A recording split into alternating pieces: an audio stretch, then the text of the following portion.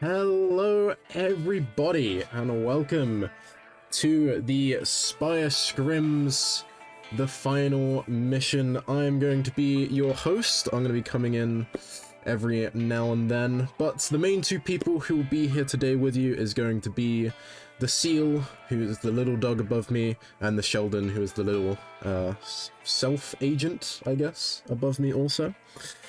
They are going to be your casters and the main people for today, but I'm going to be here at the start, introducing the event, introducing how things are going to work, and also just making sure, you know, the vibes are there, everyone's excited, we're all ready for the tournament. So this is a tournament that is going to be ran and produced and made by Spire Scrims, but it's also in partnership with Tripwire. So thank you to Tripwire, who are going to be helping give away some prizes for the players to win. Now, speaking of prizes, we may as well have a quick shout out to what our prizes are. What are our competitors going to be competing for? First place will earn themselves a juicy £150, or whatever it gets converted to in your currencies.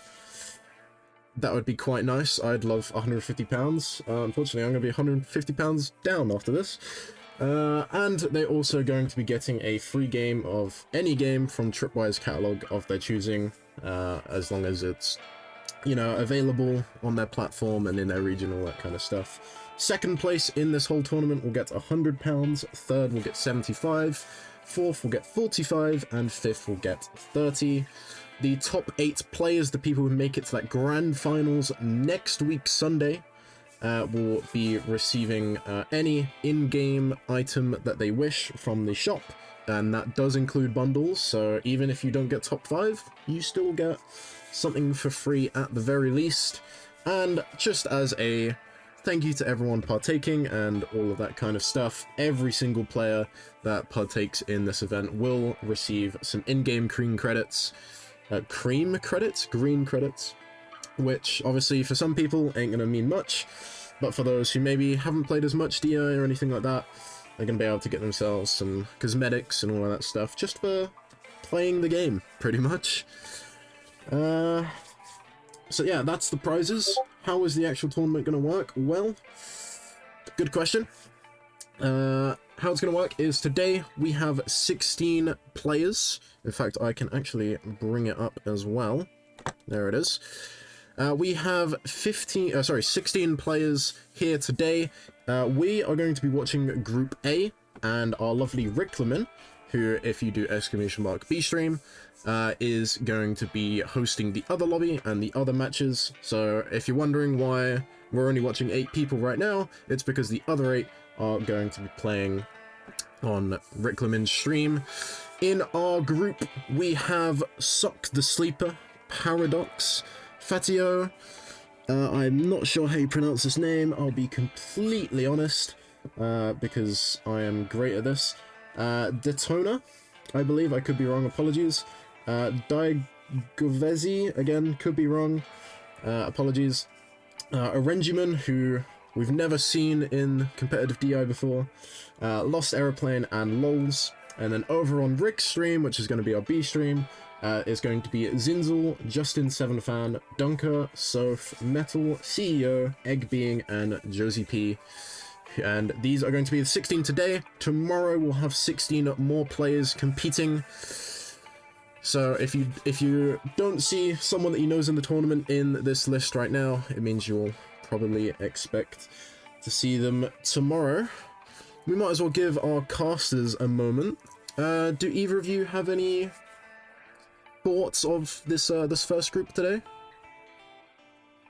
I am excited to see some DI played. It's going to be interesting. I think quite a few people here are maybe a little bit newer to the Spire Scrims tournament environment. So it's always going to be really interesting and exciting to see new players playing. Indeed it is. Right, so we're going to go back to us now that we've seen the players. So how today is going to work overall is the top 4 from both Group A and B will then move on to Winners Round 1, which is the next round we are going to be watching. And then unfortunately, the 4 people who come in the bottom 4 from both groups will then play against each other, and they will be playing on Rick's stream. So if you want to know the first 4 people being eliminated, you need to go watch Rick's stream for the second round, because we won't know until we basically finish our winners round. And then once we've done that, we will know after round 2, the second game, winners round 1, who is going to be the first 4 players confirmed to be playing next weekend in the semi-finals. And then the last round, round 3, losers round 2, which is we're going to be running on the mainstream.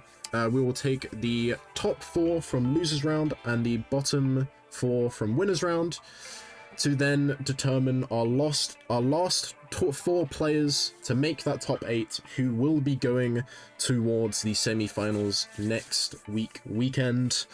It's going to be a bit of a longer day. We have 12 games. Game 1 will be 3 matches. Game 2 will be 4 matches. And then game 3 will be 5 whole matches for everybody to enjoy, for everyone to play. I'm gonna give the casters a moment to talk now about their thoughts and feelings about what's gonna happen while I set up the lobby for the match to start, because I forgot to do that. Yeah, I have a question for Sheldon here, because I am interested in your thoughts about like the format here, because unlike maybe other script spikes in this tournament, there is not a lot of games in some of these early rounds. So how do you think players are potentially going to be approaching these lobbies when you've only really got maybe 1 or 2 games to really settle in and get some points on the board? I think because people have, I guess, less chances to like make mistakes, they're really gonna lock in and like show us what they're about. They're probably not gonna like try something experimental. Maybe they're just gonna fall back on what they know works and what they know is most likely to get them like a win, and play a lot safer, I guess. That's true, yeah. I remember seeing a lot of confident picks coming out earlier. I was kind of wondering if people maybe would try and just, you know, be maybe a little bit more aggressive. Because I feel like if you get one really solid game, especially if you can get it like game 1, like just come out the gates firing, like you're going to be in a good position overall to probably progress into that second round, the winners round. So be interesting to see people's strategies. Yeah, I think that could be a possibility that we do see that. It just depends, I guess, on how risky players would like to be. If they want to like all in, go guns blazing, you know, from the start, and hopefully make something big of it. Yeah, it's always maybe hard to say what the best strategy is. There's also definitely worth keeping in mind that while these players are all obviously great players, some of these people, this might be their first ever competitive experience, like, you know, live on a stream, playing for real money, that kind of things. So it's hard to say how that can like affect people's ability to play. You know, sometimes people get really nervous. Some people thrive under that kind of pressure. So that is always something that is always worth thinking about as well. Well, we'll see which players can kind of settle in early and which players maybe will be feeling the nerves in these early rounds.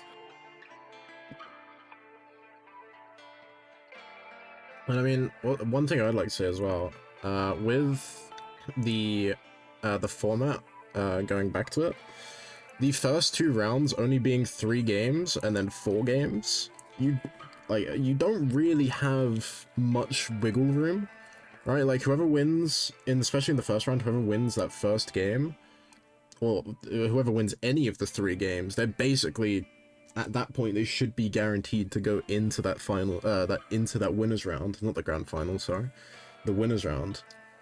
So I think with that, that's going to be a massive factor in determining if, you know, who actually makes it. One bad game, especially with only 3 matches being played, could just completely ruin your entire tournament run, and we could possibly see good players, like these high-end players that know what they're doing, have proved themselves in previous tournaments, in scrims, even just pubs.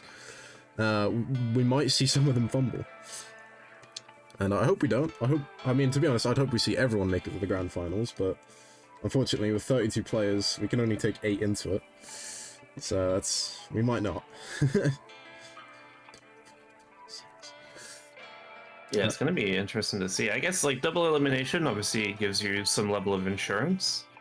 Yeah, it would be. You do get the second chance, but yeah, I mean anything can happen in a game of Deceive Inc., especially in solos. Like solos is just so hard to play consistently well across many rounds. I think the other thing as well is like sort of like the lobby meta, like an individual like understanding of the game at a lobby level takes maybe like 4 or 5 games to really settle in, to people to figure out their strategies and how they fit in with the other players. And you don't even have that in like a 3-round or a 3-game round. So yeah, it's going to be all kinds of like maybe crazy strategies, and people are just going to be like potentially going for it. I think other people will probably be like really like hanging back and taking it really chill and just trying to maybe sneak in the win at the end. It's going to be exciting. I am really excited to get into these games. It will be. We're just waiting on 1, possibly 2 people for our lobby, so hopefully we'll be getting in soon. They do have a few minutes wiggle room. We're just waiting for Arenji, who probably isn't getting my invites, and we're also waiting for Deton, who hasn't accepted the friends request. So, I mean, hopefully they join, but if they don't, then it's not the end of the world. We'll still have 7 players. Which, I mean, is a question. Do you think that having 7 players changes how people should be playing, or how people would be playing, compared to an 8-person lobby? Or if you have any thoughts on that? I think like it definitely opens up a little more space around the map, especially in the early stages. You know, every player, it gives more potential to the players who want to play more aggressively in the early game, I think. I think if you're playing passive, like the number of players is not super relevant, because the likelihood is quite a few players are going to die before you really, you know, make a big play. But yeah, I do think like it potentially benefits people who want to play aggressive in the early game. They're going to be able to secure more resources uncontested, and then they're going to be in a better position to fight whenever they do come across people. I agree. Well, the lobby is pretty much ready. We are missing 1 person, unfortunately. But that's fine. Like I said, we're still going to have 7. We'll still be fine. In that case, we should be starting in around a minute and a half, because the player gets a little bit more time to hopefully respond. To which if they don't, we're just going to be going with 7. So with that, I'm going to take my leave. I'm going to take my rest. I'm going to do some producing and observing. And I am going to throw it to just the Sheldon and the Sue. So, you two, the match is nearly ready. Have fun. Nice. Yeah, so, Sheldon, what do you think about maybe some agent picks here? Is there any agents you really think maybe are going to stand out in these short amount of rounds that we're going to be seeing here? If we were to like follow my theory of people playing safe, then maybe we'll see some, I guess, safer, more passive agent choices like Larson, Madame. Maybe not so much anything aggressive, but ones that just kind of let you, I guess, sit back and chill a bit. You don't have to like really worry about like getting upgrades early or anything, or trying to stock up on intel. That makes a lot of sense. We haven't in official Spire Scrims tournament play, we haven't seen a lot of Larson recently. So I'm gonna be interested to see if anyone's gonna pick Larson back up. Definitely an agent that is not someone you just kind of play casually. Like I feel like a lot of Larson players are Larson mains because it is fairly complex and has very unique playstyle. But yeah, Madame is always just an exceptionally solid agent. Probably one of the best agents in the game, regardless of how you want to play. That's definitely true. Wonder if we're going to be seeing any kind of maybe like Hanses or Cavaliers. Definitely agents who can force engagements, and when they do, they're very, very strong at eliminating players. Definitely more on the aggressive side of the spectrum. Well, we might also just see people fall back to their comfort picks too. You know, early tournament, you're not really sure how other people are going to play. I expect a lot of people to play the agents that they probably played the most to start with. We're probably going to be seeing a Renjiman playing like the Ace, for example. I remember Suck the Brother. I feel like he was a hands player last time I watched them play. So maybe we'll be seeing them in hands, or we'll be seeing them with someone else. I don't know. Depends a lot on what people have been practicing. Maybe people have been specifically practicing agents for the tournament, so that's gonna be pretty cool to see. I think I definitely agree with the comfort picks though, because at that point, you've picked up a character that you know pretty much inside out. You know how to play them very effectively, and I guess it's just also the safe option for a lot of people. Definitely. Yeah, let's look at some of the early hovers here in the pregame lobby. We've got Fatal on Ace. Fatal, from my understanding, is very much an Ace main, so we're probably going to be seeing a lot of Ace of them throughout the tournament. We have the Squire here on Lil Lols. I do see Alas in the background there. Madame. Yeah, so we see there's a Sock on the hands. Gosh, I have a somewhat okay memory apparently. So yeah, I guess we're seeing a little mix of agents so far. There are some aggressive picks. There are some, like you said, people who are looking to play those potentially passive picks. Obviously, people can change at this point. We may see some changes, but now they've locked in.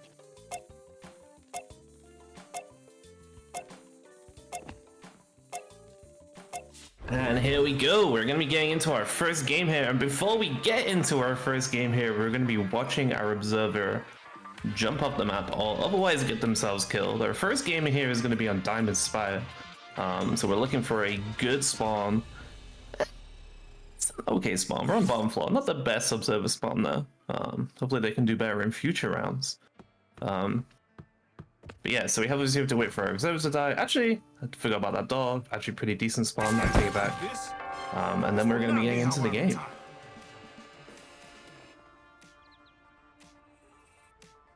So yeah, let's go through the players maybe first just to see. We have a Renji on the Cavalier. That's interesting. Very interesting. Fato is going to be playing Sasori. Very nice, very nice. Sock, Hands. Wait, these guys are running into each other very early on. We might have a very early engage here. Sock not really playing very passive. Fato walking past him. Sock here being very obvious. Fato must have seen this. Is he going to turn around and engage? He's slowly walking towards him here. This is potentially going to be our first fight of the tournament, and Fato's going to have the drop on him. Because Sock playing that aggressive early game. Two people here down in the bottom guard room.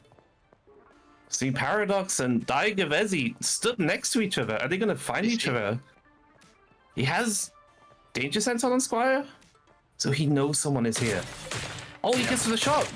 Daigavezzi, is he gonna take him down? Takes him down. First kill. Great job there. I'm not even sure if Lassen will have had his expertise up. Probably will have, but potentially not ready for that. We see Kirby is stalking Sock. Oh. Gets this down. Shield up, bounce pad. Great play. Can he get up top? Getting great use of that shield. Gets the soul on him. I'm not sure this is really close. Sock is super low. Kirby hitting down. Damn.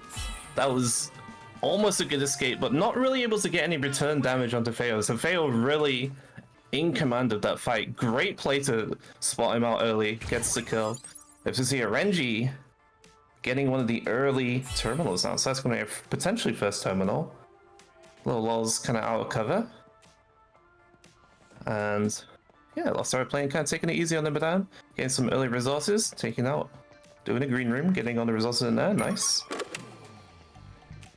Yeah, some early aggression. 2 players taken down there. Oh, that's Madam's third passive there.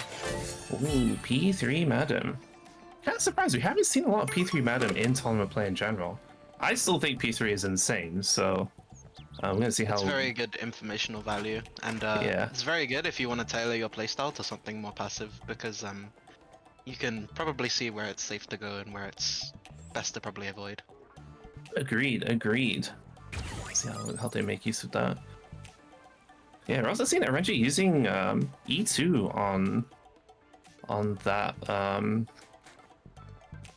Cavalier. So using it to, maybe this is the more passive play that we're looking for. I can use it essentially as a free way to get information, like bug the dolls that he's around so he can keep them safe. Keep himself very safe as he's looking to just pick up stuff. That's an interesting playstyle choice on Cav. Usually you see the first expertise being used and people using it to just aggressively hunt down other people. Right, which is how Cav is very traditionally played, and it is very strong in general. I'd say it's. I think all aggressive choices of agent stuff is a little bit risk reward in these environments because players are so good at reacting, even to getting like traced by E1. But yeah, looking to play a little bit more passive, which is very interesting indeed, as we see the final terminal has been taken here. So Paradox grabbing that one, getting that point locked in, which is very nice for them. And we still have 5 players alive here going into phase 2. So it's kind of interesting to see what will happen in phase 2. Who is going to be going for the vault? Who's going to be aggressively going for the package? And who's going to be potentially just hanging out around the map? I think we can kind of tell who's going to do who based on just, honestly, chip choices. Like, I saw Paradox had a gold hacking speed one. Potentially just going to run in there. Oh. RNG taking down the Squire there. Yeah. I think that was Lil Lols, if I remember correctly. So Yeah. RNG there, getting in, getting a kill. Got a very good amount of resources here, full chip set. Both keycards that are relevant. Could be seeing him going for a vault play here. I'm not sure which passive he has in Cavalier. If you really want to go crazy in Cavalier and you have P1, you can get to the package first, almost guaranteed with that extra movement. See, Lost Aeroplane is inside the vault, potentially the first person inside the vault, just kind of taking it easy. Doesn't have a lot of intel and doesn't have a purple keycard, so they're gonna have to get some extra resources in here. They are on the Madam, and they do have P3, so they'll have seen kind of the state of the game. They may know that they're in the lead here, but they're also playing it very safe. So see RNG being a little bit more open about his movement, getting in there quickly. I think this makes a lot of sense considering this, all the things he has available to him right now. Honestly, I think it's a really great play. If you can secure the package, get those package points, like you're putting yourself in a good position in this early round.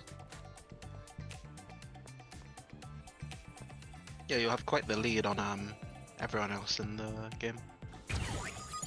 Yeah, definitely. So we see RNG here is in a purple room. He's definitely ahead. Airplane is kind of, well, going to the vault early is taking it past it. That is a great Princeton location for RNG. Nice and safe. He's going to be able to bug the room, so no one will be able to contest him on the sprinter without him knowing about it, unless they follow a guard into the room. But the likelihood is here that RNG is going to be taking this package, because no one else is really in a position to stop him. So that's really, really good for him. Yeah, everyone else is too far away and they're kind of sitting on I guess the main room outskirts. Not sure if they've accepted they're not getting it first and they're just waiting there, or if they're actually trying. But I guess we'll see. Definitely. I'm kind of interested to see how RNG is going to play this package, because Cavalier on the package, especially on Diamond Spire. Diamond Spire is such a large and open map. If she can get out into the main map, there's a lot of opportunities for you to just get the drop on people and get into really favorable engagements. And she has so much mobility. Even if you get caught, you can probably potentially just use your P1 to get away, as we saw him using it there. So we know he has P1, so he's going to have really, really strong mobility on the Cavalier. As we see people kind of shaping away. It looks like Feo is just kind of hanging around in the back. He's in the back of the map. I don't think he's in the vault. He probably maybe just walked into the vault to secure that vault point. But otherwise, it's just kind of looting some resources.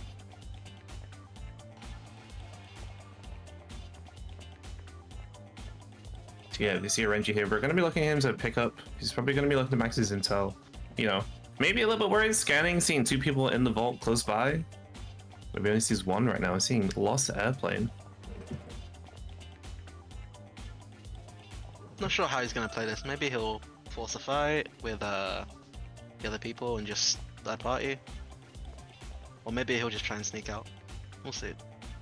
We will see, yeah. What is definitely for sure, what is maybe a little bit different, I feel, from PUBG, especially in competitive play, is package players generally play a lot slower. We're not going to be seeing any rushes. We might see Renji AFK or be played very passively in this vault until the car is called. That's a very common strategy, because the car adds more opportunities for him to make plays. Because it forces The thing people is, to when you have the position. package, you are like in control essentially of like the match, and you control like, I guess, how quickly or slowly you want to take things, because everyone has to play off of where your location is. Otherwise, you'll just sneak away and get out. Exactly. And it's really hard for these other players to play around because they don't know who else is alive. Lost Airplane actually will know how many people are alive because of Madden P3, but the other 2 are kind of blind. They might think they're in a 1v1. They might not know. It's really hard to know when to make that play. Lost Airplane opened up with a Renji there, breaking him out of cover. Fatal was actually below him in the bathroom, so Lost Airplane running into that bathroom now. Okay, Fatal is choosing to chase Renji, but Renji is out. Renji using that Cavalier passive and is just so far ahead of everybody else here. Is out into the map, and now he has a lot of time and a lot of space to play with. But he does need to find a way to probably reduce the number of players left in the game, because it's going to be almost impossible to get an extract off when 3 players alive. 3 other players alive, should I say.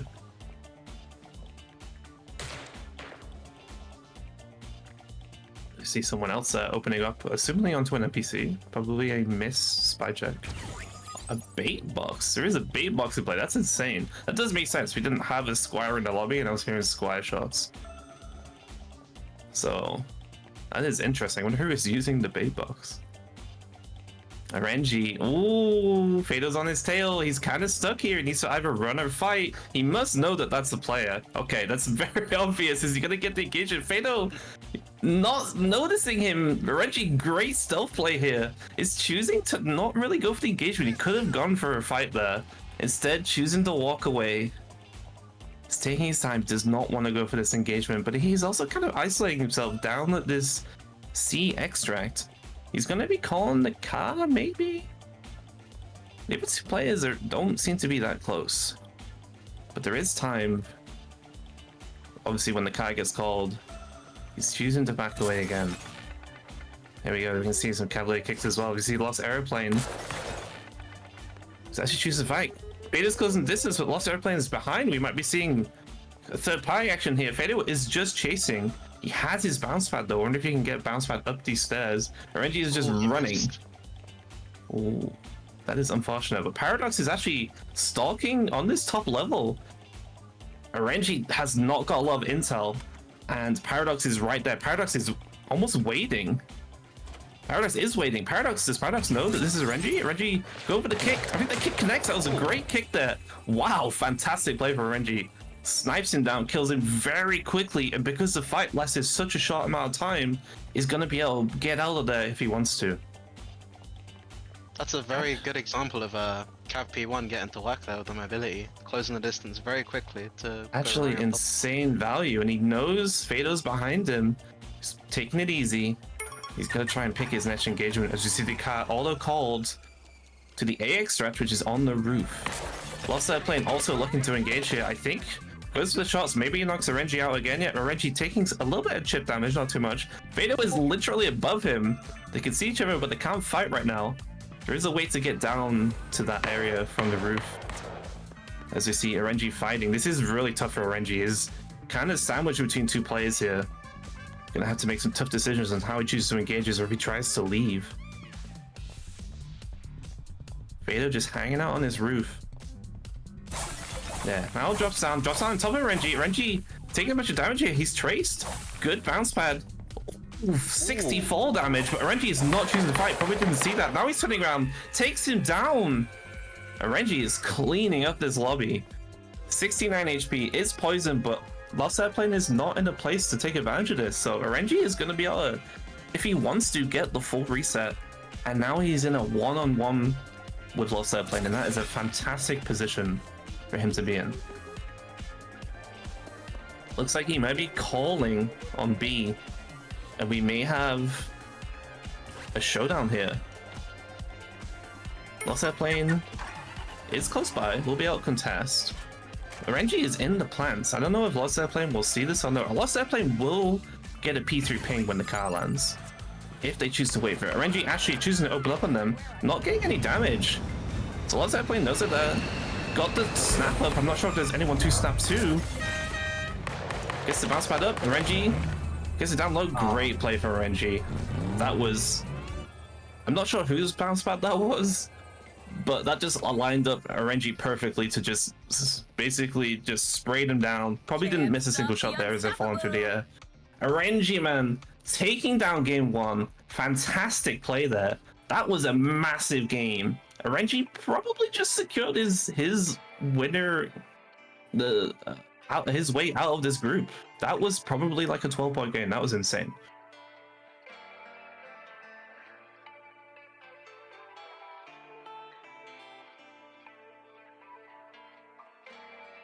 Yeah, Renji is showing why he is a Spy Scrims mainstay, a competitive player mainstay.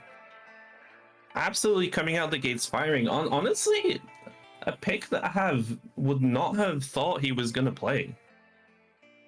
Sheldon, I know you love Cavalier. Give me some breakdown of the Cavalier play there. Yeah, I mean, I wasn't really expecting him to play Cav either, but he played it very well from what I've seen.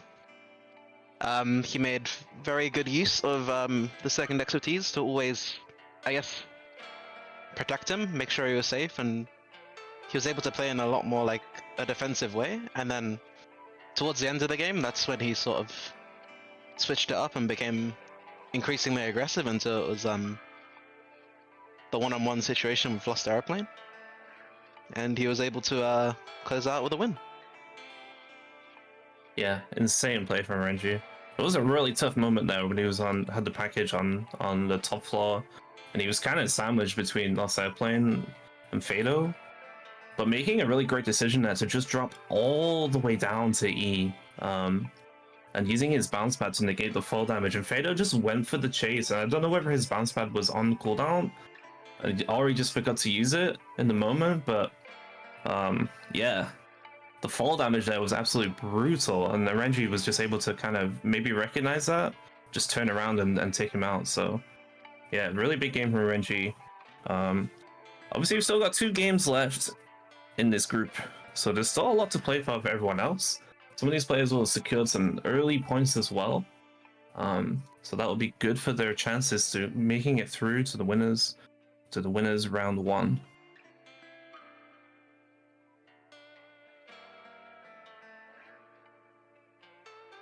So yeah, trying to think who else stood out in that game. I think Feo also had a good game there. Got that early kill on Softer Brother right at the side of the lobby, was able to sniff him out. Some solid Sasori play. I'm interested to see if they're going to play more Sasori, or how much Sasori they're going to play. Like, we saw the Diamond Ace skin in the lobby, so, you know, they're obviously a very established Ace player. Choosing to go to Sasori for that round 1 is pretty interesting. I think it goes back to what you were saying about people wanting to play like more aggressively, and I guess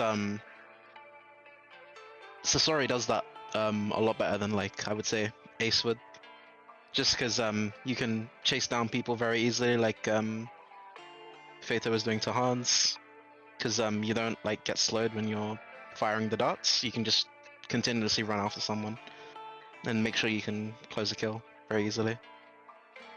Yeah, I completely agree with that. I think Sasori is another very aggressive agent. He's very feast or famine in my experience. Usually when you get the engagement you want on Sasori, it goes very well. But like counterpoint, when you get engaged upon, especially when it's at a range, like a pretty, medium to long range, it can be very much a struggle for Sasori to kind of come back from that engagement. Usually you're forced to run away, maybe try and play like a corner or something so that people are forced to close the gap. But yeah, Sasori definitely an interesting pick, and he was making it work right up until the point there that RNG engagement. But I think he played a really good game there. Did like his choice to not really go for the package. He wasn't in a great position to do it. So I'm excited to see what he pulls out in the second game.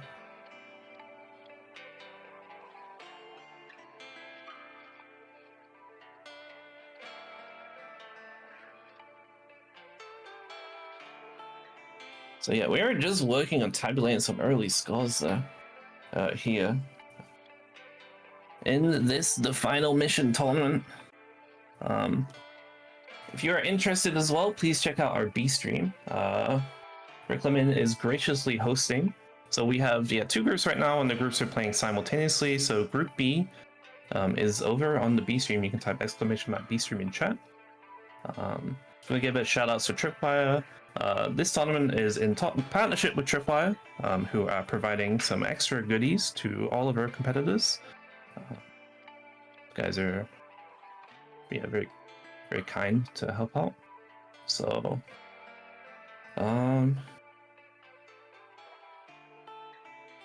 okay, cool. We are ready to see some scores here. And yeah, unexpectedly, I even called it, dude. 12-point RNG game, insane. I mean, I'm gonna call it right now. I think that secures RNG into winners round 1, dude. Like, I don't think enough players could get above him in that time. It would be very unlikely. So fantastic first game performance of RNG, man. Like, really stamping his claim on this lobby immediately. But yeah, let's go down the list. Paradox, 4 points. Very good performance from Paradox. I think they got 1 kill, and I think they might have got a couple of terminals, and then gone to the vault. So good job for them. Fado on 2 points. While started playing, getting that 1 point in, and then the rest of the competitors are on 0 points. So yeah, what do you think about this, Sheldon, with the positions people are in? I think this is still pretty much anyone's game. Someone could have like their next game be like the most fantastic game ever and have a similar 12-point experience, so RNG. But securing these 4 points like Paradox has is pretty crucial though, in case your games don't end up so well. And you have some points to like fall back on and make sure that you still have a good chance of going through to the next round. I completely agree. I guess the question is does Paradox continue to play the way they're doing? Because we talked about having a big game to win the lobby, but like the way Paradox got those 12 points was to kind of play the objectives and to stay out of trouble for the most part. I mean, they did get that early engage and get that kill in a very isolated area, which was nice. But yeah, able to get in those terminals down and getting into the vault. You do that every single game, that might just be enough. Like, in theory, if Paradox gets 12 points in the next 2 games, they would get that 12-point mark, which I think is probably going to be enough to get through. But we will see. Not necessarily true. Anything can happen in these lobbies. We are about to get into the second game here. We're going to see if people have chosen to switch up their agent picks or not.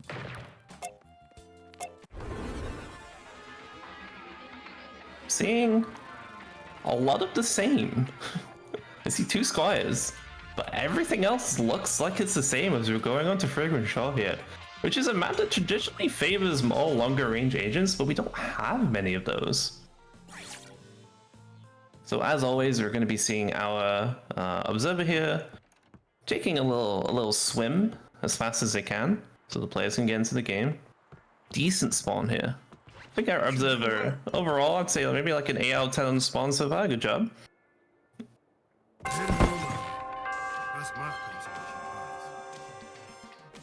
So yeah, let's go through again. So we're going to see Lost Airplane again on the Madam. Daigavezi is playing Squire.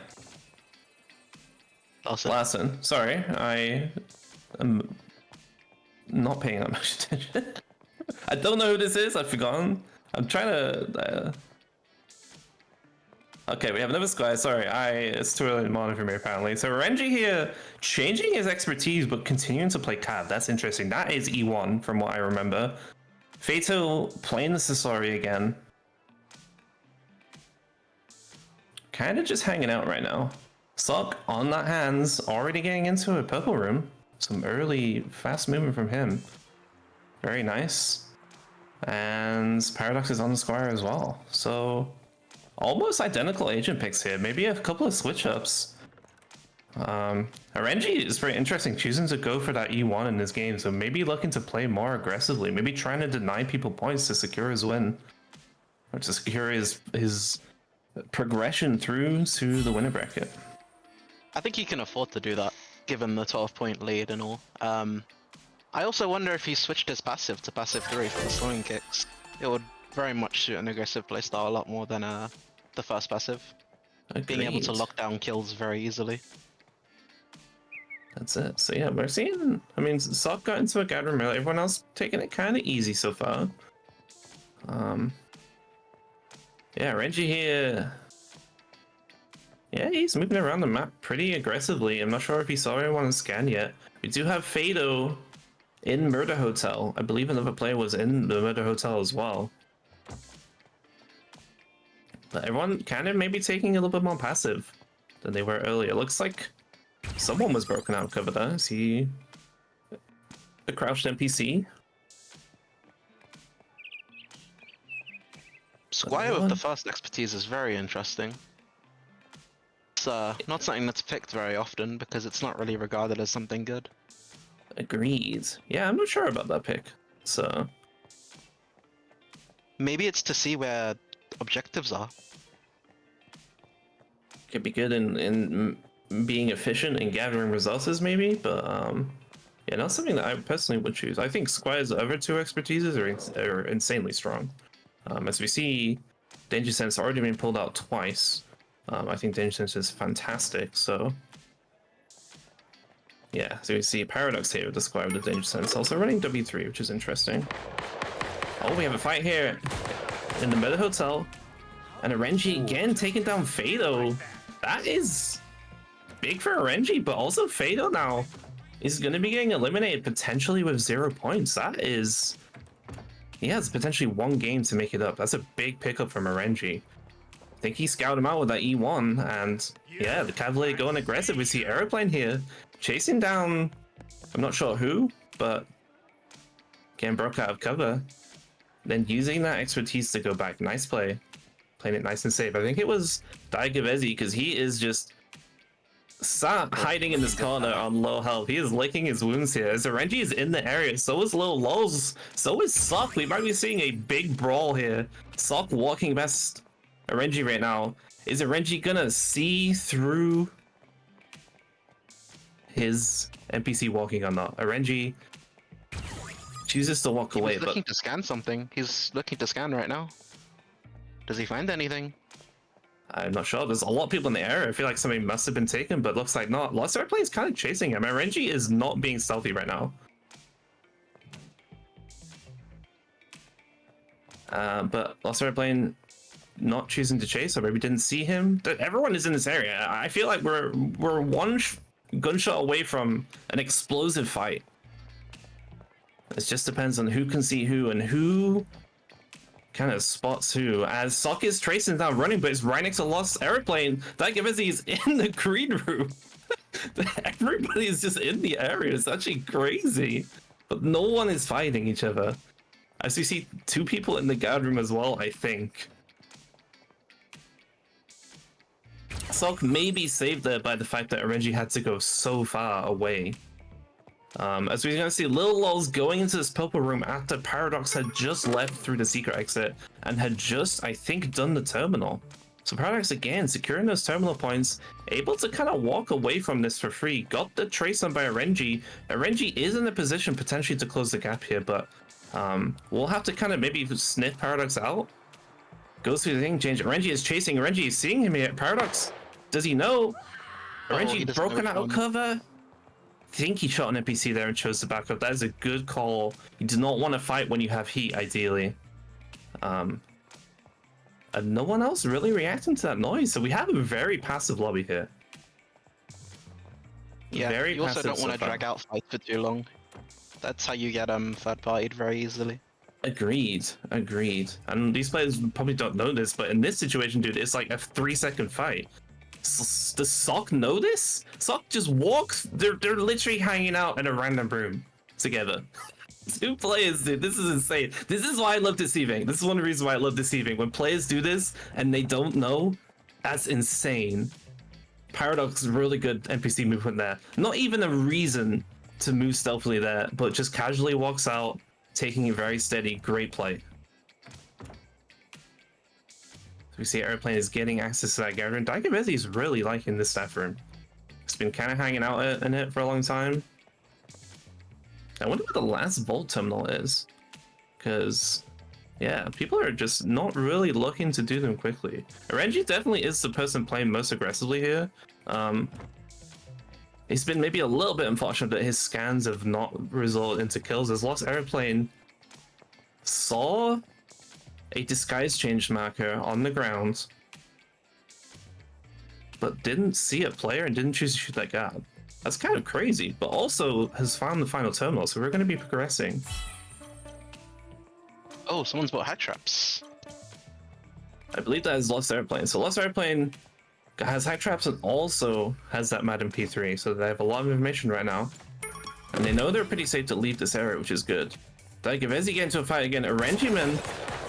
Oh, unfortunate.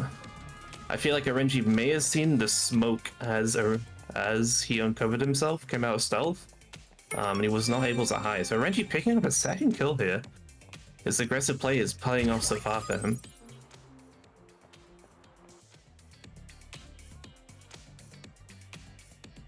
What is interesting to see here now we're in phase 2 is who is going to be going for Vault, because Arenji looks like he's posturing to be aggressive in that Vault again, but does not have the keycards he had last match. So it's going to be a lot slower for him. I don't know if we've seen which passive he's using. He may be using P1 again, but Sock here does have the 2 keycards required and is running in.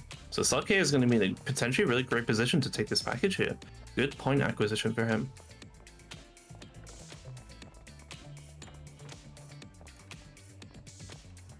And yeah, I think it's been pretty interesting. Sock honestly has, for a person who's playing a lot of hands, and I believe he is a sort of a hands main. You see Renji's failing a spy check there. Yeah, he is using P1. Yeah, Sock played the game pretty passively and honestly has been rewarded for it. Getting access to his key cards. He got a purple key card very early on, and is now in a great position to take the package. He's going to be in a really commanding position. Reggie is close behind though, and with those scans, always has the potential to catch Sock out. I think Sock's learned quite a bit from the first round that it's probably not the best to be very aggressive just in case you die quite easily and get no points. So he's taking it a lot slower this game. I definitely agree. He has not found a printer yet, which that is a little unfortunate. Renji potentially going to be able to scan him here. I'm not sure if he saw anything on scan. He kind of is around in the area. He's going down to where Sock is. This is Renji. Yeah, they're entering the same room. No one is at a printer right now, which is actually kind of crazy. Renji is just running towards Sock. Renji must have some indication of what's going on, or he maybe thinks he's alone in the vault. But There's the no players pointer in this one either. The players not managing to run into each other. Where are these printers? I think they have to be in that bigger room before like the second set of blue double doors. Potentially. It could be early one. We could see like maybe there could have been one in the entrance, and that one's always very scary to take. In the middle of that like double set of stairs, because it's very open. Oh, Saki, actually, there was a printer in this room. Renji is coming back up to it, though. Is he gonna... Oh, this is really bad timing. Oh! Is he gonna pop it just as Renji come in? I don't think he's channeling it, because he would have done it by now, and he's just walking. Wait, this is insane. Is Renji gonna put the printer down? Renji is chasing him. Renji is just running. Sok is chilling. I'm like on the edge of my seat, because I feel like I'm just waiting for something to happen, and these guys just managed to somehow keep avoiding each other. It's insane. If you see Paradox, Renji running past Paradox. And the thing that's most surprising to me for that intel. is, yeah, Renji's movement is super open. He is very obviously a player in the way he moves and most of the way he's moving around the vault. He's not really looking to play passive here. And no one is really either seeing that, or they're seeing it and they're not looking for the engage. As the Renji here is running right into Paradox. Managed to see him, but Paradox is aware. Renji here kind of low, almost bounce pad himself to the map here. 36 HP, is he gonna take him down? He's gonna reload. Oh, Paradox takes him down. Good play from Paradox there. And Paradox, I felt like Renji had the drop on him, but Paradox was ready. Paradox, as soon as Renji opened, Paradox was already firing back. So great play there from Paradox. Able to kind of sniff out the danger. Maybe Danger Sense came in clutch there. Maybe he saw him in Danger Sense, and you know that was enough to be ready for someone to collapse on him. I think Arranger was going for a cheeky little bounce pad there, trying to That was a good launch attempt. Paradox off the side of the map. He almost launched pad himself off the side of the map, which would have been very unfortunate, but also hilarious. As you see, Sok here, so Sok is able to secure the package. So Sok, throughout all of that, after basically walking directly past Renji like 5 times, able to get that package. That's really good for Sok. So Paradox here able to get that nice kill point. Sok gonna be securing the package. We still have 3 other people alive. It's gonna be interesting to see how people play this out.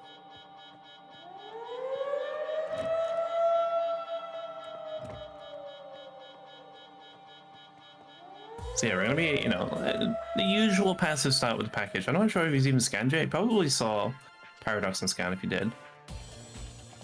It's always interesting to see where people position on this map specifically, because it is kind of easy to control most of the exits from the vault if you like stand up on one of these, you know, these big courtyard areas. But also that can potentially leave you vulnerable to other third-party players. So it's not always easy. As I think Paradox is kind of left. So Sok here is going to have the entire vault area to work with. He's scanned a couple times, and I don't think he's seen anyone because everyone's too far away, because they're all chilling outside. Which is... honestly, I feel you probably feel pretty good about that, I think. Like, I feel like getting out into the map is always good. I mean, this map is very open, and sometimes running around on the map is kind of difficult, and people will spot you. He's probably feeling okay about a mid to long range engage because he's using weapon 3, so it has a very long fall off, and it does a lot of damage. It's pretty well suited for long range engagements. And So no is one the else first, really. expertise, because you can just launch it from afar. Yeah, definitely. No one else is really in a position to fight long range, really. You see Little L's here bringing out the spy drone. Interesting. I think this thing is cool. I don't know if it's good, but I really do like it. And it has a lot of potential when you're dealing with a package carrier. It's usually not that hard to spot a package carrier if you're just chasing them around with it, and you can potentially keep them traced for a very long time. So we'll see what they make of that. Sok walks straight past it. He's chilling, man. Does not care about that, as he's looking to make a play here, potentially on airplane. The ping has gone off. Is airplane going to be ready to react to his hands? If he gets that all buff on Madam, is brutal. Just goes for the shots instead. Oh, she gets the TP out. Not sure what her health is, though. He follows up and gets the kill. Great play from Sok there. Not even choosing to use the expertise. But honestly, when you have the drop on someone, hands doesn't always need it. Like, he does so much raw damage. As you saw, like, you can just basically kill people without even having to use the expertise. But that was a fantastic kill from Sok. They're able to kill one player and cleanly reset is great for him. I think saving it was a good choice since there's other people pretty much close by that could easily jump. Yes, I agree. I think everything as well with Madden, like after her E2 nerf, not many people are running E2 anymore. It's a lot of E1, and in certain spots, E1 is nowhere near as good as an escape tool because there just isn't a lot of choices. Like, there was one person to snap to there, and Sock just knew who it was immediately. So there wasn't a huge need to use expertise there. So yeah, we're going to be seeing a little more intel gathering. We have 1 minute 25 until the car is going to be called. Kind of interested to see which part of the map that Sock chooses to leave from. He does see Paradox out here.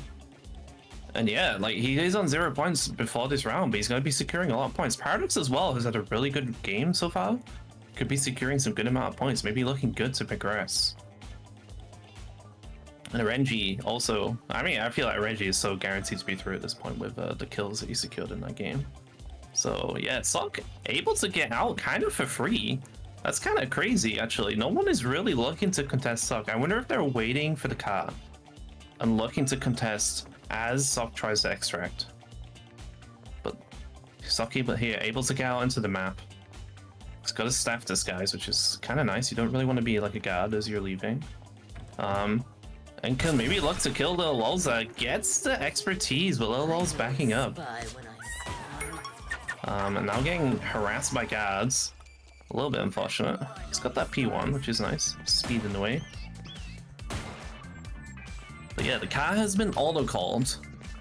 And I'm not sure where to. It's probably on the far side. Oh, it's in the middle. Okay, so we have a B auto-call. Sock just hanging out on Ruse. And he's called Sock the Sleeper, but you might want to call him Sock the Sniper. I have seen Sock kill people with Hands E3 from Ruse before. Dude uses it like a sniper rifle. It's actually insane. But yeah, Paradox is closing the gap, and Sock is almost out of intel. And I'm not sure he has any intel left to scavenge, so he's kind of in a precarious situation here if someone engages on him, because he doesn't... Lil Lol is literally still next to him as he gets the insta-kill. That was crazy, and a full intel gain from that. Ooh, that was maybe a little bit... I think he was out of intel in this building too, so... Yeah, he's been really sat in this building for a very long time. It's always dangerous to play against the Hans with the package, just because you never know if they're right next to you and you're just dead. Yep. And there we go, going for those snipes on that rooftop. Sock the Sniper is... He's just going, and he's just chilling. He's just not getting off this roof. Or out of this building. I say that as he finally jumps out, of course. He does that as soon as I say that, but now he's potentially looking... I don't know. Again, this is a bit of a precarious situation for him. Paradox is literally on top of him, and he has very little intel to work with. Paradox has dropped down. They're looking at each other. Sock will see, and this is a great engage for Sock, though. Is he able to get the thing? Misses one of his shots. He's down to 60 HP. Paradox is turning around to reload. Oh, great play, though, with the zoom in or the aim down sights with the weapon, and takes him down. Good recovery from Sock there. Was looking a little dicey for a moment. Like, the weakness of W3 is when you don't land your shots and you have to reload. But then he does get the reload, and then the double hit. Fantastic play. Great job from Sock there. Takes down that game too. Comfortable victory. And honestly, in very similar to a Renji fashion there. Got the package, and then was able to just get every engage that he needed and kill 3 players on top of it. That was a very, that was another interesting endgame with a lot of people alive and just trying to work out what they should do. Yeah, definitely. Yeah, Paradox maybe a little too passive in that in-game, but you know, it's always hard to play. Like, it's so easy to sit here as a caster when you have all the information and be like, wow, why are you not going in on that? But like, as a player, when you're playing without the package in an in-game, you feel like you don't know anything. because you don't know if there are other players alive. You only know that there is a package, the rough position of the package holder, and you even saw that at that end engagement, that Sock was able to just walk up to Paradox. He had one intel, and he got the one scan, and then just got the perfect fight. So like, really well played from Sock there. Great job. Yeah, definitely. And yeah, so now we're going to be going into our final game of this Group A here. So we're going to be calculating some scores, but this is one final game for people to make an impact, and if they don't, they're going to be dropping down into the losers bracket. So this is going to be a nervous game, a scary game. And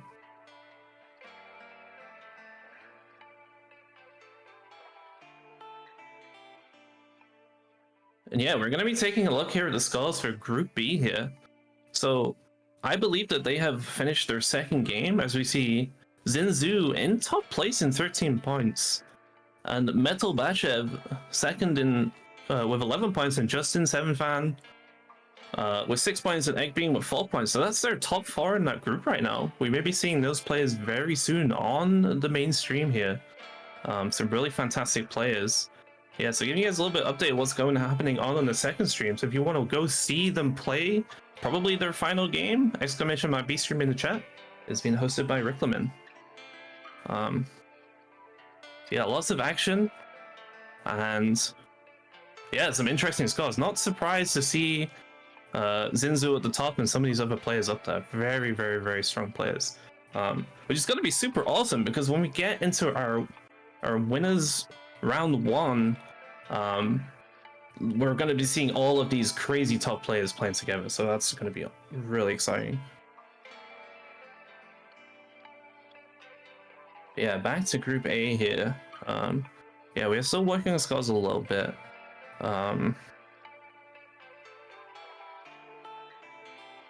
We are about to see the scores here.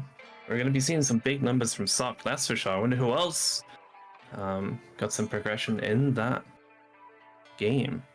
So here we go. Arenji, first place, 15 points. He got 3 points that game. Sock, massive game, 10-point game.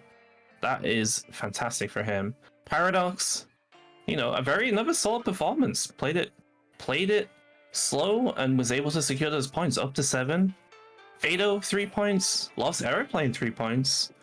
And then everyone else is on 0. So what's great about this format is anyone can still get into the winners bracket from this point. Sheldon, what do you think about it? So who are you putting bets on to kind of make it? I think Paradox can definitely get into the double digits of scores. The people on 0 points, I think they're gonna have to pull out like all the stops and I guess just go all in, try a bit more of an aggressive playstyle to secure the points. And if it doesn't work, it doesn't work. But I think that's probably the only chance they might have at being able to go through to the next round. I agree. I think a big game, you just send it and you see what happens, and that's maybe we'll see people just pulling out some big games here. But it's interesting that kind of middle, I'd say 3. Paradox is maybe a little bit far ahead. Paradox is probably feeling pretty good right now. But Fado and Lost Aeroplane each on 3 points. Those guys, yeah, anything could happen in this next game, and depending on what happens, one of them could be going through, one of them could be going down to the losers bracket. So it's gonna be really interesting to see how those players approach the game. Lost Aeroplane so far has been pretty passive. Fado has been looking to be more aggressive, especially with that Sasori pick 2 times in a row. So I wonder if is he gonna continue to pick Sasori and play the way he wants to play, or is he gonna switch it up?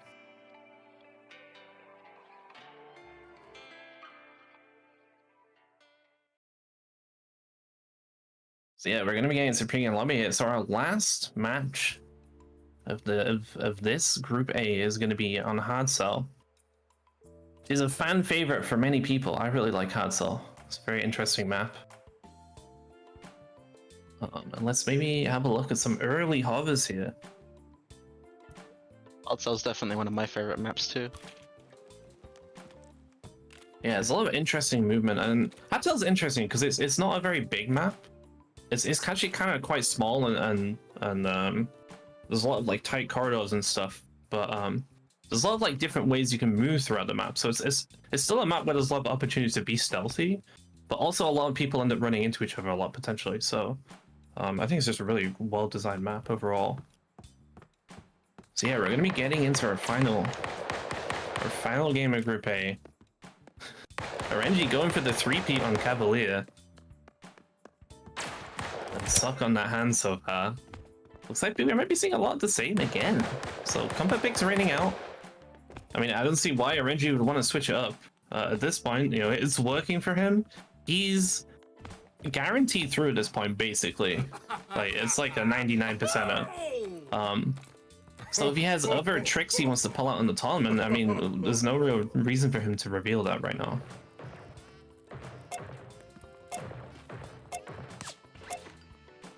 So this is it. We're gonna be getting into our final game here at Group A. We're gonna be on hard sell. There's still everything to play for. I see 4 Squires. 5 Squires. That's a lot of Squire. I don't see a Madame this time. I think Airplane switched. So as always, we're going to be waiting just a small amount of time while our observer manages to run up the map. That's actually so many Squires, dude. I'm shocked.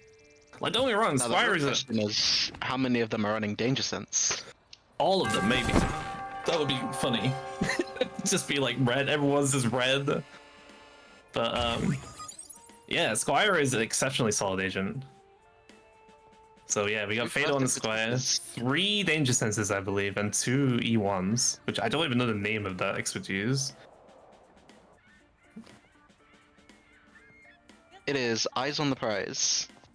Huh. Interesting. So Renji here gonna go for that same cav build he's working on before, but going for a very aggressive early movement here, looking to get a scan on. I don't think anyone spawned here, so they're gonna be safe from him for now, but yeah, Danger Sense Squires everywhere. Interesting, very interesting.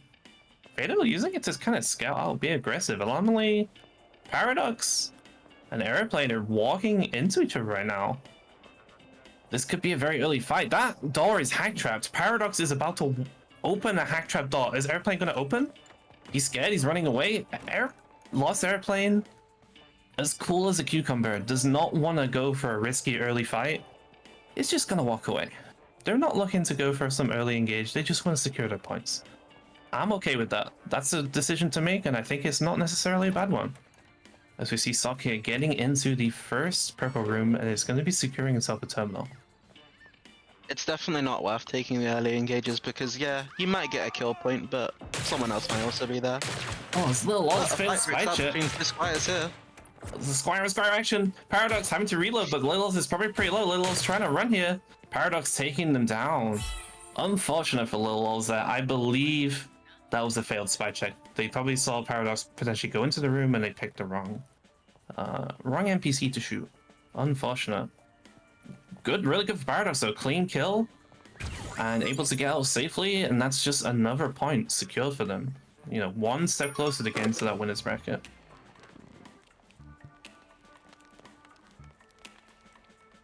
Yeah, that will move them up to 8 points. So they're looking really good. 8 points was probably going to be enough to get in, but we will see.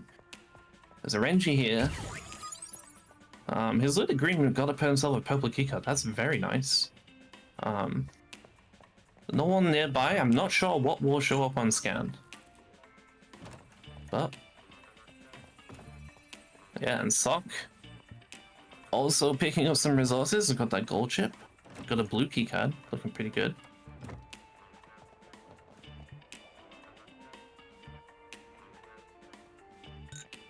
So we're taking a little bit low in the action. Again, there's a lot on the line here, so it's not surprising that people are kind of taking it slow. As a Renji changed right in front of Daigovezi, and Daigovezi is just letting him walk away.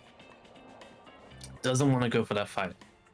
That would have been potentially a really good time for Daigovezi to engage. Renji not really in a position with a lot of ways to escape running up those stairs, but choosing not to go for the fight, choosing to play it slow. Yeah, I think they want to play for, I guess, survival points from going into the vault or doing any objective they can. Yeah, We've still maybe got, like, a trying couple to left, hopefully. go for that end game, because like if you get into the terminal, kill the package carrier and win, that's 6 points. And that might not be enough, but also you might sneak into 4th place. So it is like an option. We see Fado is going for the sneakiest bait. Or maybe he triggered a hack trap and he's now... Or maybe he got scanned and he's playing scared. I get it, I get it. I would not want to be scanned because I know RNG is coming for me, and that is not a player you want to necessarily be fighting in this lobby.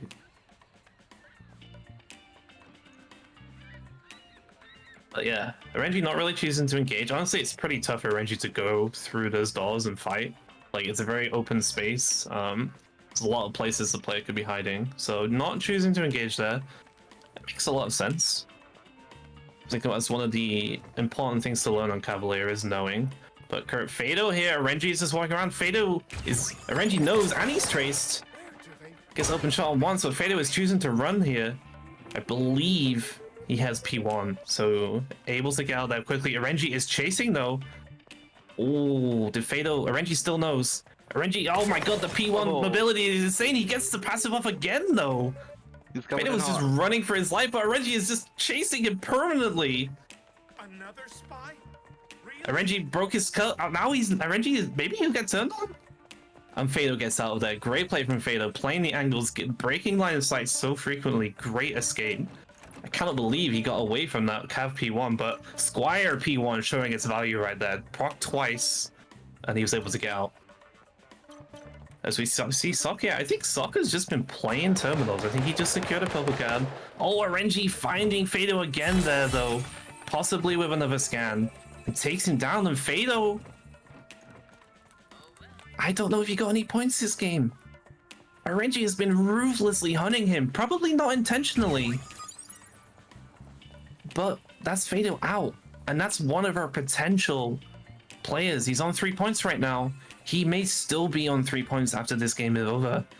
And that might be enough, it might not be enough, who knows? So Fado here is now relying on other players. Like Lost Airplane is in a great position all of a sudden. They just need to secure a point, and they may be going into our winners bracket. So that's actually pretty crazy. RNG here. Just searching. I really do like RNG's playstyle in this, and the way he's chosen to play it after that big first game. I love that he's just being aggressive. I love that he's just going around. Probably, honestly, a little bit playing for fun.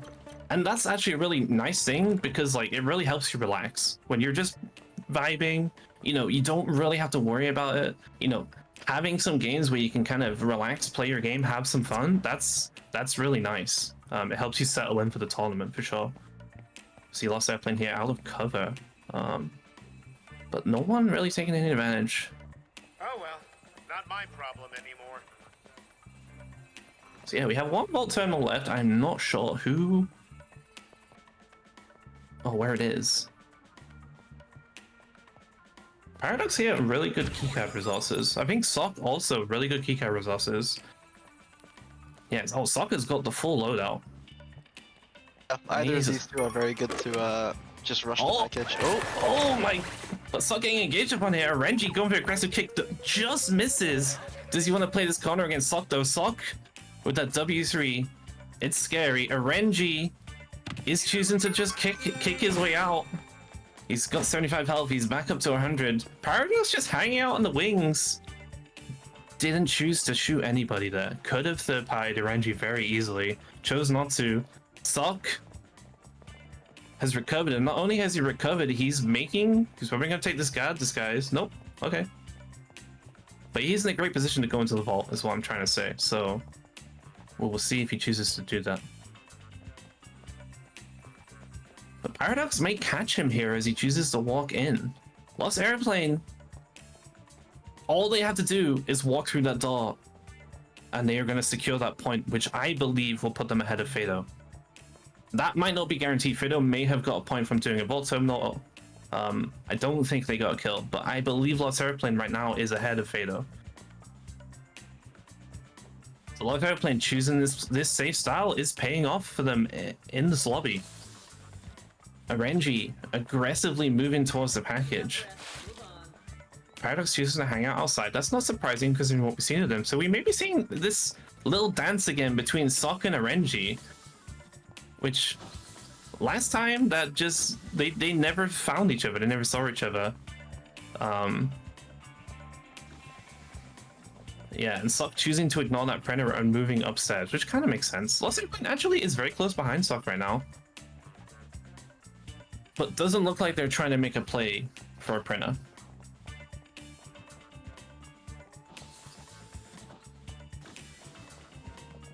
Okay, Sok Hard to securing a tell where printer. people are with Danger Sense in the vault. That's with true. the Yeah, that's all. multiple floors. Danger Sense is great, but also if it's constantly going off, it can be kind of like terrifying, and it can be kind of paralyzing because you don't want to make a move that makes you suspicious. Because anyone could be a player potentially, especially when you have the quality of player that we have in this tournament. Like, people's ability to blend in, the top level players' ability to blend in is insane. They're so good at it. So you can get People shot are by just literally very patient anyone. as well. Yeah, exactly. So yeah, so we have all the players who are alive, who are in the vault. Sox has just finished printing his keycard, I believe. I'm not sure what Renji's status is right now. He was aggressively moving towards the top floor. He may already have a keycard. He does not have a keycard. He is just kind of patrolling around. So again, Sok is going to secure this package. The second game in a row, Sok has played objectives, not really gone for fights, and has looted up through taking a lot of guard rooms and purple rooms, and is now able to grab the package uncontested. That's really good for him. As we see Lost Airplane and Paradox doing a little high five to each other.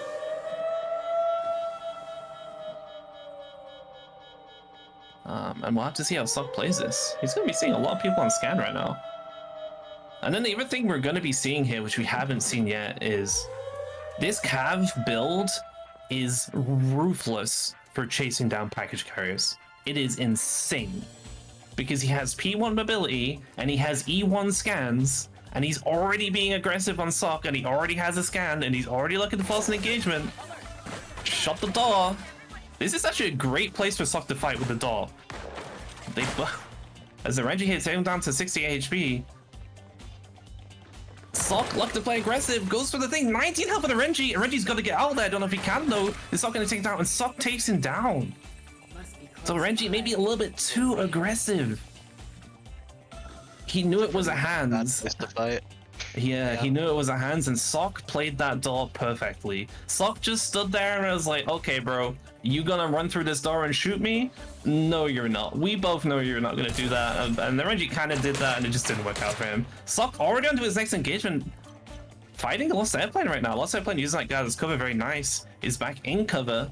Not too much damage dealt to him, but he doesn't have any health vials and not a lot of health, whereas Sok is out of intel, so we'll probably back up. Otherwise, we'll probably look to continue that fight.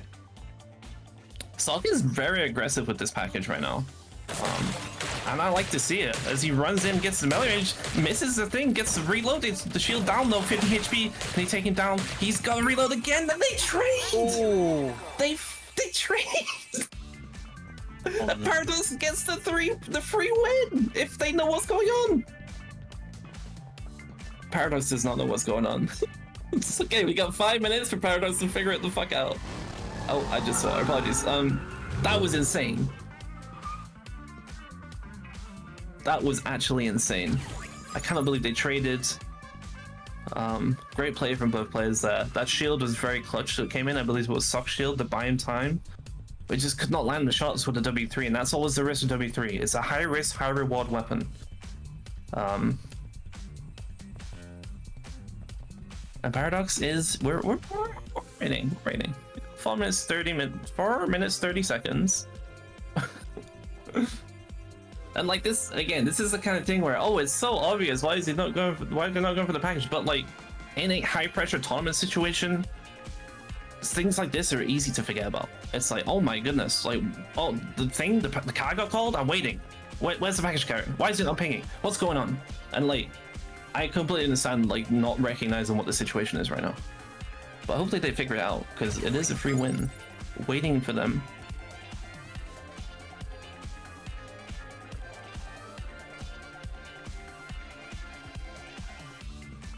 Yeah, so that was a really interesting game.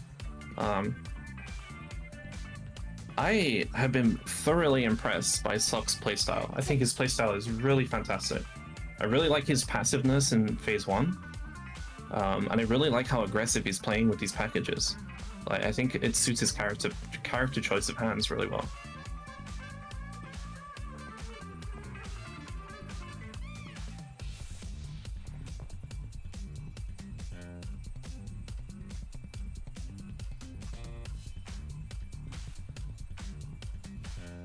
So yeah, we're gonna be seeing Paradox is just hanging out.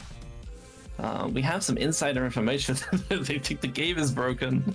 It's not broken, Paradox, please! Please, Paradox, please. I'm very hopeful he'll figure out. Don't worry. Maybe it'll be the final minutes. But I'm pretty sure he sees the. They see the little icon, right? That we see. The package is 84 meters away.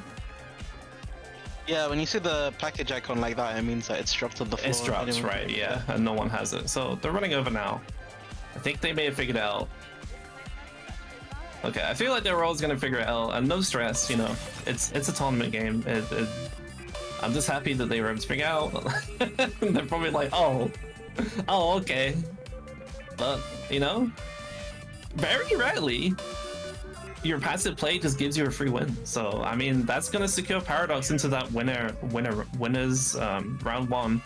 So that's great for them.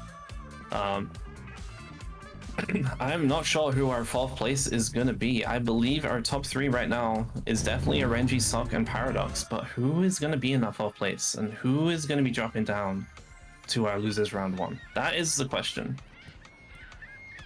The Paradox eventually taking that dub. A good game from them. And yeah, it was an interesting game. So yeah, that is the end of our group A. We're going to be doing some score tabulation. Sheldon, who stood out for you, or maybe like what was one of the plays you found really interesting in this series so far? See the whole chase that RNG had with the P1 kicks. I think it was on Fato. Oh yes. That last game.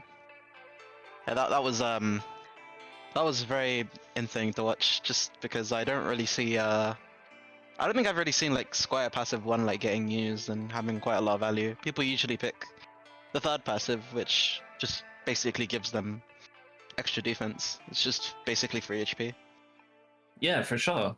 I'm a big fan of P1. But I don't know if I'd use it in a tournament setting. So like when they buff P1, where it activates when you hit something, it has a lot of value when you engage. And P3 doesn't do anything when you are the one to start the fight, because you break your own cover. So it's yeah, it has its value, and it showed so much value there. And I think he also had a decent chip for cover regen. So he was able to, like, he broke his cover once, and then during the chase he was able to get his cover back, and then he broke his cover again, or had his cover broken, and was able to proc it twice. So yeah, it's actually insane that he was able to get away from a Cav spamming P1 kicks.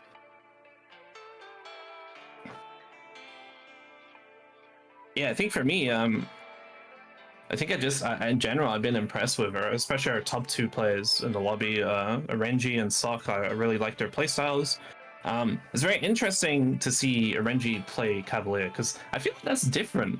It's something new that we haven't seen from RNG before, I don't believe, in tournament play especially.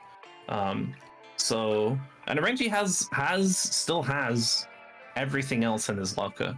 You know, he's a very versatile player, and that's fantastic. So we're going to be seeing the final scores here for both groups.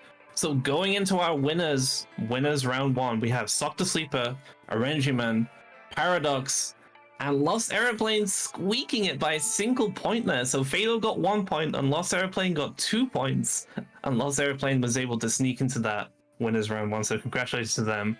And on the other side, we'll have Zinzu, Justin Seven Fan, Metal Bashev, and Egg Being. So those will be our 8 players going into our winners round 1. And for our losers round 1, we will have Fato, Lil Lols, Detona Abuela 777, Daikavezi, Sov, Dunker, Joseph B, and CEO of App Chiba. I apologize if I said your name wrong. For anyone. So yeah, that was our Group A and Group B have concluded, and we're going to be moving on to our next round here. This winners round 1 is already stacked. I cannot believe how stacked it is. And this is just like half of the tournament. We still have Group C and D to play tomorrow, so make sure your guys are around to check out that. And yeah, so we have a lot of great players, and we're going to be losing some today. But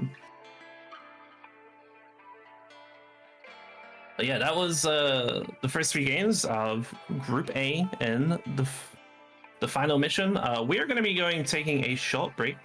So if you're going to go stretch your legs, grab some water, do whatever you need to do, but make sure you come back, as we will be showing winners round 1 coming up next. Invest in yourself. I prefer Dreampreneur.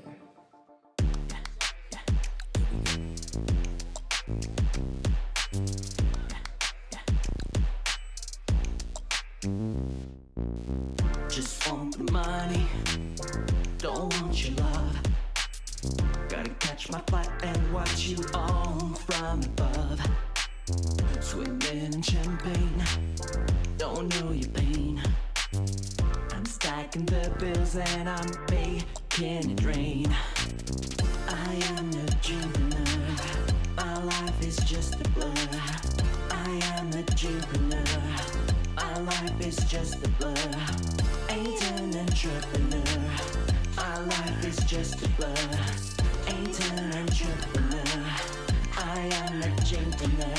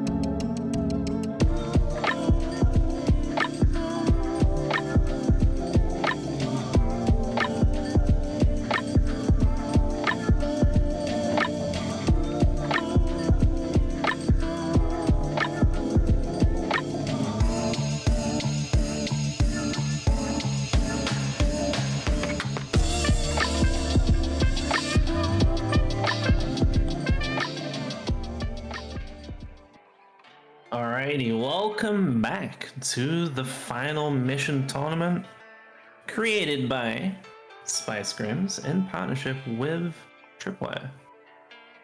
We are moving on to our winners bracket round 1 set of matches. And this lobby is absolutely stacked. Sheldon, who are you excited to see in action in this lobby? Honestly, from what we've seen today, I was also very impressed by RNG and Sock, so I'm excited to see how those two play out. Yeah, definitely. I'm interested to see if RNG is gonna stick with his Cavalier player. Is he gonna switch it up? The level of player in this winners round 1 lobby is crazy. Like Zinzu, Justin Seven Fan, we haven't seen them on the main stream, but they were clearing it up in Group B that got a lot of points on their games. So you know, and everybody in this winners round 1 lobby is a very, very, very strong player. So it's gonna be interesting to see who can get those early opportunities to maybe get some points on the board. So in this round, we will be having 4 games instead of 3. So there is a little bit of extra wiggle room for people, but it's still not a lot of games. So people really do need to kind of get off the mark early, I think, is your best chance of making it through to next weekend.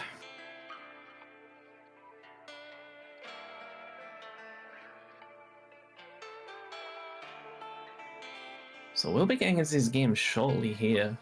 I'm excited. Hope you guys are excited in chat.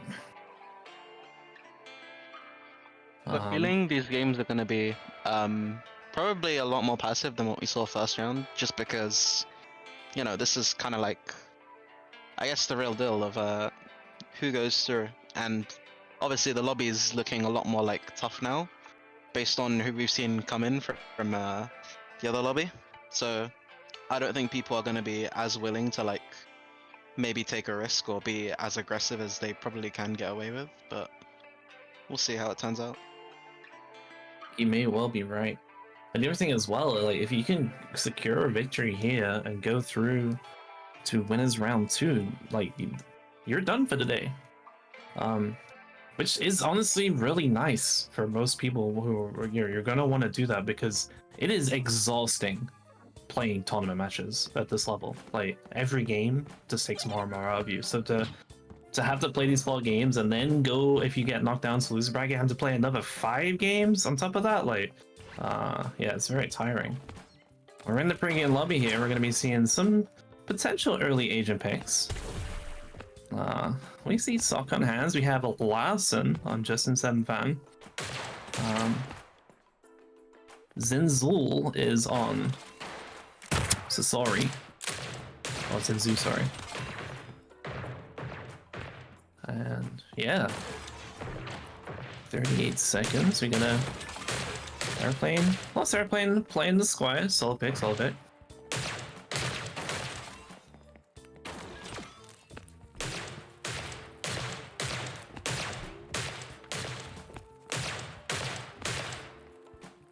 Yeah, looks like we're pretty much ready to get in here. This is, yeah, this first game is gonna be interesting because it's gonna set the scene of how people are gonna want to play. I do think that a lot of people are going to be passive. I am interested to see what Renji is going to pick. If we see that Cavalier, again, it's going to be pretty interesting. We do have a Cav in the lobby. I couldn't see for a second. We do have a Madame Zhu. I saw a red. So we got some different agent picks this time. So yeah, we're just going to be waiting a second for our observer to eliminate themselves. But yes, we are back on Diamond Spy. So we're going to be going through the map rotation again. Oh, this spawn is not a good observer spawn, unfortunate. Taking the long way out. But sometimes that happens. No one should see It you. won't be too harsh on our observer here. Yeah, so we can see Zinzu is the one on the Cavalier running that E1. Paradox spawn opposite them, Egg being on red. W2 red, interesting. Also playing on the Squire.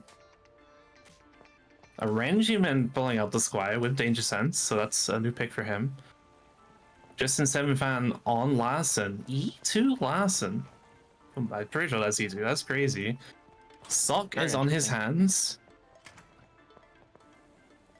And Paradox is on the Squire as well. So we have a triple Squire lobby. Oh, and Metal Basher. Sorry, we have 8 players in this lobby, not 7. Yeah, we have a Madame Zhu to round it off. So 3 Squires in the lobby again. Bashev and Egg being almost walking past each other, both very. Oh my god, Egg being spotting him out there. Great play. Mal Bashev misses the charm there, but Bashev get away. He still has his expertise up. Egg being is just chasing him. 25 health, 7 health. Gets away. That's a very good expertise. Is Egg being gonna see him? Egg being is not getting applied by Sock though. Down to 3 HP. Is Sock gonna take him down? He's gonna hit any of the amount of shots. Gets the smack. Gets the kill. Mel Bashev is probably hiding in a toilet right now. He's just Bashev doesn't have any help. Wait, he goes for the shot and he takes it out. They trade. Oh my goodness. I'm pretty sure Mel Bashev had like 30 health, and because he didn't have intel to heal, and he goes for that aggressive play. That's crazy. Unfortunate for Sock. I did not expect a fight like that to be breaking out. Like start of the game, pretty much. We just lost like what, 3 players? We just lost 3 players. Yeah. Justin 7 fans got the mimic, secures himself a terminal point there. We're down to 1 terminal already. So yeah, that's crazy. That's crazy early aggression. And that spy check was crazy strong. But it's so risky to fight on the E-floor. As you see Reggie killing some guards whilst they're playing in the area. Yeah, it's so risky to find E-floor because everybody in that lobby can just join if they have a jump pad. They will just drop down any amount of floors and just be on top of you, which is what Sock will have done exactly. Never mind, I'm not paid enough for this. But this is honestly good for the other players in the lobby because they're gonna have a much easier time potentially securing package, getting that vault point, getting some terminal points, and gearing up. Zinzu, interesting strategy here. Has 1 intel, has not collected any ammo. They are playing extremely passively, especially with that Cav E1. I wonder if they're gonna try and make a play around chasing down the package carrier with that build that we saw Orenji using. It's definitely a potentially interesting thing to do. Justin 7 fan is in that guard room. You can potentially see the turret there. And Paradox has found the final terminal. So we're going to be moving on to phase 2. Using that Danger Sense very liberally. It's a great tool to have in your kit. So yeah, Zinzu is just very much chilling out. No? They were the top scorer in Group B. And I assume that this is the way they acquired those points. So obviously it's a strategy that's working out for them so far. And yeah, so we have all the terminals down. We're going to be going to phase 2. No one is really looking to be aggressive right now. I'm not sure who.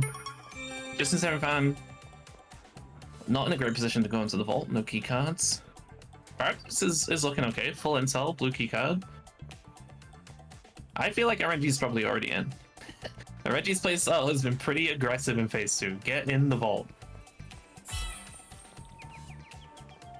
Yeah, it looks like Zinzu is going to be looking to loot up the green rooms and kind of get their chips that they need while people contest the vault. And yeah, RNG, oh yeah, 2 key cards, 11 intel, great position to be taking this package here. And everyone else is just kind of chilling. Looks like Zinzu got a gold keycard from that lost and found save. As we just saw that happen to another player, so you guys are getting pretty lucky with the RNG so far. Paradox is also in the vault. Well, the Paradox so far in this tournament has been extremely passive when it comes to fights.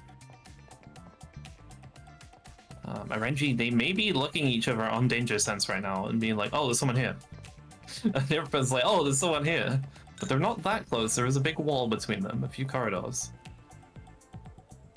Yeah, so it looks like we have Zinzu, Justin Sevenfan, and Lost Airplane kind of posturing outside the vault, and then it's Paradox and Arenji are in the vault. Paradox has seen Arenji on that printer.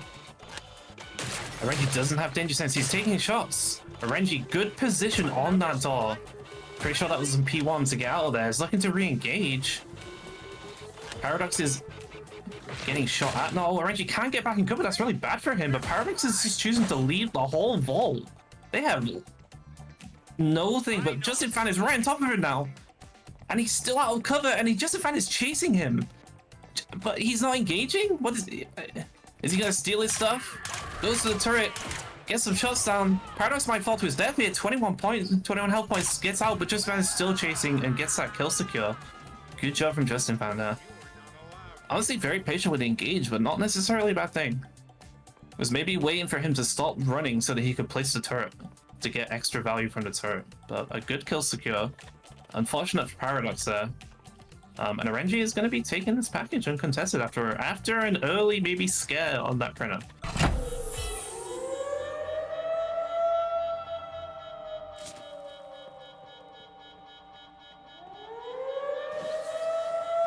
Now this is the part where it gets potentially scary for Arenji in terms of dealing with this Larson, because Squire is not amazing at dealing with Larson. You have no way to stop him stealing your package, really. You have no real way, you can't knock him out of the stealth. Although he does have E2, so he's not really, E2 is, it's not the best for stealing the package and running away.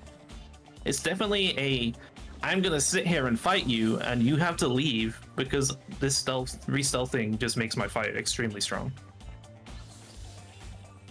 See the game plan though, the turret though, because Justin can just stand inside the circle and let the turret do all the work without taking any damage. It's a great point. Yeah, it really is a very strong area control thing where you put down the expertise, you put on the turret, and it's like, okay, fight me. Like, what are you gonna do? I don't even need to shoot you, and I'm winning.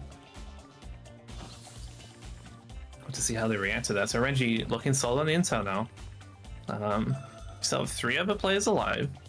Zinzu's actually been the closest player to him now, so they've been moving up. They secured their vault point. It'll be interesting to see. So Zinzu is playing this Cavalier that has the potential to maybe chase Arenji. Maybe that's why Zinzu is suddenly getting very aggressive. Like, they know this is their game plan. They're going to play passive, and they're potentially going to chase, but Arenji is moving out of the vault. And there's not really anyone in a position to stop him. Lost Airplane kind of will see him, potentially, but is also walking away from where Arenji is. And Arenji is out of the vault successfully without anybody engaging with him. What does he choose to do now? Because he's not a great intel. He's going to be taking the scaffolding upstairs. That's a great play. Like, changing floors is like how you create distance. And how you can kind of buy yourself a bunch of time, especially when you're going upwards.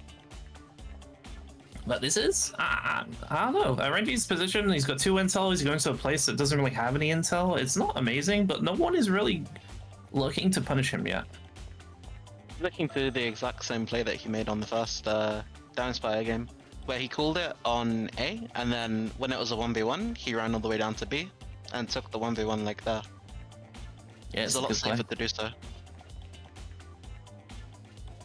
Yeah, you're feeling pretty good as a squad W3 when someone is running at you on the B extract, because there's not really any way for them to hide. And you just, you have, your weapon is probably stronger than them at that range. So yeah, Arenji here has 3 intel. Lost Airplane is closing the gap. Everybody is all around him. He's got 1 intel. This is scary for Arenji. He's not having a lot of success. Justin Fan is literally a bin right now. With his turret out. That's kind of hilarious.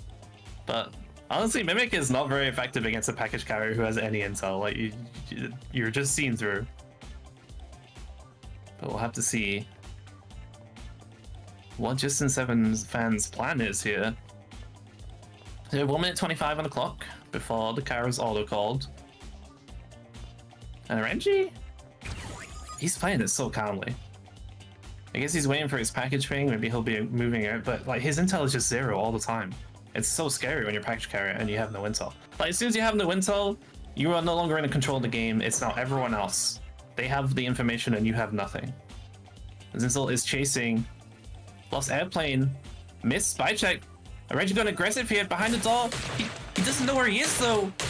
Is he gonna get the shots? They're fighting and Renji getting that kill. Good movement. But Zinzu is closing in and Renji can maybe take the scaffolding down. Great play, good awareness, just rotate, get out of there. And Zinzu and Justin Sevenfan are on top of each other. Zinzu must know, but chooses not to fight. That might be a very smart play. As you see Justin Seven goes on the Renji. Renji's turning around and fighting. Justin Seven has got that E2 down, he's got his turret down, and Renji is probably really low, 36 HP. I don't know if he can get out of this.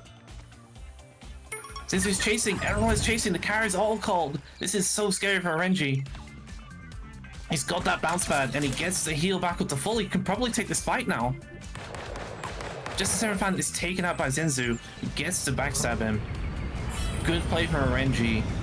Great awareness that he still had his bounce pad cooldown, and honestly a great job on holding it that allowed him to drop down there. And the Larsen couldn't really chase because he would just take too much fall damage. And now Renji has that one-on-one. Has that one-on-one that he wants with the package. This is great for him.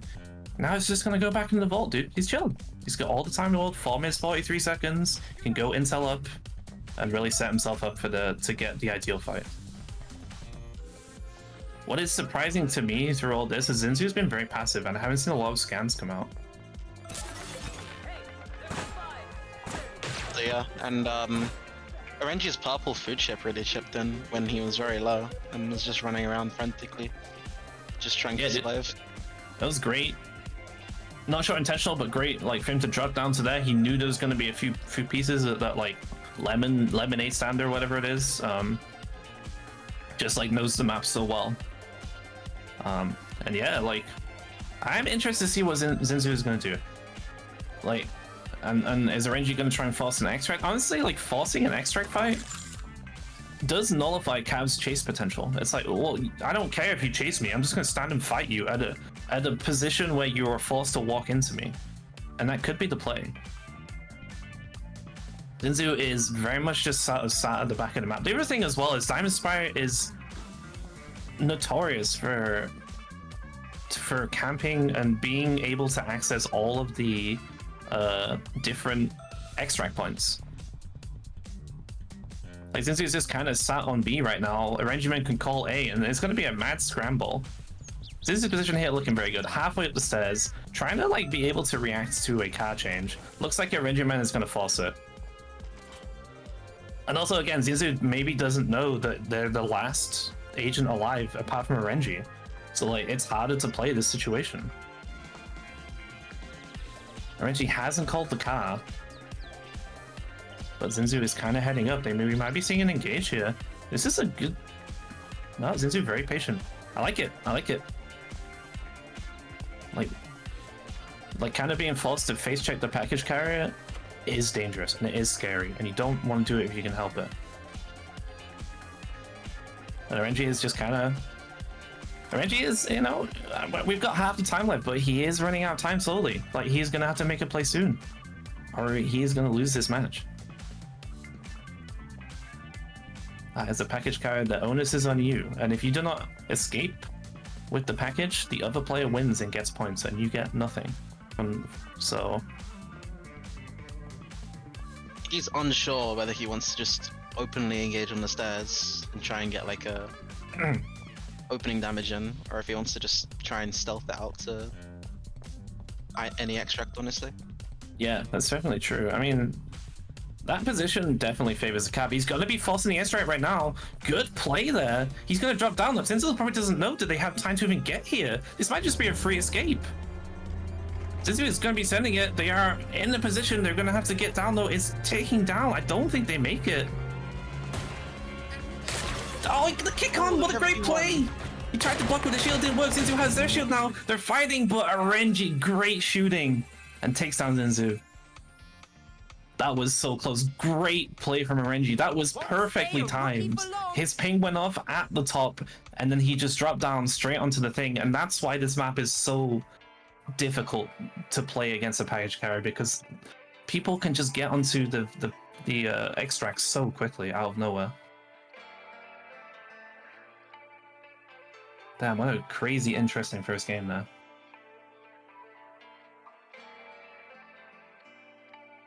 And yeah, Orenji taking his Orenji again, putting himself in this perfect position off of the first game. You know, he's playing with confidence, he's playing really well. He pulled out the Squire and he made it work, you know? I talk about Orenji's versatility, like second Asian pick and just as solid as his Cavalier.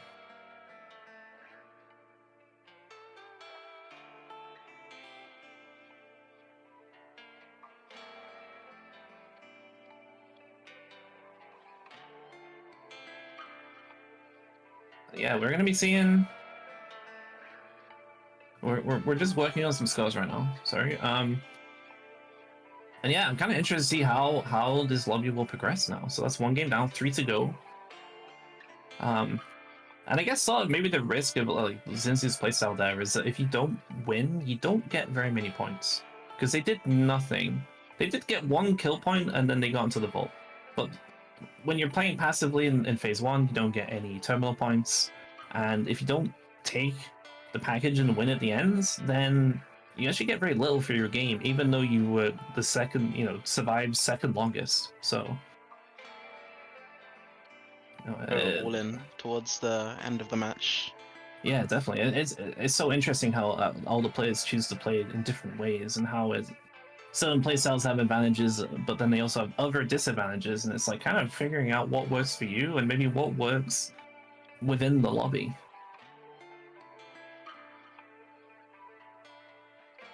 Yeah, I'm excited to play to see game 2. Maybe we'll see players calm down just a little bit after we saw that very early like 3-way kill where 3 players got eliminated early. But maybe these players will continue to play very aggressively, so yeah, we'll see what happens. I think Oren and Sock will probably continue to stay playing the way they are. I mean, it's working out well for them for the most part, apart from like maybe Sock this game, but that was just very unlucky, you know, just essentially 4 people being in the same spot. Yeah, it was a little unfortunate for Shaw for Sock. I think he made all the right plays. You just, you know, just the Madame Jew, I can't remember who it was, got the drop on him on that thing, and even though she was super low health, they managed to trade out, which is,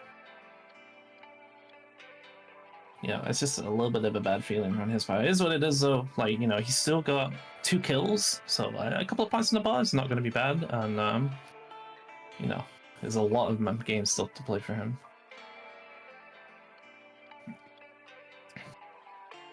Alrighty, so we're going to be looking at a few points here from the losers round 1, which is not what we're seeing on the stream, but it is on stream B. Exclamation came out B stream, hosted by Rickleman. Looks like Fado had a huge round 1 there. 13 points in his first round. That is crazy. Very strong performance. Dunker with 3, Daigavezi and Soph with 1, and everyone else still on 0. So Fado putting himself in a great position already to move on to that losers round 2 that we will be seeing after winners round 1. Yeah, that's what's going on the other stream. Exciting stuff. If you want to check out that match where unfortunately there will be 4 players eliminated by the end of it, then you guys should go check it out. But we have scores for our current match, also scores, so we're going to be taking a look at those in just a second here. And there we go. So Renji, big round again, 9 points. Not quite as commanding as his Group A win, first win, but 9 points is very good. A very good amount of points, going to set himself perfectly to make it out of this winners round 1. Paradox and Justin Sevenfan both on 3 points. Sok and Zinzul on 2. Lost Airplane and Mel Bashev on 1, and Egg being on 0. So honestly, it's amazing how many points are being spread around. There's no, apart from a Regiment, obviously Regiment 1, like everyone else is like getting those points in. So it's very contested here. No even clear second place right now. more evenly distributed compared to the losers bracket right now. Right. Which, you know, I think it's a big indication that the skill level that everyone has. Everyone is so highly skilled that people will just, you know, they're naturally good at taking points. They're gonna, you know, they're in a lot less clear-cut fights so far. So yeah, we're gonna be moving on to Silver Reef here. We didn't see this map in the first round. I'm pretty sure we didn't see this map in the first round. Correct me if I'm wrong, but so yeah, it's a new one. Silver Reef, very cramped. Always has the potential for just a ton of fights to break out, or a ton of third or fourth parties because of how small the map is, and how contested all the corridors and things are. So yeah, we're gonna be seeing if anyone wants to switch up their agent pick, or we're just gonna be playing very much for comfort picks here. Egg being on that red again. We didn't get to see too much of the red, but they did have that insane spy check right at the start of the game. So I'm excited to see what they will bring out in this second game here. I think a lot of close quarter characters will shine on this map as well, because obviously the map's quite small. Yeah, there's also quite a lot of rooms that will just, I guess, muffle your sound of like gunfire and stuff. So people playing close range that can very easily just take out other people can probably do it safely without making too much noise around them. That's definitely true. There's a lot of tight spaces, you know. You're like soft on that hands again, so it's a great map for hands. You're seeing a couple of reds, the last one again, 2 Cavaliers, a Squire, so a little bit less Squire this time around. A couple of other Asian picks. And yeah, on this map specifically, we're going to be taking a little bit longer to eliminate our observer because we have to die to guards. There's a guard right there, which is nice. Yeah, now heat up.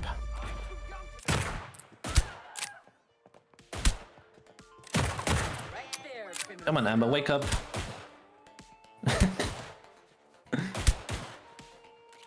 You're making it worse by crouching. Their aim sucks.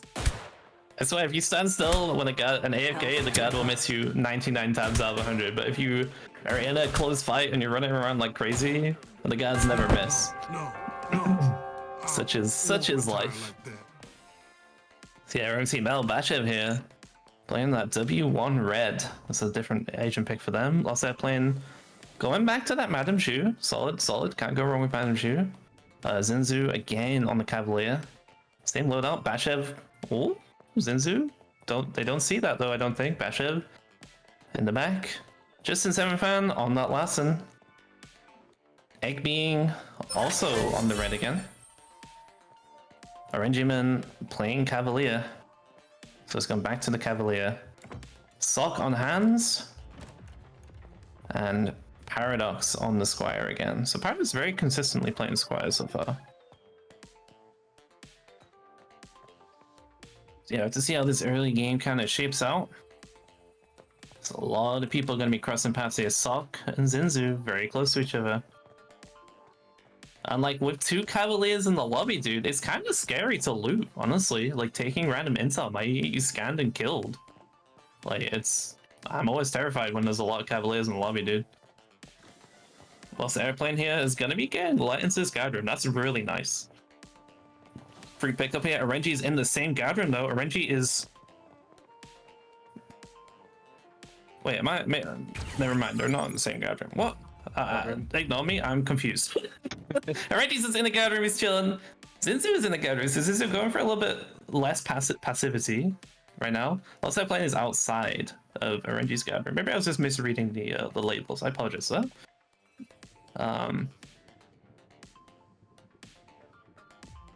But yeah, like not a lot of action. Paradox and Suck, a little high five. And we're probably going to be seeing a lot of that if people don't want to be aggressive. We're going to see a lot of high fiving. It's not. There's 2 parts of that. It's like, one, do you even know that it's a player? Can you tell through their ability to NPC walk? And then 2 is like, even if you do you even want to shoot them in that position? And oftentimes the answer might just be no. So, yeah, a lot of players potentially going to be Sok and Zinzu, though. This is a good place. If Zinzu wants to go for a kill here, Zinzu has all the keycards. I think they probably already got into that purple room. Just as Seven found Mel Bashev gets the E2 off.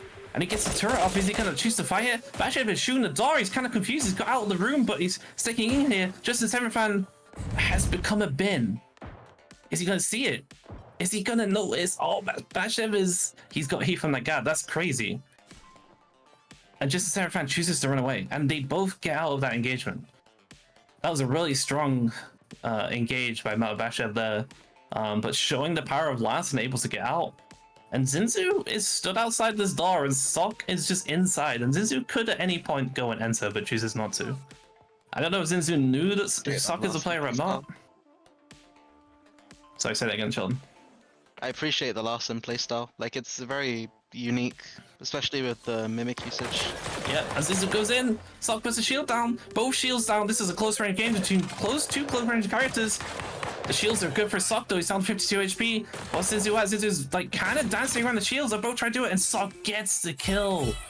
Good play from Sok there.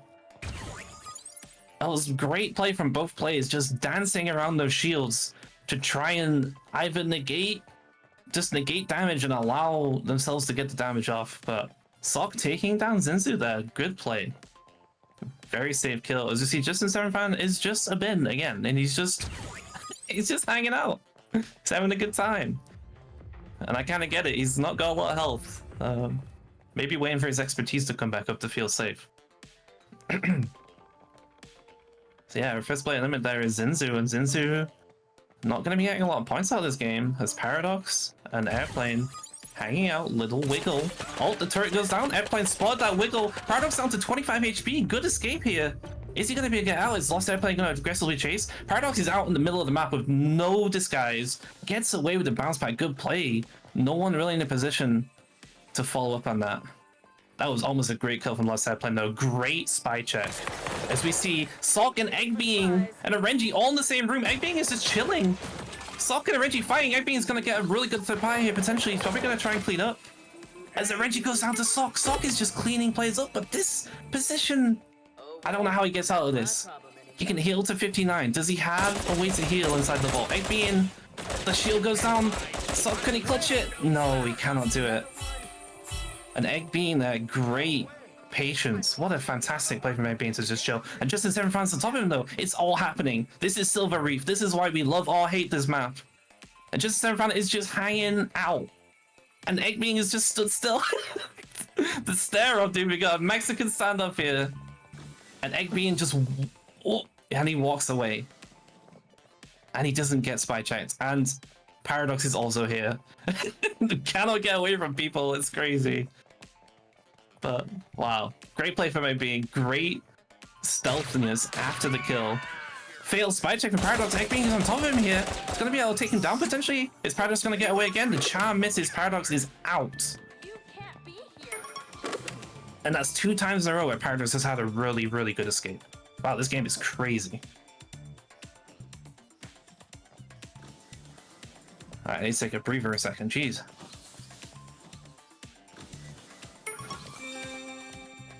So yeah, the points here. Paradox is maybe going to maintain that points lead. Sok, unfortunately, is no longer alive, but will have secured at least 2 kill points.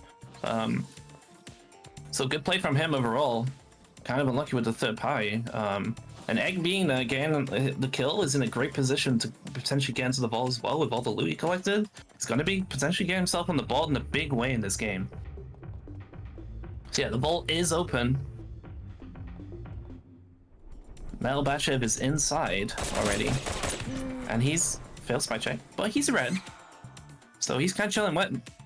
There was a kiss. Eggbeing behind on the kiss. Paradox out cover again. Eggbeing down to 62 HP. Chooses to leave.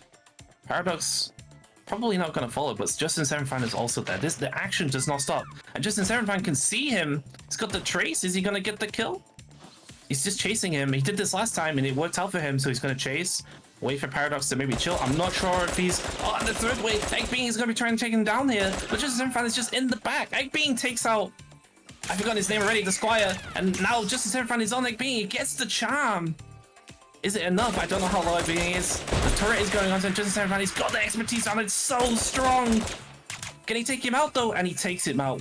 Well played, Justin Sevenfan, dude. He held that expertise for a long time, and as soon as the red turn around to try and find him, he drops it, and that was basically GG for the red. That is insane. Well played.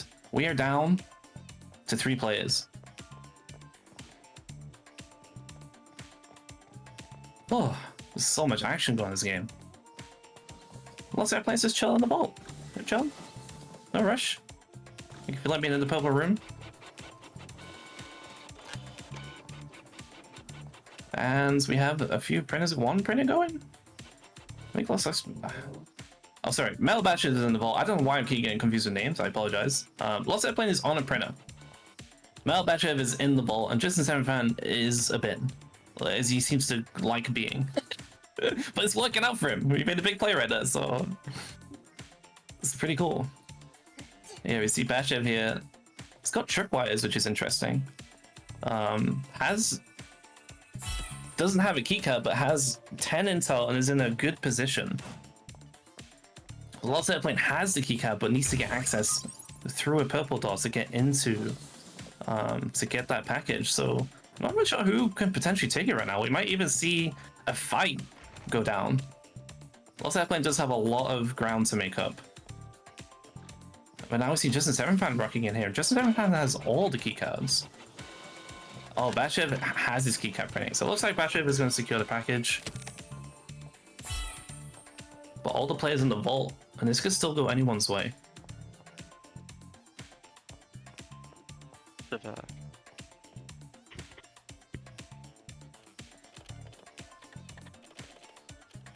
Yeah, interesting. Batchev, he only has 19 ammo.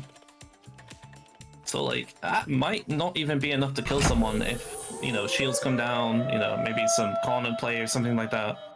Only 19 ammo, only 1 intel. So he's gonna have to do a little bit of farming, but people are in the vault. He doesn't have a lot of room to breathe with. These tripwires are very nice though. They buy him a lot of time.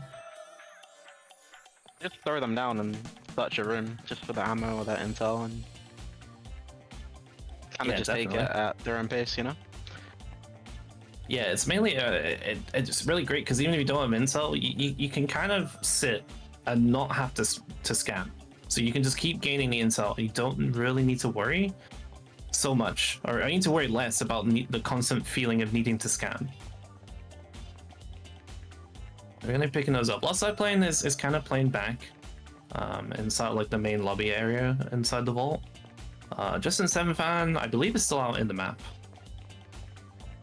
So it looks like Batchev is gonna have all the time that they need now to kind of get ammo, get intel, set themselves up to play this endgame in the way that they want to.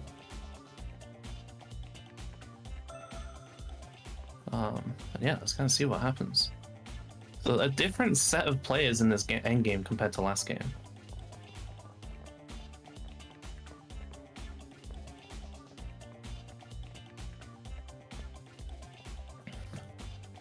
And what's good about this is Lost Airplane and Mel Batchev, and even Justin to like some extent, they're you know, they're players who are desperately wanting these points to trying to get an advantage early on in this winners round 1. So yeah, this is, for one of these players, this might be a pivotal moment for them to get through to winners round 2. Lost Airplane is sneaking up. This is a good position. He's going aggressive though with the bounce pad. Gets a good amount of damage. He's going up again. Can't chase really though. But oh, that red expertise is so good. Healing and get your disguise back. And Lost Airplane didn't take too much damage. It's gonna be able to heal up. We're gonna be reset and we're gonna be continuing this endgame.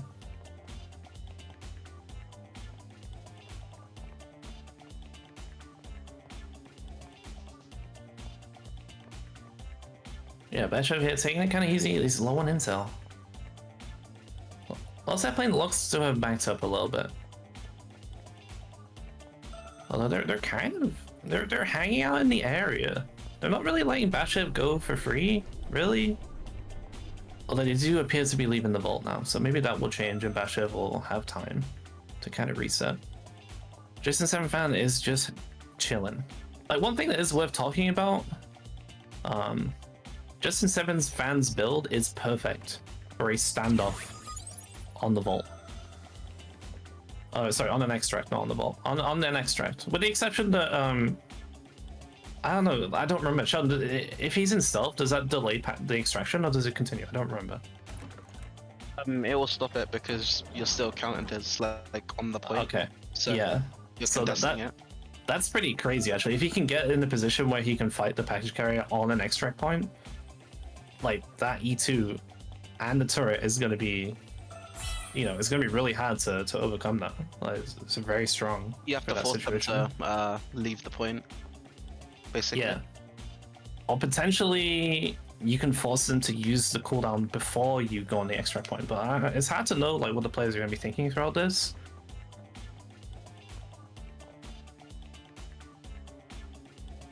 But for now, Bashev taking it easy. We have just over 1 minute until the car will be auto called. Has got to play, you know, potentially looking to get out into the map sometime soon.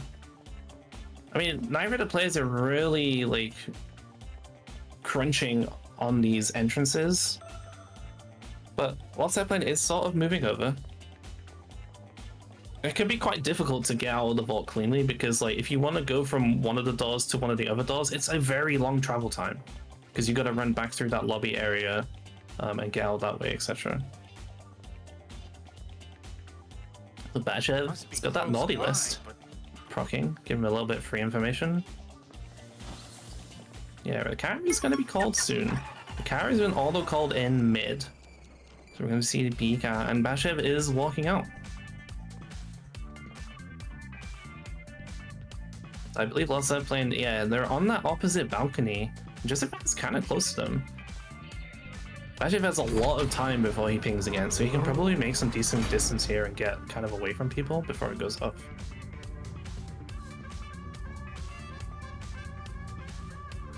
Mid extract is kind of interesting for the auto call because it's not that, it's pretty easy to get to, so it's pretty easy to camp it. It's not the best extract, to be sure, to have the car on. Maybe Bashev will love to rotate at some point. Is Bashev going for the long range shooting there? Honestly, just a little bit of tickle damage more than anything. With the damage fall off, Lost Airplane using expertise proactively, but didn't really take too much there. And they're back at full health already.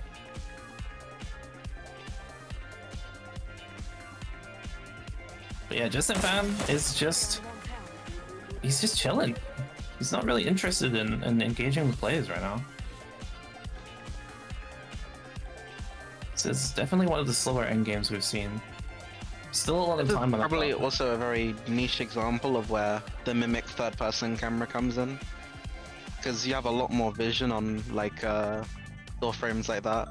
Like Justin can just sit there and just see what's happening outside without having to poke on the balcony. I never thought about that, but yeah, he can literally see the extract without having to expose himself. That's kind of sick. So Bashev moving the extract, Justin Fan is pushing up now. This is a good choice, I think. Like, even if you don't want to extract on this point, it does mean that people have to stay close to it. And then if you want to try and go to the other point, it's a lot further away than mid, so. But yeah, we'll have to see what Bashev decides to do. They're always riding a fine line on the intel. Lost Airplane sort of peppering them a little bit with some shots. People don't really want to get close to each other and fight, it feels like. But they're gonna have to at some point. You got 3 minutes on the clock. It's just counting down more and more. Bashev is looking, maybe he's just gonna run to the other extract. Looks like he's just gonna send it. And after this call, the car cannot be moved again. So he's gonna have to figure that out. And he's gonna have to make the play.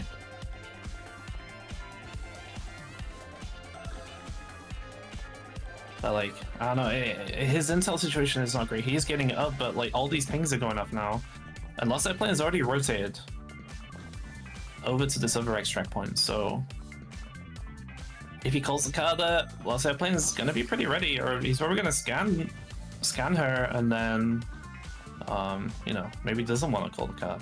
Or maybe he's just like looking to grab intel. I don't really know right now, but Justin Seven Fan is lurking around that corner. His turret is already down, I can see it. Is he gonna is Bashev gonna try and kill him right here? This is a very advantageous fight for Justin 7fan if he doesn't get too surprised. And Bashev going for the shot. The camera is stuck, it's okay. The expertise goes down, but Bashev is still pretty healthy. Justin 7fan chooses to chase, so down to 26 HP. Gets the expertise up. He's trying to fight again. 22. It must be so low. Ichi gets stuck on the doorway, but doesn't die. 13 health to 22 health. The turret goes down. Lost Airplane kills Justin 7fan. Bashev has got 36 health. He is healing. Is Lost Airplane gonna go aggressive here? They have the keycard. They can go in. Bashev is just healing. He's gonna be back at full health. Lost Airplane secures that kill. And Bashev kind of having some trouble with some guards, but kind of backing up. 1 minute 10 on the clock. Does not have a lot of time. He's looking desperately for any intel.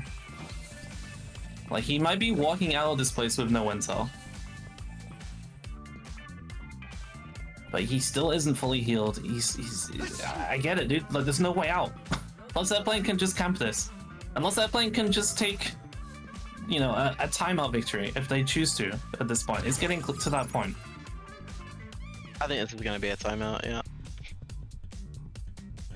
It's got like, they both got that gold health chip, so the fight's going to be pretty even. Bashev back at full health, but... And he just walked out! And the turret! He broke the turret, he's now reloading. His ammo is not that great. Lost Airplane is kind of just chilling in that hallway. So patient from Lost Airplane. And Bashev is running for the extract. I mean, he kind of has to. Expertise is so good here, just getting back to full health.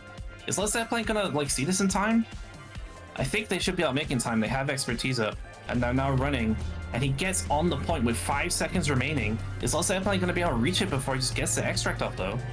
I think he's won. I don't think that they can do it. Oh, and GG. Bashev managing to clutch that out with an extract of all things with 5 seconds remaining on the clock. I just spy that way.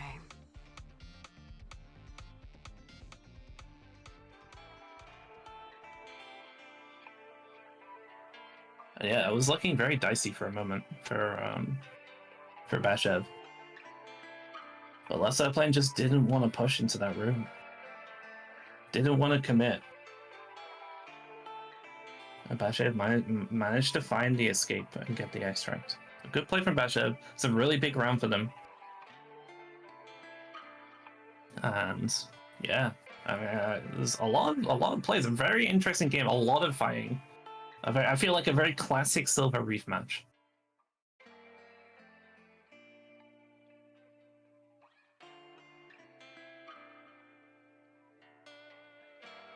And alrighty, and after that crazy game, we're gonna give everyone just a little opportunity to calm down for just a second. We're gonna be taking a short break, and then we'll be back with scores and the remainder of winners round 1.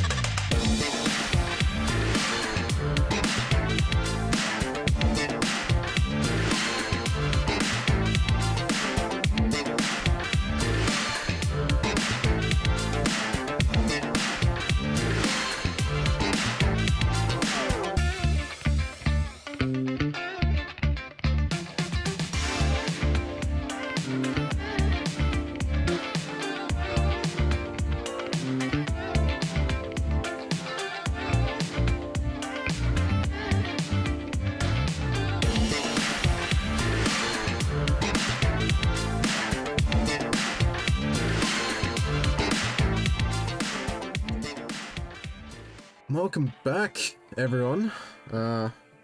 Somehow I've ended up here again. Sheldon's gonna take a little break, a little rest. So I'm gonna take over with Seal from here on. We're gonna have a quick look at the scores from last game. Orenji, even though dying quite early, still gonna be retaining that first place with 10 points. In second place, Metal has managed to get up there and get themselves into second. Justin as well, with some great KP from that match, has managed to get themselves into third with 5 points. And then we have 3 players, Sock, Paradox, and Lost, all joint fourth currently with 4 points, which when you need to be in that top 4 kind of area to be done for the day, you don't have another match if you get that done, then yeah, they are pretty much the 3 players we're going to be looking at coming into especially these next 2 games. But also we need to mention as well, we have Egg Being with 3 points, and we have Zinzel with 2. So it's been an interesting dynamic of the rounds. The lobby will be starting up shortly, and let me see if I've made myself in the box. I have. Look at that. I'm in. Hey, it's crazy how close it is after 2 rounds. We have, I mean, even Orenji and Bashev on 10 and 9 points respectively. It doesn't feel that safe. Everyone is at like a good amount of points already. It's going to be extremely tight in these next 2 games. And these games so far have been very crazy. Like the level of play we're seeing is like off the charts. It is indeed, and that is the joys of this. We're going in as well, so nice. Can have a see, Nice. have a looky what agents everyone is going to be playing. We're also going back to Fragrant Shore, which is have you got any thoughts on Fragrant Shore? I think it's my second favorite map in the whole thing, the whole game. I'm a big fan of it. I don't really have, I mean, apart from Sound Eclipse, I kind of like all the maps. But they're all got their cool, unique parts about them. I think Fragrant Shore is very interesting for the potential long range, like, you know, route camping. Like there's a lot of long sightlines down the streets and stuff. And the vault is very open. I'm kind of surprised. I mean, on this stream especially, and then just as I say that, we see Orenji hovering the ace right now. We haven't seen an ace pick. And ace is very suited to this map, so yeah, I'm interested to see if anyone else is going to make an agent choice based on map. Orenji is an extremely proficient ace player, so we'll see. I mean, sometimes he's known to have not been able to hit his shots, which is obviously 100% of Ace's kit, is to be able to hit shots. So if he's not able to do it, he might lose his first place position going into this 3rd game, which I need to update the board. There we go. The 3rd game out of 4. So we're over halfway. And the highest amount of points for someone was 10, or is 10, I believe. So Yes. Also, this is an awful spawn. I'm getting worse as the rounds go on. Come on, man. Sort out. Get it done. Oh, I can't even. But yeah. I guess it is, and we have seen Orenji maybe be a little inconsistent in the ace. I do feel like he's feeling comfortable in this tournament so far. He's been looking good. I fully expect him to make some plays. Have a little look at some of the agents here. Bashev is on the Cavalier. I don't think we've seen them play it yet. A yeah. winner from last match as well. Nice. Loss. We have Loss is well, gonna sticking to that. Oh, go on. Madam Jew. Yeah, sticking to the Madam Jew. Feeling good. Zinzu sticking to the Cavaliers. A lot of people like just choosing what they're comfortable with and continuing to use it. Justin 7 Van. Stuck. Oh, not stuck. Playing the last one, sorry. Egg being on the red. Renji on that ace. W1 ace. That's interesting. And Sock is not playing hands. He's playing red. Wow, that's... Wouldn't have expected Paradoxes. Paradox on the Squire again. Which has been working out for them, so... Yeah, we're seeing some small changes for the most part. I think you are right. People are just playing what they are best with. Now, okay, you say a lot about Ace on this map, right? A lot of open sight lines, a lot of... in all parts of the map, even the Vault has some really open sight lines. And, back in our day when we both used to play the game much... Never mind, we'll get to that. Oh, Renji opening on Zinzel there. Zinzel has got the thing though. Renji taking down Zinzel so quickly. That is kind of unfortunate for Zinzel. Was playing, you know, not stuffy at all, straight in there and just like ran out the door and ran into Renji. Renji did not take shots. As I say that, Paradox and Bashev in the fight, 6 health. Bashev getting that melee to take him down. So 2 early kills here in 2 different vaults. And we're gonna see 2 players going down. Zinzu. They're out with maybe 1 point. Yeah, they are currently in our last place and unfortunately getting taken out early again. Be like that. Right, as I was saying before I got rudely interrupted by 2 fights, honestly, people should be more considerate about when they take fights. Yeah, we both of us used to be Ace mains back in the day. Way back before Spire Scrims was even made, or I believe he was an Ace main, right? I was, yeah. My first main was Ace, yeah. So, obviously we aren't skilled enough to be players, of course. That's why we're casting, or at least I am. I think you might be back in your. Oh, dude, I'm totally washed. So I hope Egg realizes the game started. They haven't moved yet. Yeah, so what I wanted to ask you is... obviously, this is probably Ace's best map, right? Hands down, the whole map is too open for it not to be. What do you think the next best map is for Ace? And assuming people continue to play Ace, obviously we've only seen 1 or 2 Aces so far in this tournament. Mm-hmm. What do you think the next best map is? Well, interesting. I think it's Sound Eclipse, but we're not going to see a lot of Sound Eclipse. We'll see Sound Eclipse in the next round, I believe. Yes. Sound Eclipse is also very open. And that Opera House area is like, you can lock down the entire thing. It's very hard to escape from an Ace if you got package and she's just camping it. But yeah, a lot of those big open rooms, she can just shoot you from like places you cannot even fire from. Fair enough, fair enough.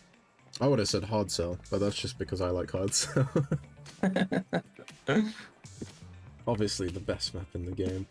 Either way, we're having a bit of a slow phase 1.3 as players. Well, there's 1 Vault term left. We saw 2 players die early.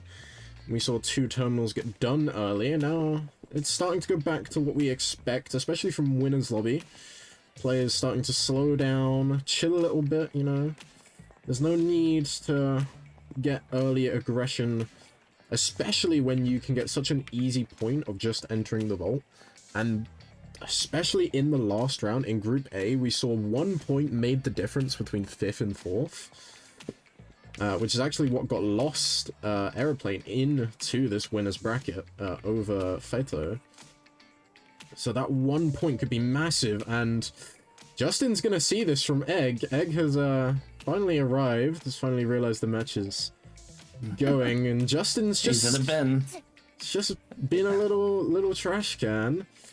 100% gonna know and see that. Egg... Oh, he goes in. He has the keycard. Gets the expertise off, I think.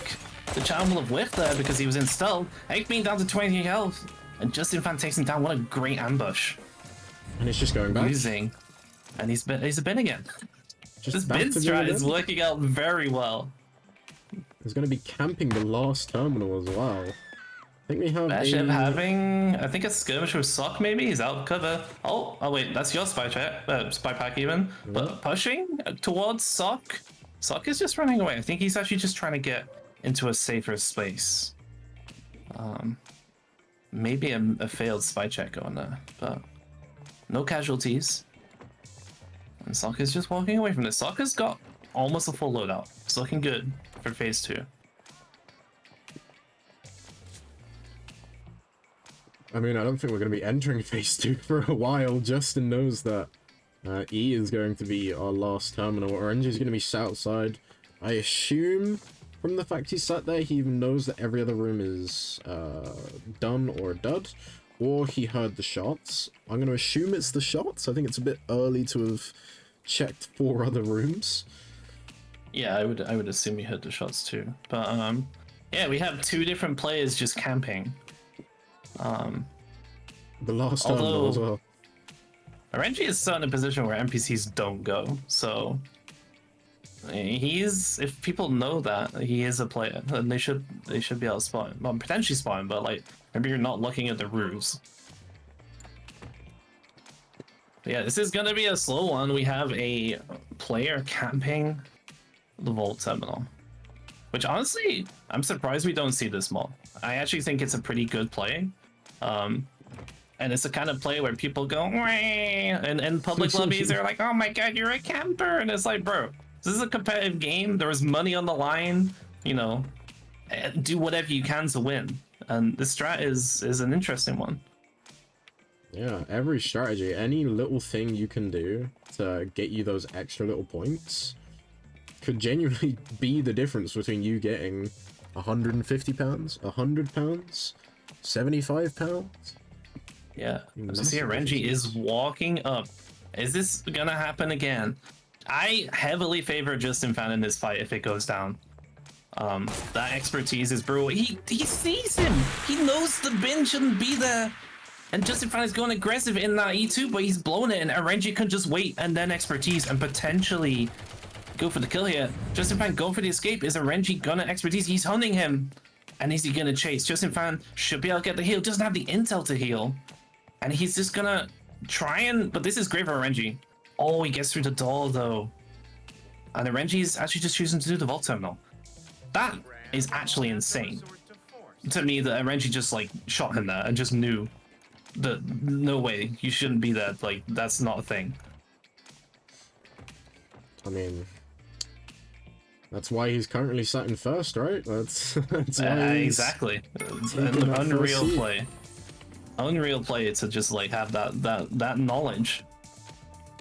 Yeah, just advantage retreated to the back of the map, but he got out alive. To be fair to him, he did get out alive, so well played to him. Arranging able to get the vault terminal, get the point, and progress the game forward.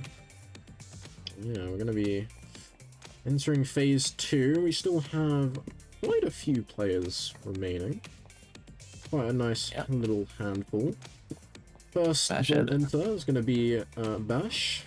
Going to be entering from dockside all on their own, so they're going to be fine. Although they can't find any guards, they might not be able to. No key cards. It's not a great situation to be in, but they get one cleanly, which is always nice. Once that plane has got the key cards they need, and Renji doing a little roof situation on Ace. Not a bad place to be in. But did jump now down. Just he's just bucking it to go in. So yeah, we're gonna have 4 people in the vault, I think. Should be some fights going down. And he has this early lobby printer you could choose to go for. Actually, it's really safe, but like I wouldn't feel safe taking that printer. I'd be terrified. I think a lot of people are terrified from this mid area, which in a way kind of makes it quite a safe space. There's quite a lot of intel around, there's quite a lot of open space, which is exactly what you want as an ace. Especially with like well, we have a red in here. It is going to be weapon 2 red, so that is also going to be quite good for a bit of range. Metal and Lost. Lost is definitely going to have heard that now. He's probably can hear Socks Printer as well. Probably knows they're in the middle of 2 players who printers went off at the exact same time. Is this gonna open though? We must know that Metal Bashev is a player. We have 3 different printers going. Don't know who's gonna get for the vault. Bashev does not have keycards. RNG has his keycard printed now, but doesn't is a little bit slowed down by these blue doors. So it's kind of interesting to see. Lost Airplane again, choosing to be very passive. Sock is just in. Okay, so Sock's definitely getting the package. I don't think anyone can contest at this point. Yeah, not anymore. Metal decided to get some intel. And Lost is gonna have a nice little snapshot of the game when, assumingly, their P3 goes off. They've been running P3 so far. There we go. Oh, they did go off. There we go. Took a moment. Took a moment. And yeah, we see Sock again being the guy to have the package. Take some pot shots at Bashev, kind of backing off. This could get very explosive very quickly because RNG is now. Oh, and Bashev is just ready for it. Again, oh, that is a gold door, so that makes sense. And they're just having this standoff. RNG not landing shots and choosing to back away. I think Sock could just kind of get behind. Wait, he also has a mimic. The mimic strats are rubbing off apparently, but Sock could see right through that. He only has 2 intel though. The new mimic meta. A good jump out there. Sock getting low. Bashev getting low. They need to reload 1 ammo. They're having a slug fight. Is he gonna get the reload? I think is Bashev just out of ammo, and RNG snipes Bashev, gets the kill point there, and he's gonna be chasing Sock. Could Sock get out of it? I don't know if he can. The sight lines are so long. RNG just needs to land 1 shot on him. He takes the bottom. That's such a good idea to take the stairs down, break the line of sight sooner. And RNG is stuck out of cover with heat. Sock is still running. He's caught back in cover. He has 1 intel, though. And I'm not sure his ping thing is not updating, so he might be pinging soon. Oh no, Justin Fan too. Justin Fan knows. Oh, Justin Fan's on top of him. So low on ammo. Justin Fan puts the expertise down, and he's trying to run again. He's got 29 health for the dream. 5 ammo. Can he get the shots? He's going for the slap fight. 2 HP. Puts the shield down. Gets the clutch.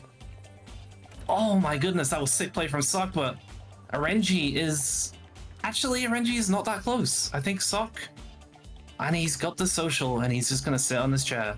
And Sock might be able to get a reset here. Absolutely crazy clutch from Sock. Great shield. 2 HP. And manages to take down Justin Fan. I'm noticing something wrong with this. Sock is not running gold social, which is kind of what he's notoriously known for, being the gold social defender. So honestly, I'm kind of confused to see him not run it. He's still running it on green, but not on gold. Although to be fair, as red, you do want your expertise uptime to be high, yeah. To be very consistent. He sees Lost Airplane taking some pot shots again here. He also has that purple health chip, which saved his life. Lost got RNG getting knocked squished. out of cover. Yeah, Lost got squished between RNG and Sock. That's it. This is a great fight for RNG here. The positioning has got the trace. Sock using the shield to back up into the corner. Very good, but RNG is chasing. Oh, Sock is down to 20 HP here. I don't know if he's going to be able to get out. That hunted just lasts forever, and RNG is just going to continue to chase. Great shield again to block. RNG breaks it. He shot him around the corner. That was insane. RNG, great play. Yeah, good pick on Lost. I kind of missed that. And then just that. This is what I'm talking about, the ace. You sit in one of these huge ass courtyards, and who can fight you? No one. No one can fight you. Maybe like Octo with Weapon 3. Like, it's like the only other character, and no one else can come close. And yeah, he just Sock could not contest the RNG there. It was just great play.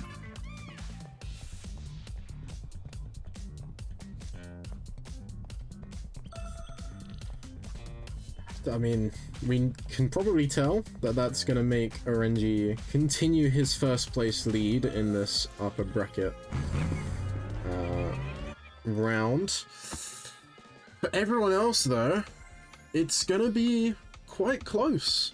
It's going to reach that Mission point where complete. this last game really Just hope will they don't drown me in determine who paperwork. is going to be our top 4. I think it is basically confirmed RNG has made it. At this point, he's won 2 of the 3 games. I think it's literally impossible for him to now not get there. But for everyone else, this is the last chance. You don't want to go to losers bracket, and there's a few reasons for that. if you go through all the way through winners bracket, all the way until the semi-finals, which is next week Saturday, if you get top 4 in winners bracket, going into that grand finals, you are going to earn yourself some lovely starting points, which if you come first in that lobby, in that last winners bracket lobby, then you be starting with 5 points, which doesn't sound like too much, you know, usually that's like one average game, you know, for everyone. But how the match point format works is everyone is going to be racing to 35 points, and once they reach 35 points, any match after reaching that threshold, they have to win that round in order to be the final mission winner, which obviously that 5 points could be a massive thing. And also an added little bonus to being first place this time round is first place going into grand finals will also get to pick the starting map, which if you have a preferred starting map, that could be good for you, and that could start off a good run for you. Absolutely. Yeah, no, it's definitely, you know, there are a lot of advantages to being in the winners and staying in the winners. And like I said, I think RNG has pretty much secured his spot here. So, and as we would not expect no less from RNG, it has been a very dominant performance so far. Like, he's been showing a variety of agents, he's been winning games, has been always consistently getting off to a good start in these rounds. So very impressive. Very impressive indeed. Scores are just making their way into this match. I believe match 3 on the other lobby has been completed, so we're gonna have a quick look at that when I bring it up. There we go. So I'm gonna have a quick look at losers round 1, and I mean, we didn't see much from Fato in the group stage, but now they've warmed up, they have done really well. I believe they have won all 3 matches in the losers round. You need to refresh it. Oh, I need to refresh it. My bad. Hold on. Let me show us what we saw after the first game. There we go. There we go. So is that 35 points, which is huge. And then everyone else is below 10. Everyone else is really close together. Dunker's going to be on 9. And then Nex is going to be on 3. So that is really going to come down to that last game to see who we'll be saying goodbye to. And I believe our scores will be is also done. So let me switch on over to us while I quickly switch over to our scores. Yeah, Fato, a dominant performance, coming back with a vengeance after dropping down into the losers bracket. Impressive. And here is the winners bracket scores as we come into game number 4. RNG, like we say, basically confirmed at this point that he is going to be taking first place, going to be going into winners round 2 next weekend. Metal, though, is on 12. I don't want to say it's confirmed, but I'm gonna say it's pretty much confirmed as well that they will also be going in. Sock is on 8. It's gonna have a bit of contest as 4th place is on 7. So that is our top 4. In 5th is going to be Lost with 5 points, so only 2 behind 4th place right now. And we've got Paradox with 4 points in 6th, and Egg in 7th with 3.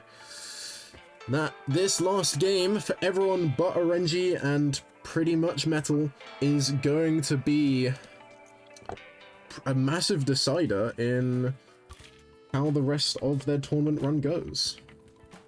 Yep. Even the players in last place can win and just they're in it. They're in top 4. The points are so tight. I actually don't think I've seen a lobby where the players after like 1 and 2 are so tight. Like, it's crazy. Yeah, last game, all to play for. I wonder what the players are kind of going through their heads right now. Are they thinking to just keep doing what they're doing? Are we going to see anyone kind of switch it up? People maybe who are lower down if their strat hasn't been working so well? Are they going to try something new, or are they just going to stick to what they know? Well, we'll find out. The agents are momentarily. looking pretty consistent. I see a Chavez. That's the first Chavez we've seen on the stream. That's pretty cool. I'm a big fan of Chavez, personally. Oh, we got a good spawn. Hey, let's See, go. I'm improving. I'm improving. He's Okay, putting in good. the work and he's getting there. Okay, never mind. I thought it was a bit closer. Never mind. Never mind. Almost there. Almost at the edge. There we go. Alright, let's give the players a notification that they can go. Oh, someone's typing. Bashev on Oh. the red. We may have. Is everyone loaded in? Someone's typing and I'm scared. Okay, they're not saying anything. Alright, go. They're off. Yeah, so we're gonna see Bashev on the red, Lost Airplane on the Madame Zhu. We have Zinzu on Cavalier. Same strat, sticking with it. Justin Sevenfan on the Lassen. Expected. Egbean continues to play red. So these players are all sticking to the thing. We have an all-star Chavez on our regimen. I love that. Sock going back to hands, even after having that really good game last game, and Paradox is on the Squire again. So I don't know. I feel like Renji's just kind of flexing on right now with this Chavez all-star pick, dude. I want to see it.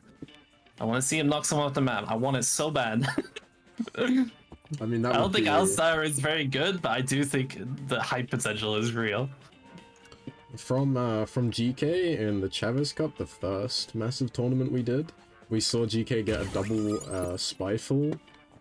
Yes, with the bounce pad. Within like 5 seconds of each other. So if we can That up was so that clutch. and get a double, double All-Star, that would be amazing. That would be so cool. I mean, All-Star does have some other utility outside of knocking people around, because we see Sake getting the first terminal. Got himself a little gold keycard. Good stuff. Renji in the second terminal, able to get some purple, get some resources early.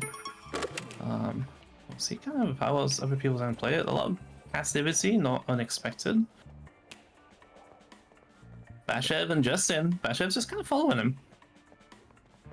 Will he make a mistake? Gives him away. Bashev's not continuing to follow, so Justin kind of walking out of that one. And another terminal. So Zinzu able to grab a crucial point here. Getting that terminal, gonna get their gold chip. It's big. Yeah, it looks like a lot of terminals are down already. Already we've seen 3 people get into purple rooms. Two terminals down, one purple keycard / chest acquired as well.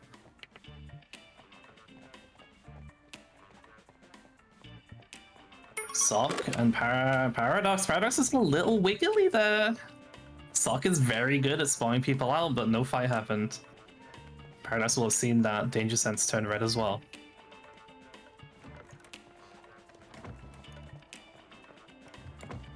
Damn, look at Renji's resources. Both keycards that he needs for the vault.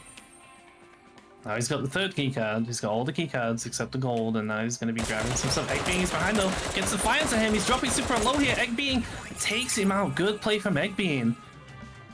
Good spy check. And Egbean, crucial point. Yeah. And this is honestly good for the lobby because Renji has been destroying these lobbies. As we see, fight up in C. Justin Fan7 is in his expertise, 25 HP. Metal Bashev is going to take him down. He's down to 16. Can he get out of this though? He's become a plant in the corner. Is Bashev going to know? He runs the wrong way. It's so hard to know. He's just sat the corner. He gets away. The mimic value is crazy. Wow. I can't believe he got out of that. And Bashev puts his tripwires on the door. That's smart, and is going to be going up into the sea, which may very well be the last terminal. Egbean collecting all those resources from Renji's body. You're going to be feeling great about that. And yeah, Bashev is in, and yeah, there's the final terminals. They're going to be very quickly approaching phase 2 here. I'll be honest, I think in all of the tournaments we've done, we've never... I think we've seen 1, maybe 2 or not, sorry, not tournaments, events that we've done, excluding the prop hunt event that we did, I don't think we've ever seen such good value so consistently from the Mimics. So it's really different to see. We don't even see Mimic really be used in scrims, so seeing it here, seeing it now, is really fucking cool. As you see, Suck kind of chasing Zinzel. That definitely knew that was a player. Didn't choose to engage. Metal Bashiv was actually just in the Gab room right next to him. Sock might run into Metal Bashiv here. If he takes these items, he's going to be loaded. But Bashiv taking the alternative route out. Sock playing this very passive. Not really, unlike in most other situations, not really able to contest the package here. And Egg Being is in really early. Got great chips. And yeah, they're looking in the prime position to potentially secure package. And that is valuable points for Egg. Yeah, Egg needs it. He's currently in last place, but he is definitely 1 point for the vault entrance. He can get 2 more points for grabbing the package. It's putting him in a very good position potentially. Found the printer too. That's very good for him. I mean, if they can get this case, that's going to give them another 2 points. They've entered the vault, so that's obviously going to be 3. Fairly sure they've picked up a kill? Yes, they killed the Renji. Yes, they killed the Renji. So they would 4 points. That would put them at 7. And, I mean, as it stands, that would put them in the top 4. Well, that would put them in line with Justin, who, if they enter the vault, it seems like they're trying. They're having a bit of a fight for Lost it. that plane. It's fine, Justin. Justin is in the vault officially. Lost that plane might go down here. 8 HP. Can they get back to cover Justin? And Justin takes it down. That E2 is just so hard to fight. Like, what can you do against that? Like, it just gives the last in such an advantage. And the turret as well. Yeah, the turret is crazy. So Justin, that's 2 valuable points for him. Looking good, but Egg Being is going to be securing this package. And I don't know, like, it's crazy. Anyone can still win here. People can still go through. Zinzel still has a shot, I think, if they can get some kills and win the game. Yeah, There are still 5 people alive. This phase 3 will literally be the difference for some of these players on making it into that winners round 2 next weekend, or continuing to play another set of games going into the losers round 2, which will be taking place after this round.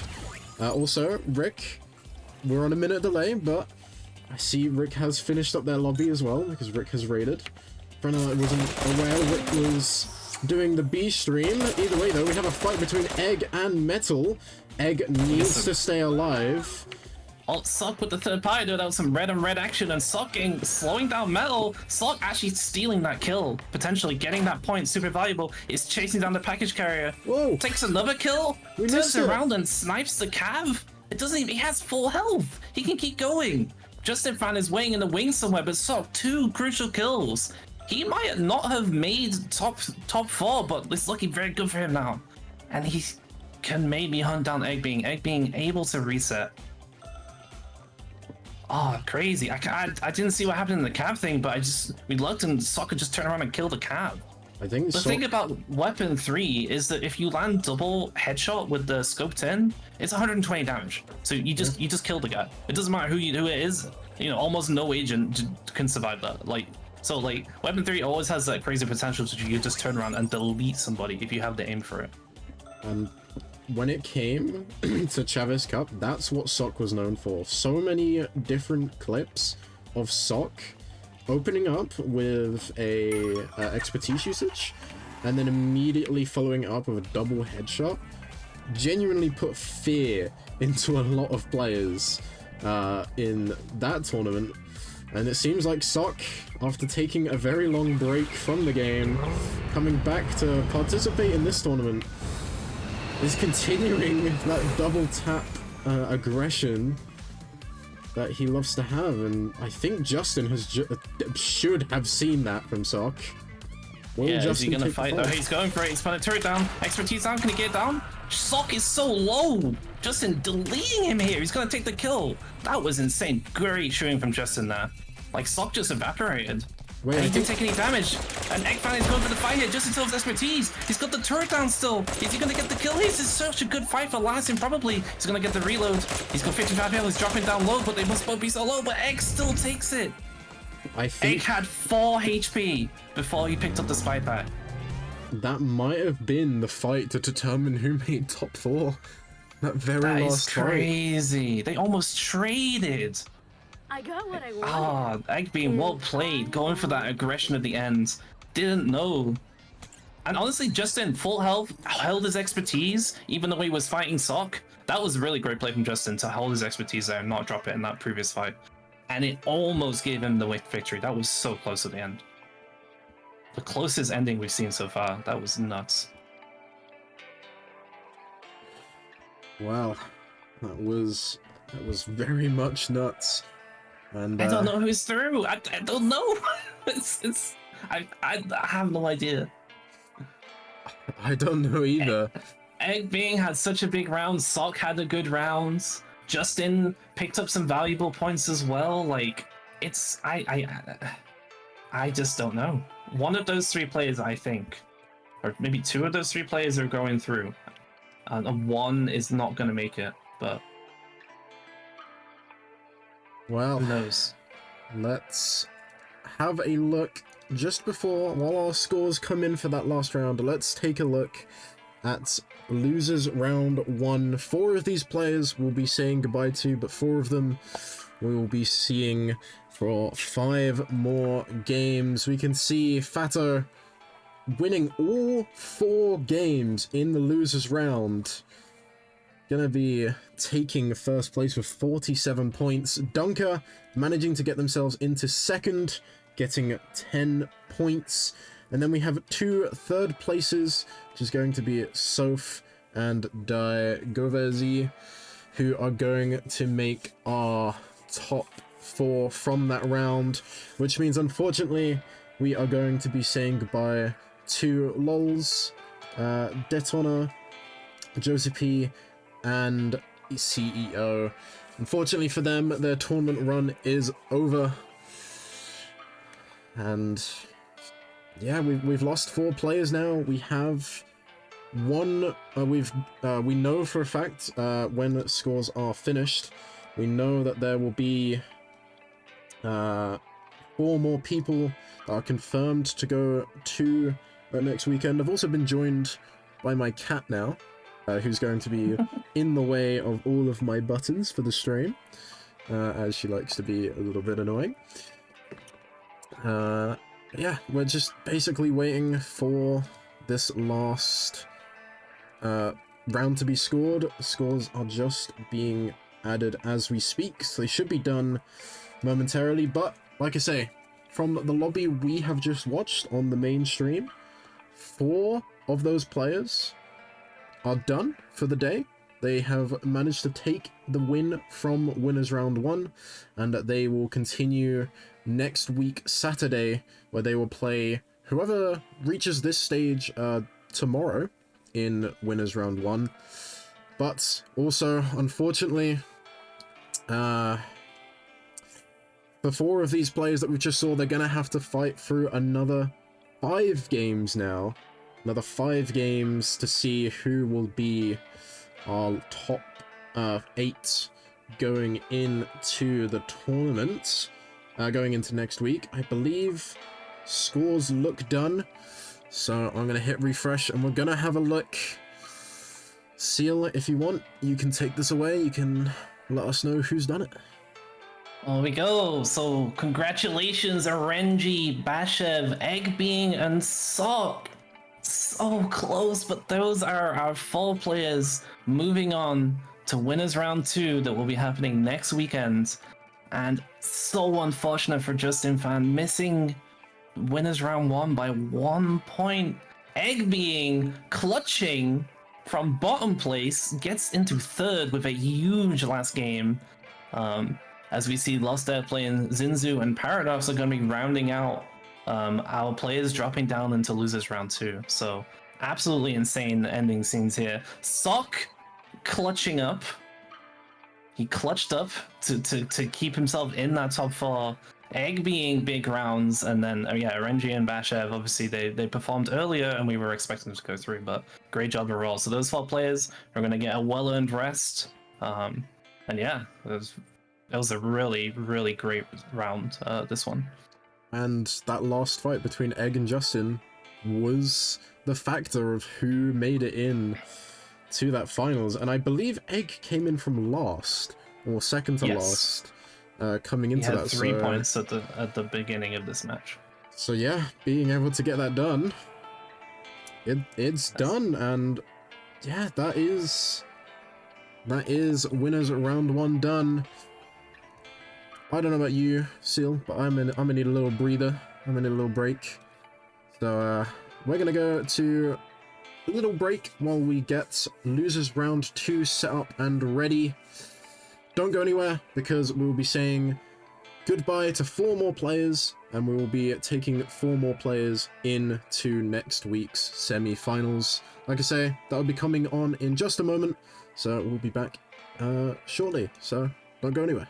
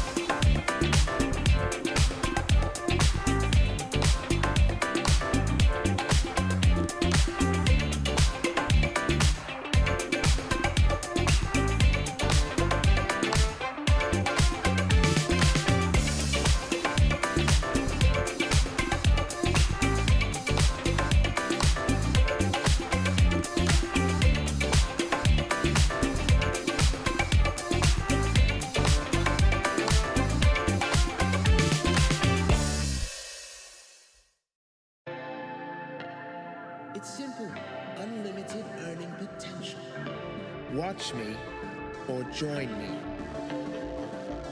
Invest in yourself. I prefer Dreampreneur.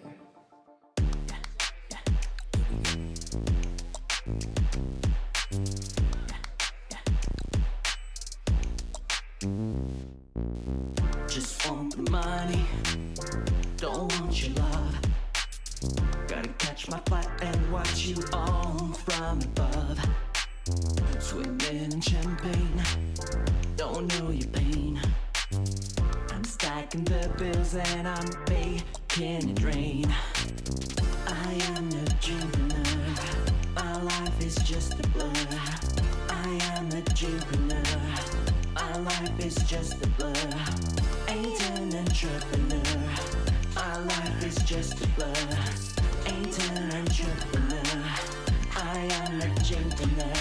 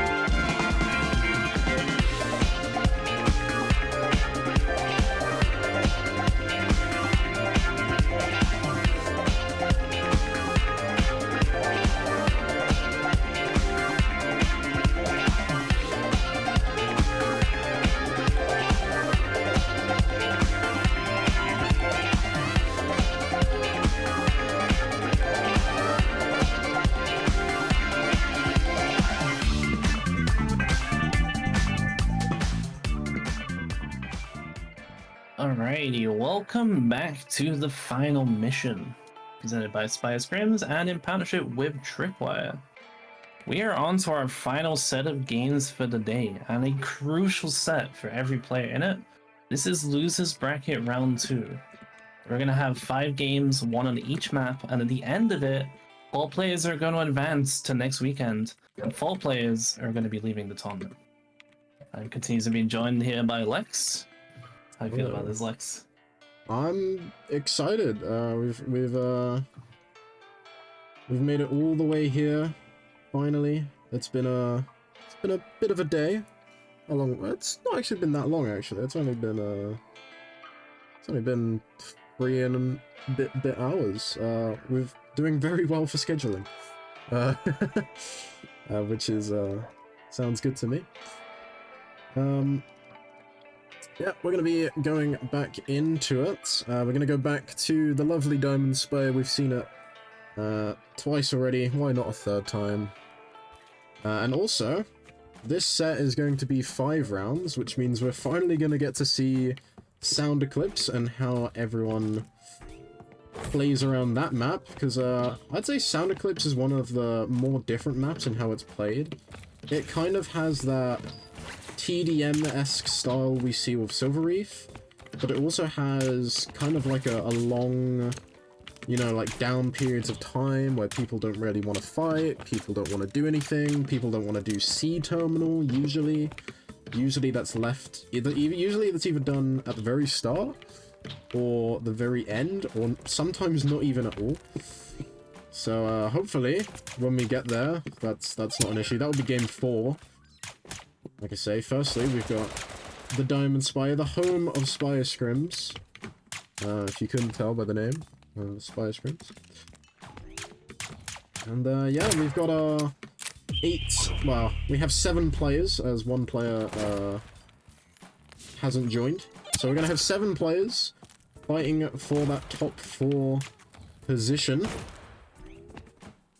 And operation is a go, Seal.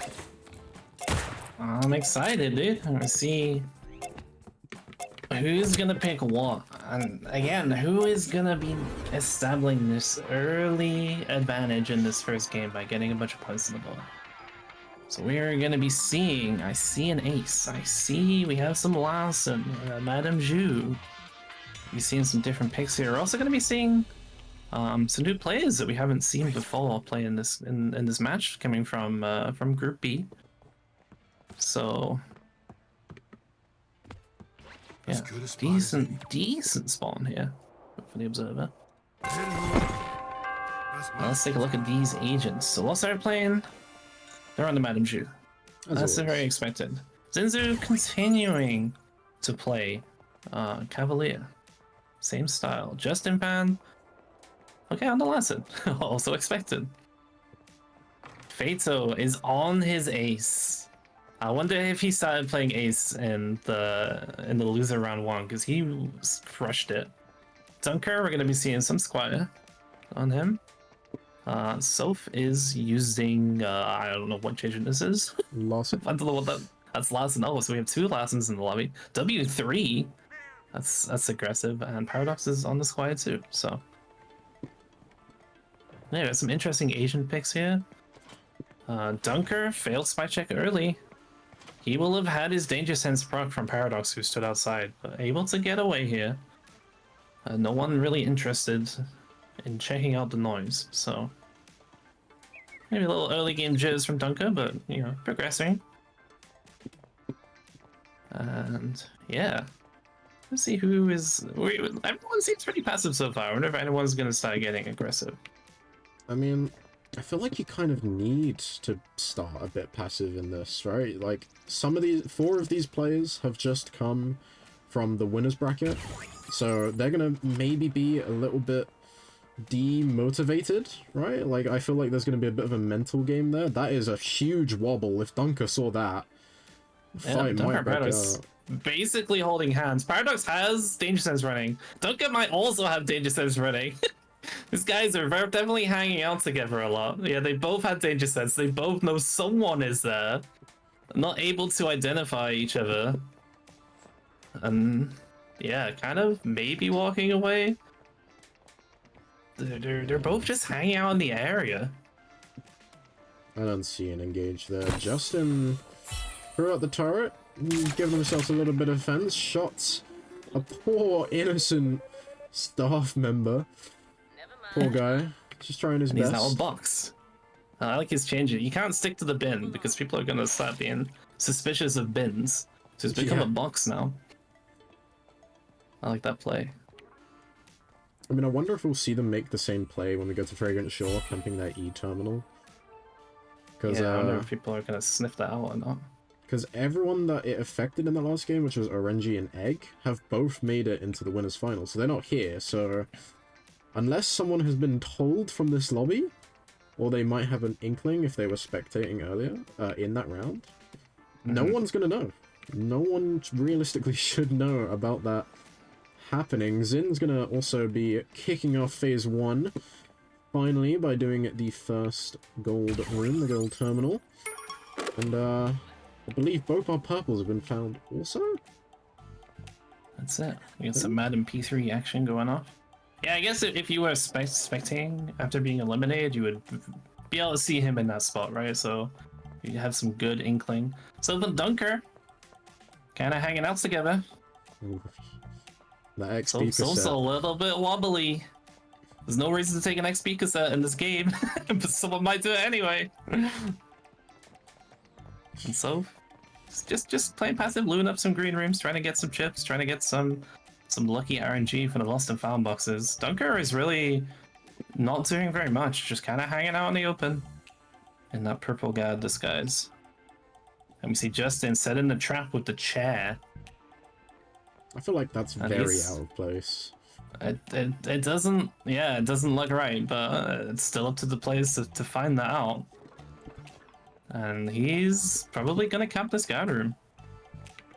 Zinzu might be the one to go in, but Zinzu is also a Cavalier who can probably scan for Justin here. And now he's choosing to go in. This might be really bad timing for Justin. If Zinzu can get into this door, they're already having our first fight. Everyone else is just kind of hanging out. But Zinzu, yeah, didn't choose to walk away, giving Lost Airplane a high five now. Oh, and Zinzu managed to figure him out. Or was it the way around? The Lost Airplane gets taken down anyway. I think Zinzu was just sat holding her shield out in cover. So most of that initial burst was just taken down, like took her shield down, but she didn't take any damage. So like, good instincts, I would say, to just be like holding shield out in that position. But Justin is kind of on the prowl now. And yeah, Zinzu might be in a tough spot. Silva's also just kind of hanging in the back. Might be getting some action here very soon. Justin's walking in as Zinzu. Oh, the change marker. Which one is it? I need you to remember where he gets in the shade out and Zinzu just takes him down. But Soph is here. Is Soph gonna make the same mistake? Is Zinzu gonna kill a third person? Just sat in that corner. Sat in that corner and mowing down players who walk in. This is a different kind of strategy, but it's working really well so far. Soph is opting to not take the fight at the moment. Maybe waiting for Doesn't Zin want to to go come in. out. I mean, Zin could also take the railings, but it's choosing not to, and I don't Soph think can't Soph see into the is- room, which makes it hard. Soph is now going into the room after Zinzu left, so didn't detect that Zinzu walked out. Zinzu is now in B. I feel like B might be a terminal because it was kind of being camped by Justin.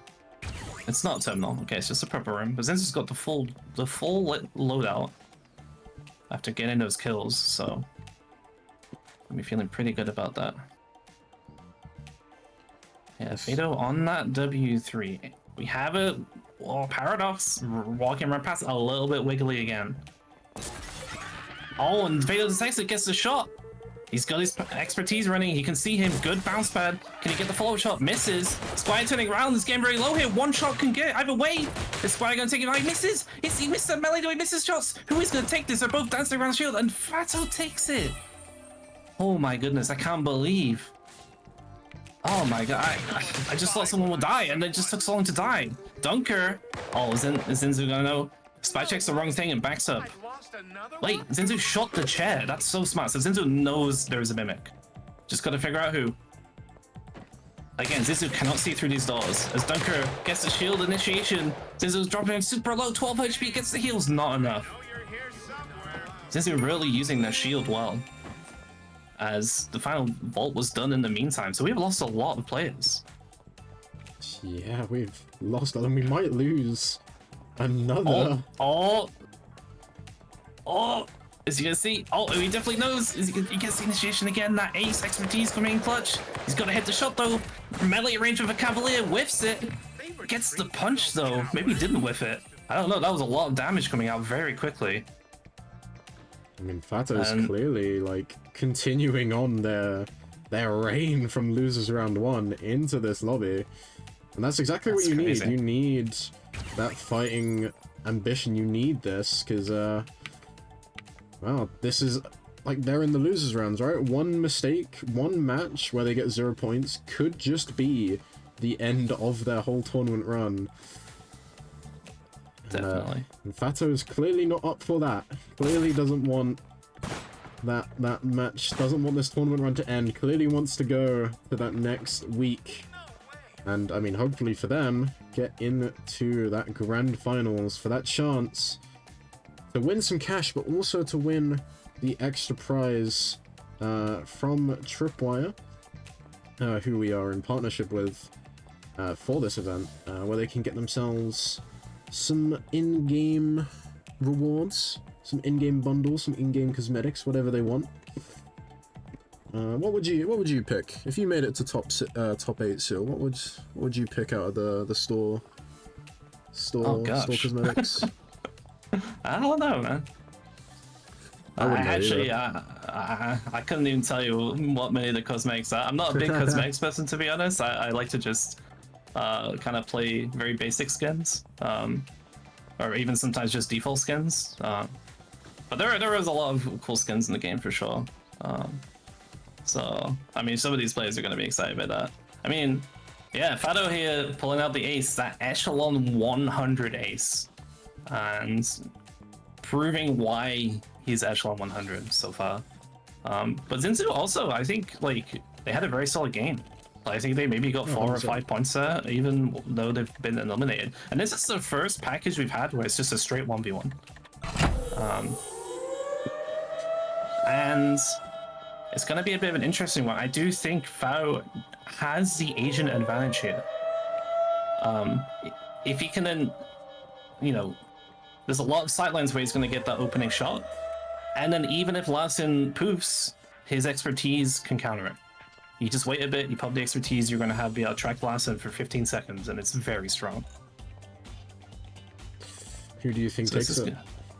Based on agents, who do you think is going to take it? I think Fado has the advantage here.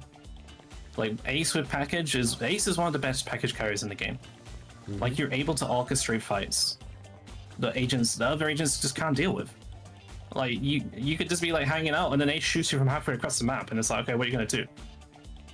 Fado here choosing to go out, get aggressive here. So just barely too slow with the shield. Oh, puts it down at the wrong time, and Fado taking it.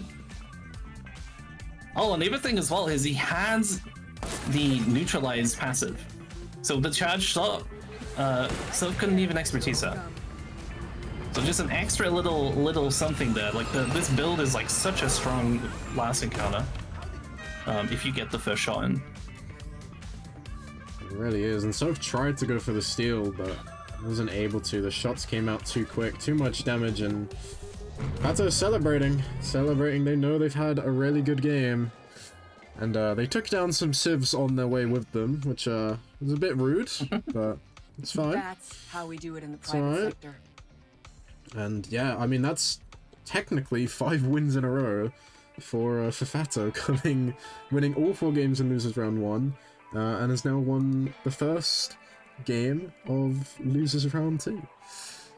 Yep, putting himself into a great position to get out of this group, get out of this round, and continue on to play next weekend.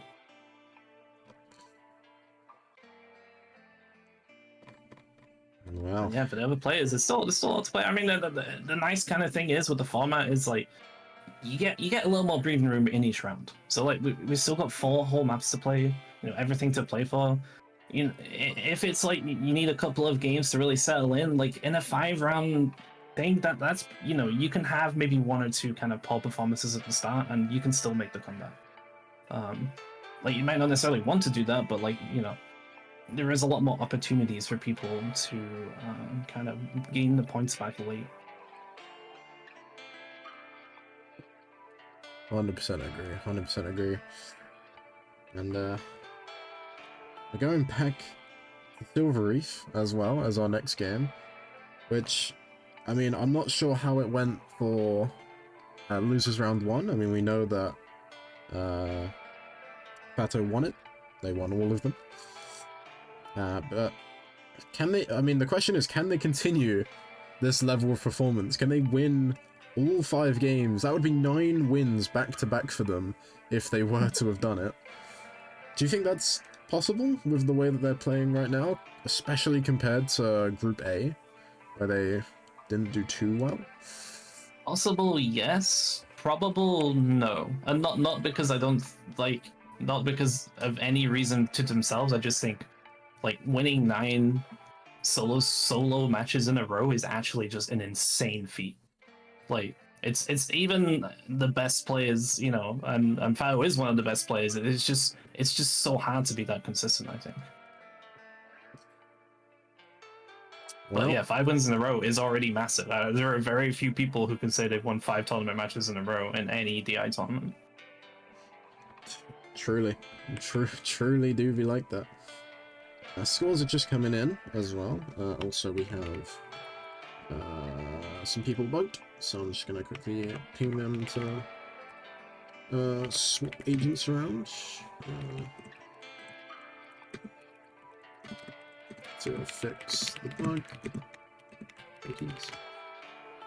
I believe scores are done.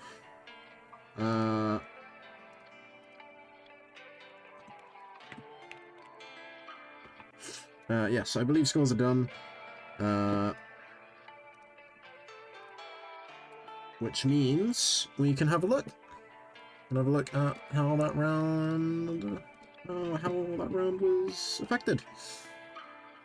And we can see Fata managing to get themselves 11 juicy points in just one game, which is going to be very well. Zinzel, though, managing to get 5, even though I believe they only was able to enter Vault and get kills, so they didn't make it to, realistically, they didn't really get far into Phase 2. But still, 5 points is a lot, especially when first place got 11. So you're only 6 points behind that. But then if you look at the people below you, everyone else are either 1 or 0 points. This is going to be... I feel like this is going to be another one of those matches where I think our top 2 right now, they're going to continue being our top 2. I think Justin Fan, we didn't really get to see much of in that game either, so I'm really hoping we get to see them come online a little bit more, you know, do their little sneaky strats that we've seen them do before. Like, they were 1 point away from getting in, 1 fight away, 1 kill away from getting in to winners round 2, and unfortunately dropped. So we know that they're good, they know what they're doing, it's just, can they do it again, really? And next match is Ready Seal as well. Nice. Yeah, I think Zinzu putting a really big performance there to get 5 points. I think it's going to be, they're going to be feeling good after that. You know, that early game, you got a lot of buffer now to work with. So yeah, this is game 2 coming up. We're getting into it in just 10 seconds here. And the question always is who's rolling the dice, who's sticking to what they know. I feel like most people are kind of playing it comfortable, which is completely expected and completely fine. And the agent makeup looking pretty similar. 2 Lassens, 2 Squires, an Ace, 1 other agent, I can't remember. Maybe a couple of agents. I think there was a Zhu in there, like, you know, we're starting to see people just picking what they want. And, you know, trying to make it work regardless. I think that's a player. Oh. Oh no, it's not, because they're moving. Oh, I hope it's a player. Come on, Doug. Come on, Douglas, you got this. You get paid enough. Health critical.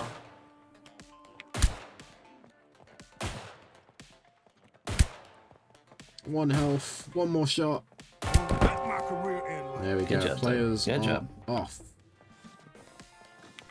Yeah, so we have everything so far, pretty much what we expect. Players are on their agents. We got the Ace, we got the Squire and Dunker, another Squire and Paradox. Soph is on that last one again. Last time playing the Madame Jew. Zinzu on Cavalier. Justin on Lesson as well. So yeah, we have a Mirror Lobby, same picks.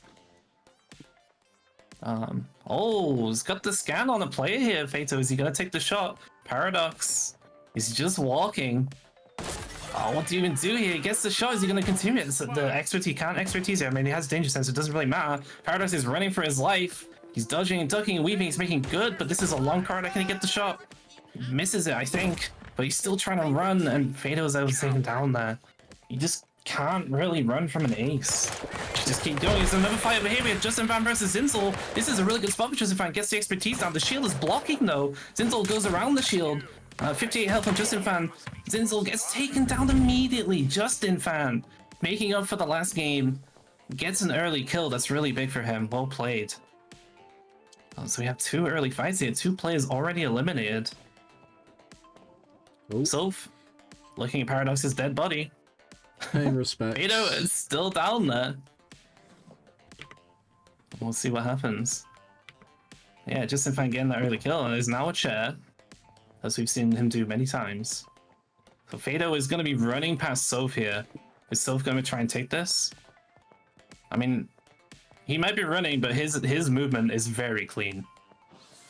Good job from Fado getting out of that situation.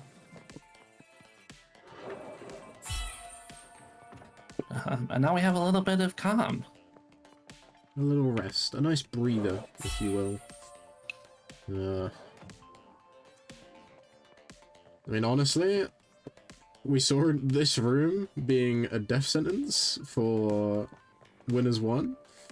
We've already seen one fight outbreak in here. We might possibly see another. See, it depends if Lost. Is Lost on their way here?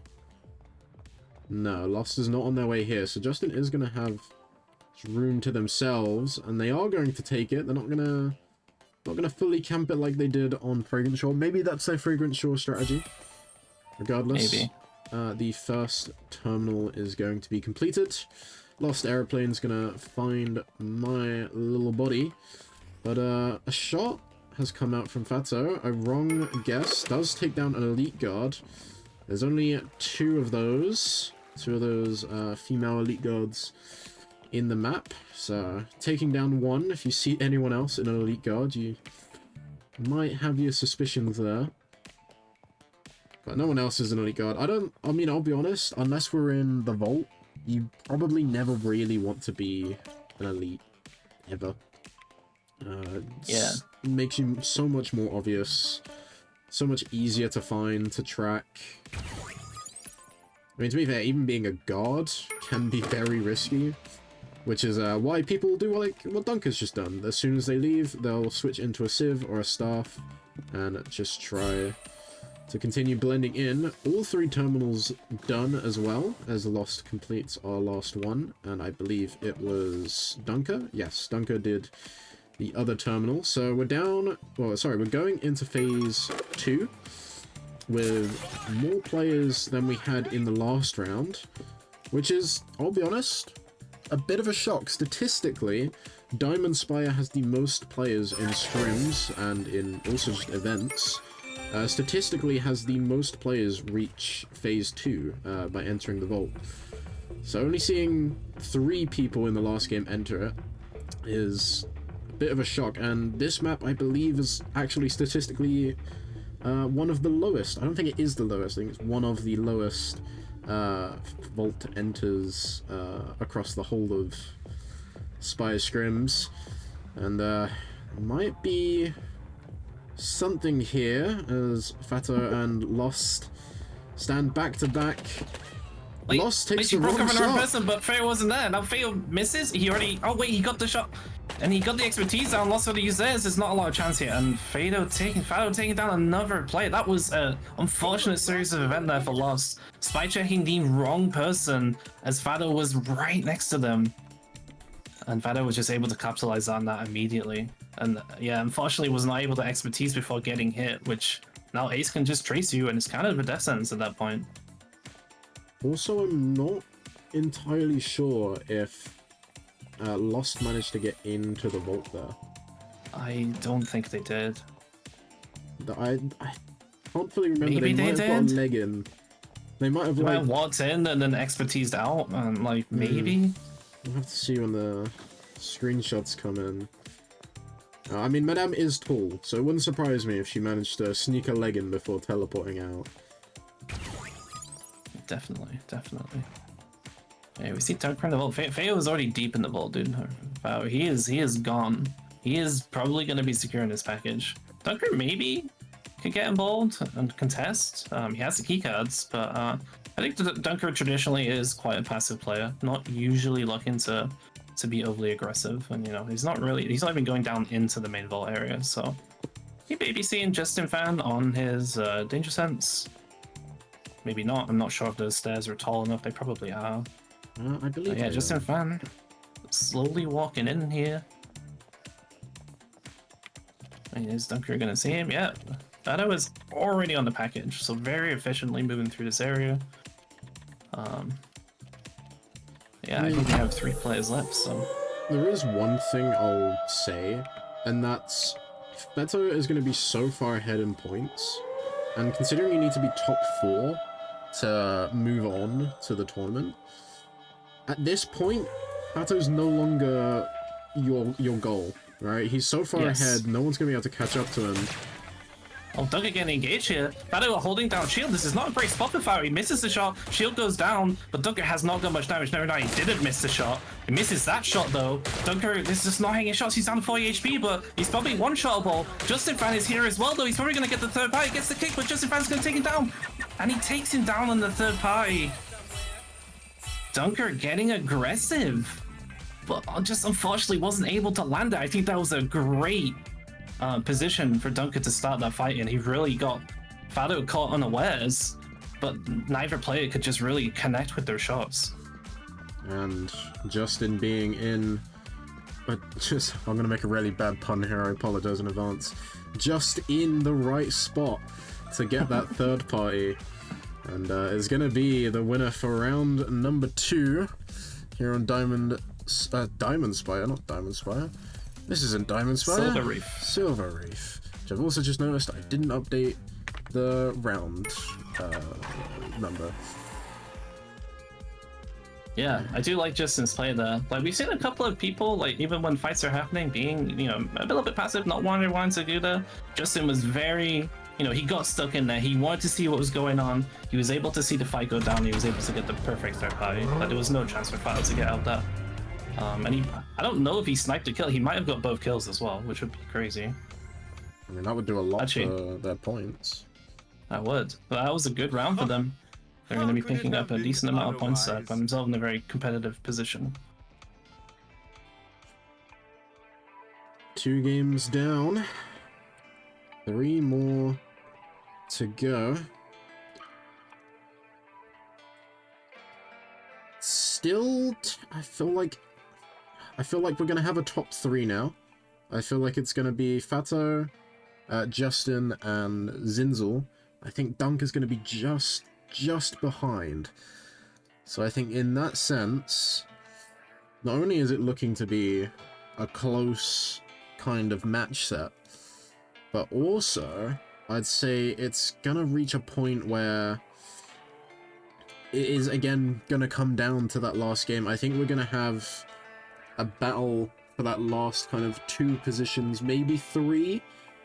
Zinzel, I don't think got any points in that match. Obviously Fato did, so Fato's gonna be well up in points. Even though they didn't win, they got a lot of kills. They got the podium as well, so that's gonna be quite a few points for them despite not winning it. Justin's gonna be up there now as well. Dunker had a pretty okay performance. It wasn't anything amazing, but it still was a performance nonetheless. So, yeah, my brain has gone blank. Well, that's a pretty good assessment. You see the scores soon, but I think you're pretty much right on all the points. And yeah, it sets us up for an interesting rest of the series.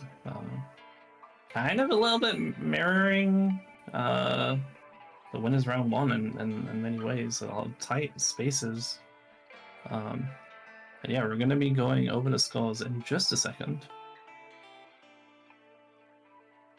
Yeah, I think that's just being added in now. Round 2 is scored, so I'm going to hit refresh on my button, and we are going to take a look at what round 2 has done to those matches. I'm also going to put it up on my screen because I can't see what you see. So, first place, obviously, as we know, is going to be Fato. 17 points in just 2 games is very, very good. In second, Justin Fan has sneaked their way up with that match win. Third is going to be Zinzel, and fourth is going to be Dunker. Everyone else in from 5th onwards, Lost Aeroplane with 2, Soph with 1, and Paradox and Die Groovy both still remaining on 0. There's still 3 games. They still have time. They still have a lot of, well, I'd say 3 games is a lot of time to catch up, right? All it takes is anyone from that top 4 to have 1 bad game, and you to have 1 really good game. For example, Justin Fan just winning that match. All it takes is that, and you'll be fine. You'll make it in to that into that top area. something. Definitely. Something. Yeah, these players are playing for their tournament life here, so yeah, there's still time. We can't count out anyone just yet. We are going to be moving on to our next game kind of soon. We have lobby bugs at the moment. That makes sense. But yeah, we are slowly approaching the do or die moments for some of these players. And yeah, I feel like everyone maybe feels pretty set in their ways. I feel like we're not gonna get a lot of dice rolling. We haven't seen a lot of dice rolling so far in terms of agent picks and strategies. So people are gonna stick to what they know, and they're gonna, use what they prefer to try and, play the game the way they want to play it, and try and make that work. So we will see what happens. We will, and also, we've returned our 8th player. We've returned for game 3. So, maybe they just needed 2 games break, play some Fall Guys, get some relaxing, and get ready for this game 3, which will be happening shortly. We still have a bug.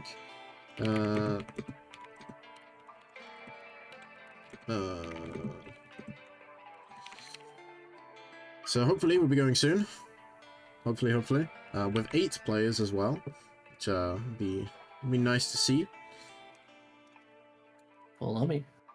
Full lobby indeed. Exciting. I never played a little changes the dynamic ever so slightly. Can make the difference. 1 extra kill. For some of these people. Yeah, 1 extra kill. Or maybe, it's someone that you die to who you otherwise wouldn't have done, which changes the way the points is scored. So, and we're gonna be seeing Fragrant Shaw, and Fado is probably gonna be looking forward to this match. He's been showing a lot of expertise on Ace, and this is the Ace map for sure for me. So, I can't imagine him changing it up here. I mean, at this point, they could do whatever they wanted, and probably That's still true. be fine. Yeah, I think they're already secure in their advancement.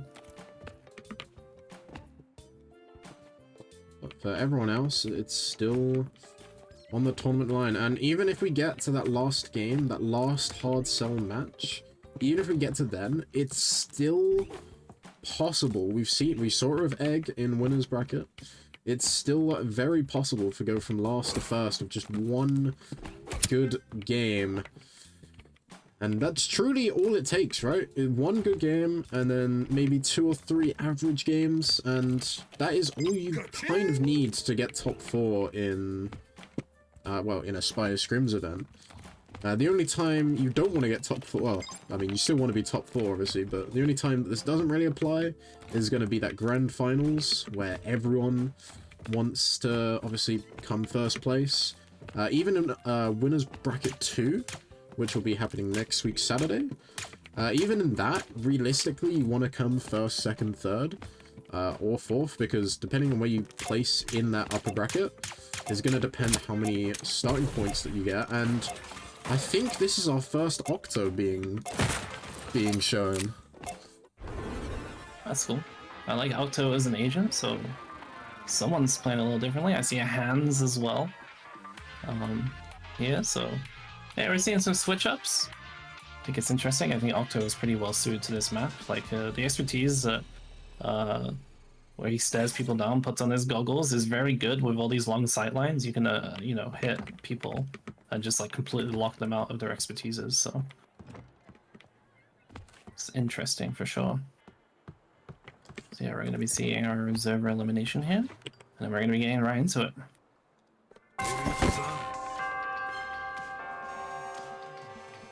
And getting into it they are. They're off. That's it. So, what's that playing on the Madam? Oh, it's actually Fado who switched it up. Sinzel is on Cavalier. Justin Fan is on Lassen. Fado is the one playing the Octo, which is cool. I'm excited to see it. We have another Lassen here. Diego or Daigo Dunker. Playing some Squire. He's actually running different expertise this time. He's running the one that makes you go fast. Could be wanting to be a little speedy boy. Yeah, and Paradox sticking to that comfortable Squire. Oh, and Soak. Soak is on hands. Soak is playing W3 hands. Now that is a big Interesting. switch up. And that is, you know, nothing like rolling the dice and playing W3 hands, I think. So that's cool to see. I mean, I feel like as well, going from Larson to now Hans is such a drastically, like, two drastically different characters in terms of playstyle. I mean, there's kind of the same, right? Both characters want to be kind of close range, but in terms of how you take the fights, Larson kind of wants to, you know, he kind of wants to annoy people, do some chip damage, steal their stuff, maybe make them be in a bit of an uncomfortable position. Or just completely obliterate their HP. But I feel like Hans, you have to be a lot more considerate about where you're positioned, kind of who's around you, what's around you, what situation you're in, and ultimately you just want to eliminate people as fast as possible, because third parties are probably his biggest weakness, especially if you take... Well, I mean, it's anyone's weakness, right? Yeah. Being third-partied, but I feel like it hurts him a lot more because he just doesn't have anything to get in and out of fights. And speaking of in and out of fights, Lost tried to get in, got shut out. They're both waiting for that dot, which is interesting, and neither of them really like identified each other there. Oh, I think we've missed a bit of a fight. Yeah, we've missed a bit of a fight. Oh, between Fado Fado dropping and- to 11 HP here. He's going up on the roof. Justin Fan, maybe he did his little camp strat again with the mimic, and almost took down Fado. Fado managing to get out, so that's a good job for him. And continue playing the game. Don't die to fall damage. Okay, cool. He didn't miss the ledge. Yeah, Justin is now going to be taking this terminal, and this is going to progress us to phase 2. So let's get in that Phase gold 2 chip. already. Has anyone died yet? I don't think so. I think we have all 8 players in the lobby. Damn, that is... I don't think we've seen that, well, at least on Mage Stream, we haven't seen that today. Obviously, people could die on the way in. I personally would love to see all 8 players make it into Vault. I think that would be quite interesting to see.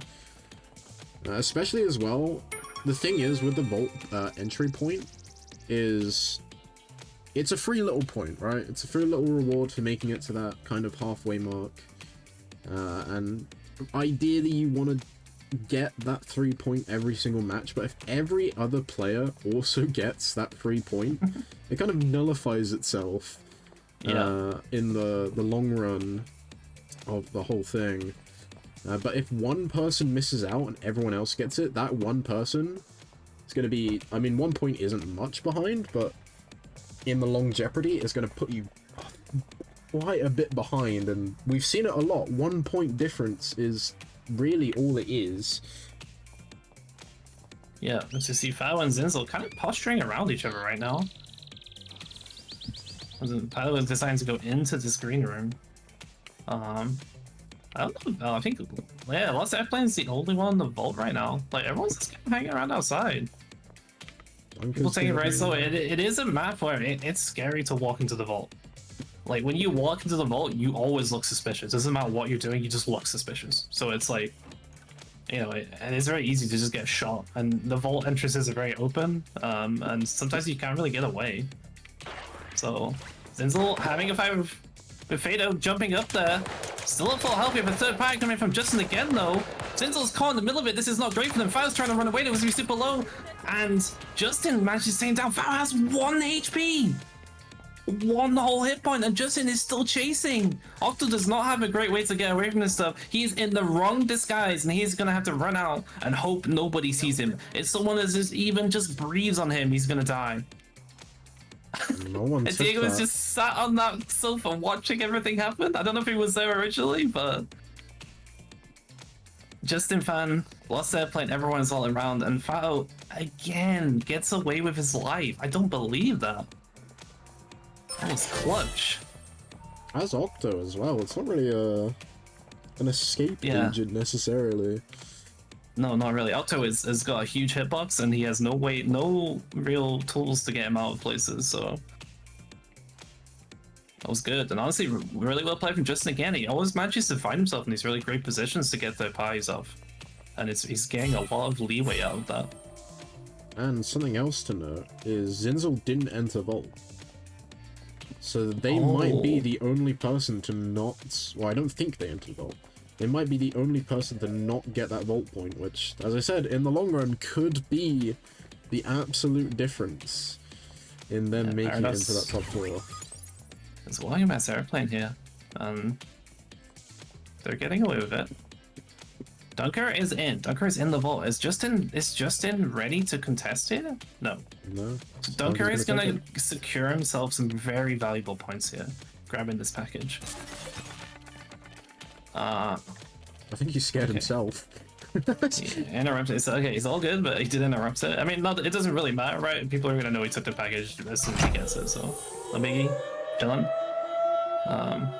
Yeah, good package secure from Dunker there. But I don't know, he probably only sees one person on scan, but he's very soon going to be seeing like 5 people on scan, so it's good luck to him playing this end game. It's going to be very challenging. Now, I just want to check something real quick, but I believe, I could be wrong, so don't 100% quote me on it. I believe, I'm double checking that it hasn't happened today, just quickly. I believe we've never seen Dunker in any Spire event take podium. So Dunker first. I believe this is a Dunker first of getting... I could be wrong. There might be one that I have forgotten, because this is just from my awful memory. I believe that might be the first, if not the second at most. Nice. Yeah, nice little tripwire here. I think that was Lost Airplane's tripwire. Although... A tripwire presented in partnership with Tripwire. Oh, Soph and Fado, they're standing right next to each other right now. They actually Fado kissed. Nope. Oh, they're both being suspicious, but Soph doesn't recognize it. Fado able to get the shots off. Can he land a shot? 54 health. Soph is a good way to get out of here. Maybe. Good juking so far. Fado is on her tail. And it's still this commotion though. Turns around, there's a third party again. Justin Fan, is he gonna kill Fado this time? Someone else is shooting, and Fato's down 41 health. Justin is chasing. He has nowhere to run this point. 13 HP. Can he get out? 1 HP again. And he finally goes down. And Dunker was in the back taking pot shots. Oh, Justin Fan knows where he is. His turret is shooting him right now. The Dunker is out of cover up top. Oh, got that Mimic. Nice. Mimic is very good there, just to make sure he can get back into cover. But he's low 75 health, low intel, and Justin Fan looks like he's on the prowl. Oh, they're going for the fight right now. Justin Fan has heat, but gets him as he's going for the heal. Not my problem anymore. The timing. Dude, Justin Fan's timing this game has been impeccable. Really has been. Like I say, is just in time for all of these third parties. Every single time, it seems like no fight is safe from a third party from Justin. I mean, to be fair, the fight against Dunker wasn't a third party, but in fact, Dunker was the one trying to fourth party, actually. Yeah, he was, but wasn't didn't able to really. capitalize. Yeah, he didn't really strongly commit to it. And then Justin was able to kind of sniff him out and get a really favorable engage. And now Justin has the package. He's also secured a number of kills this game. I think maybe 3. So if he can get this win, he's going to be in a really great position. They're both Lost Airplane and Daigo are just like hanging out in this main kind of street here, right outside the vault. Justin chooses to back up, but like. And Anomaly Paradox is just hanging out in the back even further away. So there is still 4 players in this lobby. So yeah, there's still Justin has a lot of work to do. He's got 1 minute 20 until the car is auto-called. He needs to plan his next move and maybe trying to make an escape out of this vault. I mean, if I'm honest, I think with 4 people being alive, I don't think they're gonna know about Paradox just yet. But they should definitely know about Lost and Just saw them all. Oh, they did just see? Okay, never mind then. I Yeah. was gonna say. But I still think that just in general with Case, you should wait for the car to be auto-called. Unless you do have free reign of the map, in which case, absolutely try and call the car earlier. Make other people feel the pressure from time. I mean, admittedly, that could also backfire onto you as Case carrier. Oh, it's going aggressive here on Lost Airplane. Lost Airplane gets the turret down. This is an awkward space, but the E2 again is so strong. And Lost Airplane is trying to get out of there. He's going to get the shots. She still has expertise, I believe. Still gets taken down. Diego is in the back, though. He's initiating onto Justin Fan. Has got the expertise. Justin Fan is a very healthy, though, full health. Doesn't have expertise, though. Doesn't have turret. Is Diego going to chase this? Doesn't look like he's really chasing. So Justin Fan...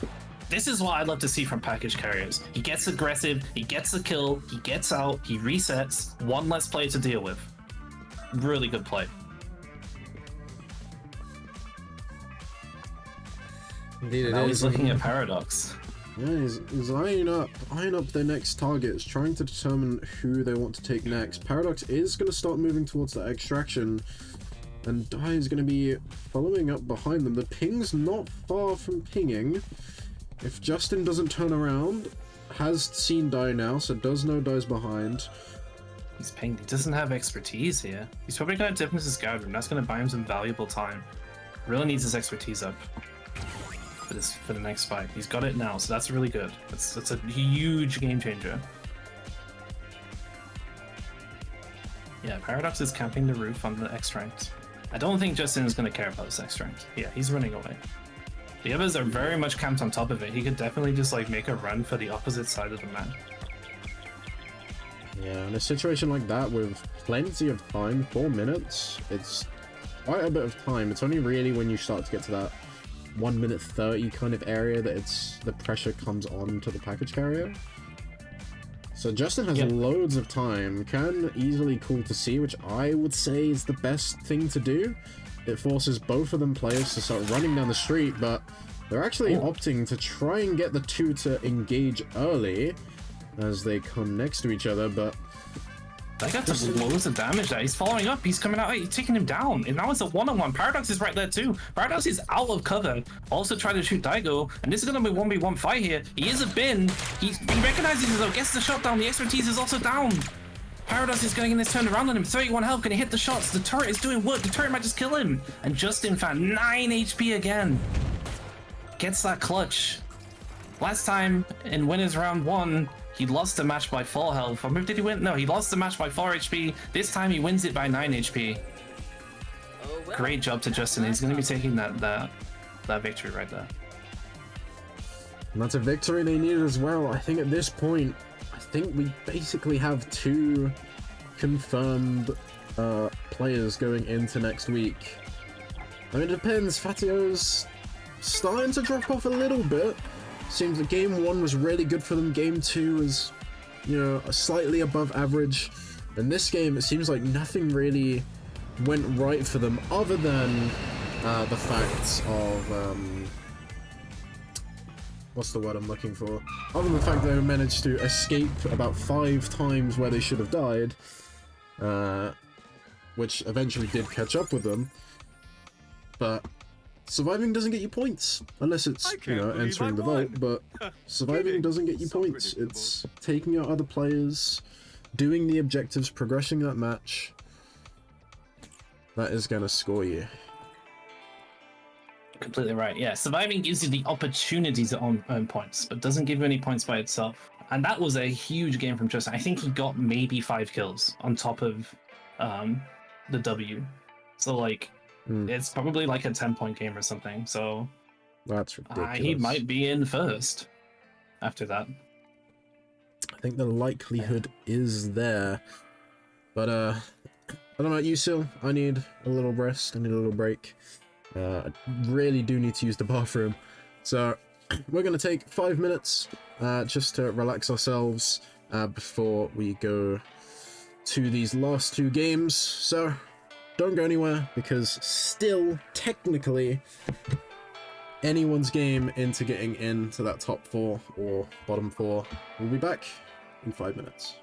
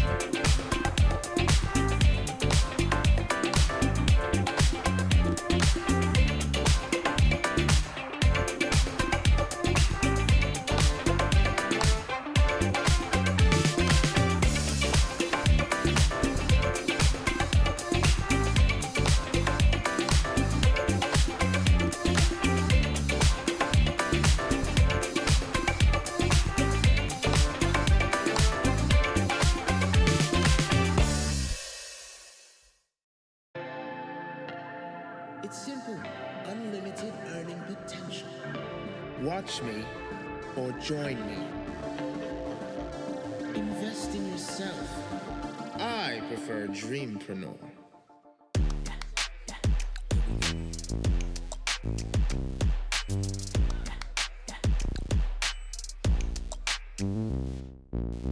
Just want the money, don't want your love.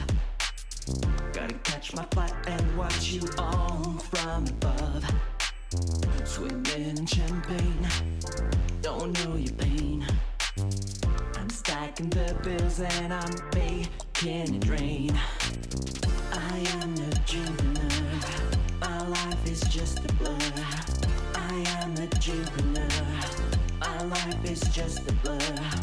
Ain't an entrepreneur, my life is just a blur. Ain't an entrepreneur, I am a dreamer.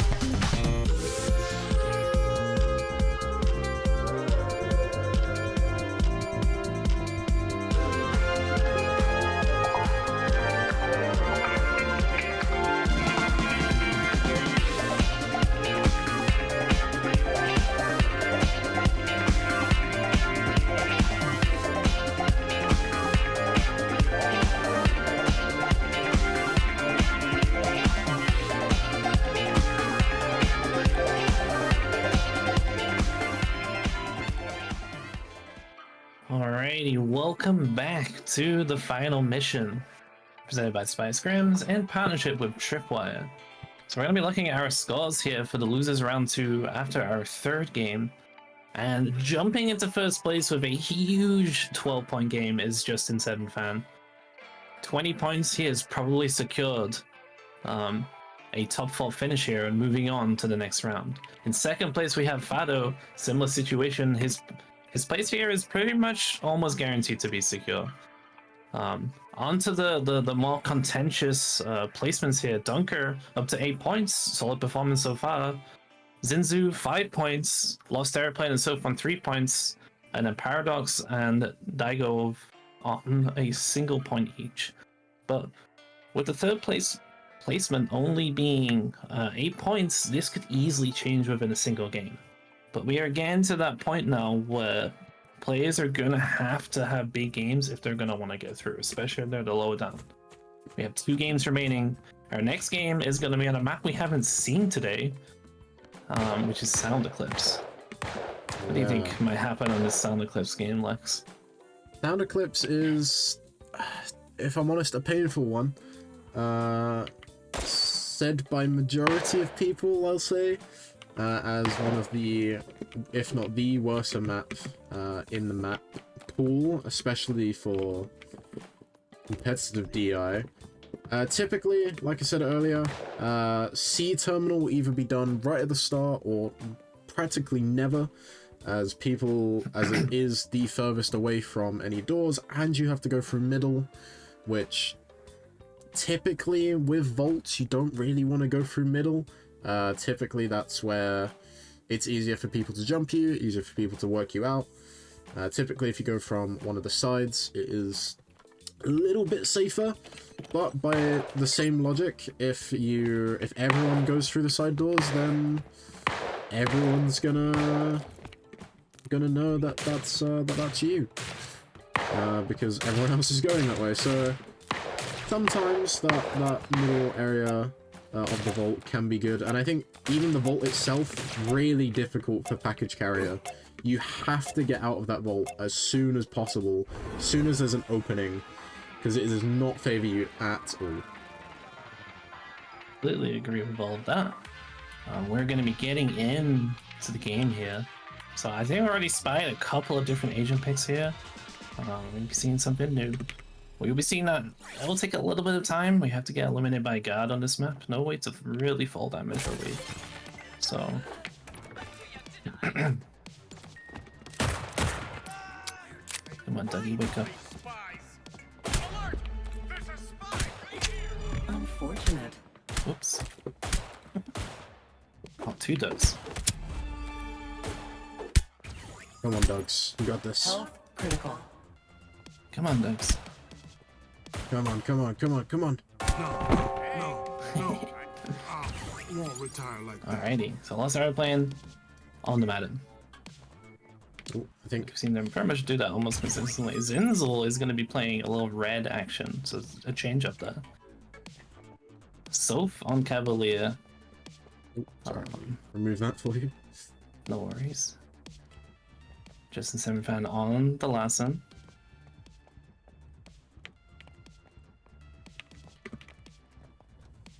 Sorry, I was responding to people. All good. Is Lost the only one on this side of the map? That's the way it be sometimes in Sound Eclipse. Yeah, we got Soph on a Cavalier. Paradox is on Squire. And very close to That's already going on to him with the Cavalier. He jumps over the shield. Paradox is kind of stuck and they're both chasing each other. Can you get him out? They're so low. And she gets the kick, gets the kill. So Fado again, that early kill. So probably not the only one on this side of the map, but maybe an expertise there for Fado to be able to find them.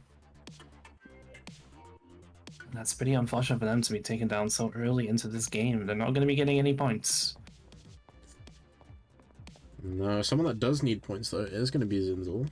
And they had a really good first game, and then the other 3 haven't... Oh, sorry, the other 2 haven't done quite as much justice for them. Justin's going to be doing our first terminal, I assume. Yep, there it Yep. is. First terminal down. Grab the Two B terminal. more to go in There's this. a lot of people in this area. We have Yeah, there's Daigo is here. Zenzu is just sat down. Soph is also kind of close. Half the players are just on one side of the map. I do like this agent choice from Zenzu. I like the switch up. Red is very solid. Justin, going into a fight. No way. I think Diego used his expertise to get out. Justin is chasing. Zenzu's right there, though. Are they going to get third party? Justin takes down Diego, but Zenzu is in a great position here. 67 health. Got the expertise. Zenzu, maybe he can turn it around on them. He's not really using expertise. Now he's trying to run away. Zenzu's going to chase here. Doesn't get any damage down. That's a good drop down to that barrier. Zenzu, perfect chase. He's going to the thing. I think she needs to reload, though. Nope. 10 health. Gonna get the reload. Gonna get that kill. Probably takes the health. He's still going, but he has no options. And Zenzu is out of ammo. Gets the slap. Oh no.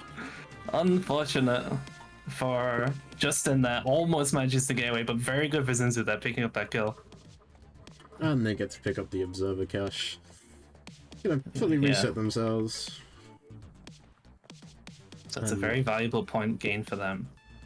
It is, and also only one terminal has been done. I feel like this group of players have been the most wild so far, in the sense of one game seems to have everyone make it to the next phase. Games like this, it seems to go really slow.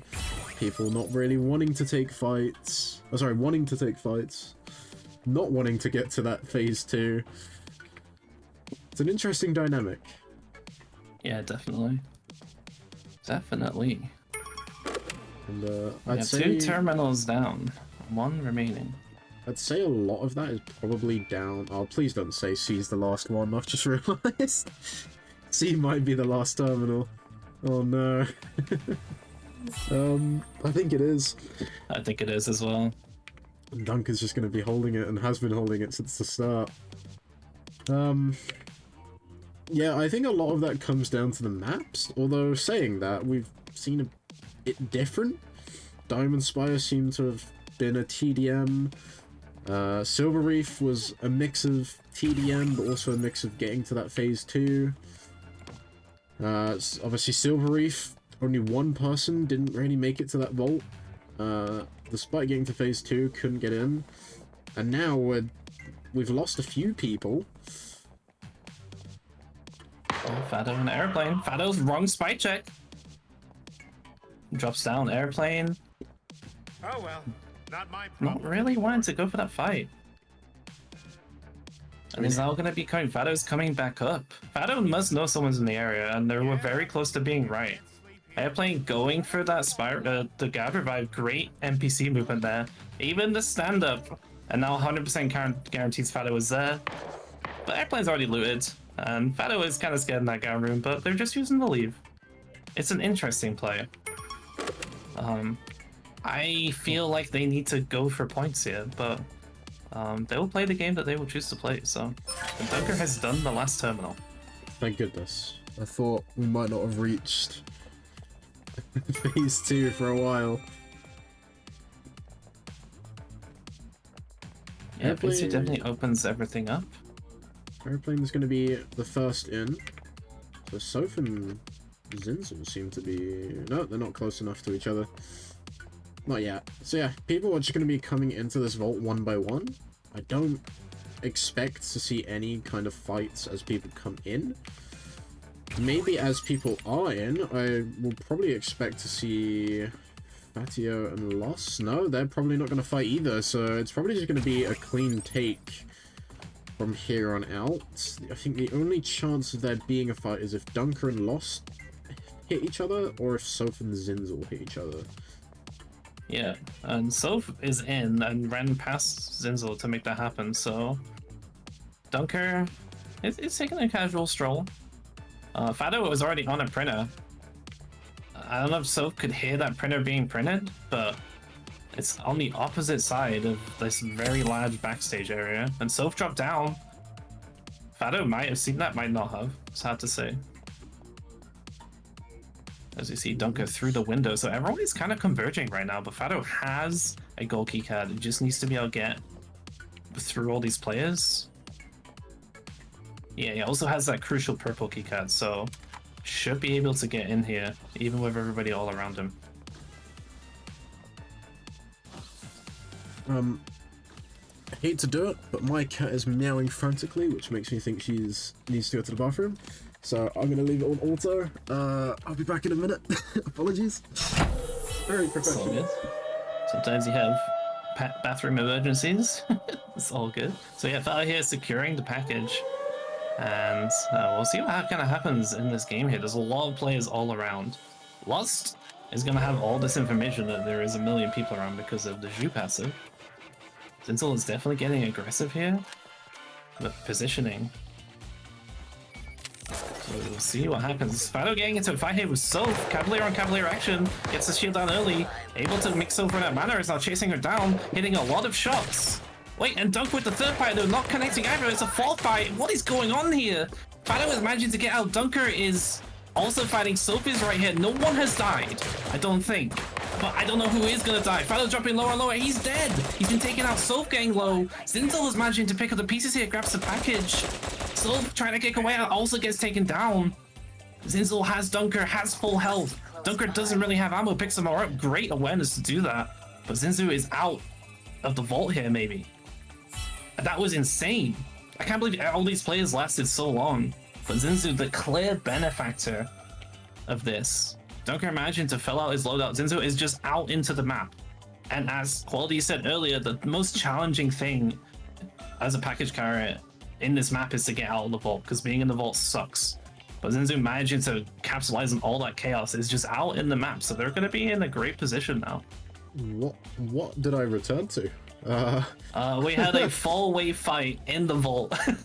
That is mental. Fato died, Soph died, Zinzu managed to grab the package and is now calling in an extraction. And this is a great play because the others are not really in position and they don't have to force an extract here. They can just call it on the far side of the map and then maybe look to pull people around the map. This is one of the hardest maps for dealing with it. They also might just go for it because no one's really in position here. Is Dunker even going to get there in time? They walk off. I think Airplane's going to get there. This is going to be a three-way showdown. Zinzel is... Once Airplane engages onto them, they use the expertise and they're out. Dunker is a scientist who's crouching but goes to initiate onto Lost Airplane now. Really going for that kill point over potentially a victory here. Didn't get too much damage and Zinzel has just fled and is now running to the other side of the map. Good awareness. Why take the risk there? As we kind of calm down for just a second. And while we have a moment to breathe, there is something to point out. All three of these players really do need this match win. Aeroplane needs it to try and get into that top 4 position. Zinzel needs it to improve their top 4 position currently, and so does Dunker. All three of them are close to that chopping block of being eliminated from the rest of the tournament. So whoever does win this match, pretty much, assuming they got other points along with it, should be good to go in to that losers round 3 next week. Zinzel is going to call the car to the opposite side of the map. We're going to go over towards C now. Yeah, the car and I think they're gonna force an extract here, even more than last time. And C is kind of risky because like people can get above you and just shoot down you, and it's hard to react. But they're not actually choosing to go on the point, so they have dragged the players around, but they're running out of extract options. Now they're going on it. Dunker and Lost Airplane are on top of each other, and Lost Airplane maybe the ones that capitalize the most here. Are they just gonna let it go? No, Zinzel dropped off the extract. And they're playing it slow. They're actually just intelling up still. Maybe they're trying to force the other 2 players to fight, which would be really smart. That's exactly what you want from Zinzu's point of view. You want them to kill each other so you have 1 player left. Lost Airplane and Dunker, they might even know that they're each other are players, but they don't want to shoot each other. That is also completely understandable. It's kind of a throw to kill the 3rd player in this scenario. But it's very tense right now. Really is. Honestly, this could, all 3 of them the thing is, with a three-way extraction attempt, three-people extraction attempt, it's super difficult for that case carrier. I feel like the only real way they can do it is either if they manage to isolate a 1v1 and win it very quickly, or if they manage to get the other two players to fight each other and then swoop in for that third party. And I mean, case carrier has the power to do that. That is the whole point of the case carrier. That is the strength that they get. But it is super difficult, especially like Dunker and Lost know that if they fight each other, they're not winning. They want the other person to fight Xin, and Xin wants those two to fight. So it really is just going to come down to who can either get an isolated 1v1 and win it fast, or who can get to the party last, who can get to that last fight. Yeah, it's for the non-package carriers, sometimes it's like a game of chicken, where you've got to like hope the other player goes on to stop the extract, so that you don't have to, so you can then kill both of them when they get into a fight. But like sometimes neither player does that, and the package carrier just wins. I think Zinzal's gonna go for the fight here. Lost Airplane just stood there, got some early damage in, goes to the expertise and kill. She expertised away on the Madame Zhu, but able to spot him out again. Lost Airplane here is gonna be taken down. 80 HP. Dunker is not in a position to capitalize. That's clean from Zinzal. Now they're in the 1v1. They don't have a lot of intel. They don't have a lot of time. They may go for the heal and just send the extract, but they, or maybe not. They do have a little bit of time, like 1 minute. It's something to play with, but not a lot. Maybe they'll just try and go for the spy. They might be able to figure out who Dunker is from this. Dunker is just kind of hanging around. And in this situation, Zinzal is definitely favored if Dunker doesn't go to the upper ground, but he has. And he must see her. She just pinged. Is he ready? She doesn't know. Dunker can get the perfect opportunity. And gets the initiation. 60 HP down Zinzal already. Plays the shield. She's going to go for this fight. Her expertise is down. Dunker needs to hit a couple more shots. He's missing everything. He's hit one finally. 31 health. The guard is doing. Dunker's on 4 HP here. Can he clutch it out? One shot would kill her. 29 seconds on the clock. Zinzal's got the heal up. She's probably gonna go and sit on the X right now. 76 HP is a great call. Dunker has to come in now, and he probably doesn't have any health. I think Zinzal has done it. 24 HP on Dunker. Can he even stop the extract? He can get onto the point. 6 HP and gets taken down. Oof. Zinzal, fantastic play there. Well played in that situation after getting initiated on by Dunker to turn that one around. Should we do it again? And after 2 games of not getting any points, to be able to close this match out with so much KP as well, I think they've done it. I think they've made it into that finals now, and I do think this last match is going to be massive for, well, about 6, maybe 5 of these players in this tournament. And I'll be honest, I'm a little worried. There's a lot of players who have fought so hard to get to this point, and if they're not able to close it out in their last chance, that we will be saying goodbye to them. We've already said goodbye to 4 people today. We will have to say goodbye to 4 more. The scores will be coming in. We will get to see them in a moment, but I would just like to say massive congratulations to Zinzal for doing what they did. They managed to get the isolated 1v1, and they took it very quickly. Dunker was just about too far away to really do anything with it, and even when Xin had a massive disadvantage, no intel, time is against them, Dunker knew exactly where Xin was, they were still able to get a nice reaction with the shield, managing to defend themselves from quite a few bullets. And then, not only that, when Dunker had to reload, was able to reverse the damage and get Dunker down to 4 HP. And then, from there, just managed to run away with it, used up some vials, used their expertise to heal themselves. And then they managed to just about get the kill as Dunker pushed on. If I'm honest, I feel like Dunker maybe should have just let them extract. So that's going to be 1 extra point that Xin gets. But I guess at the end of the day, the only way you can get points is by trying. So in a way, that is going to be good for Dunker. Because obviously if you don't try, you might not get it. Definitely. Now that was one of the clutchest end games I've seen. Like everything was like down to the wire, almost no intel, almost no time, and to produce that kind of performance, when your tournament life is on the line, is incredibly clutch. Like that was a huge play, and you know they will probably have secured their continuation in this tournament from that game.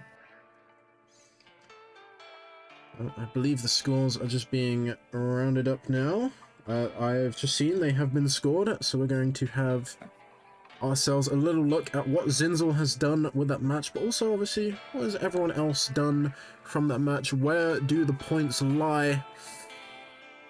It is going to be Fatio has managed to take back first place, just about with 23. Justin Than is still going to be in second with 22.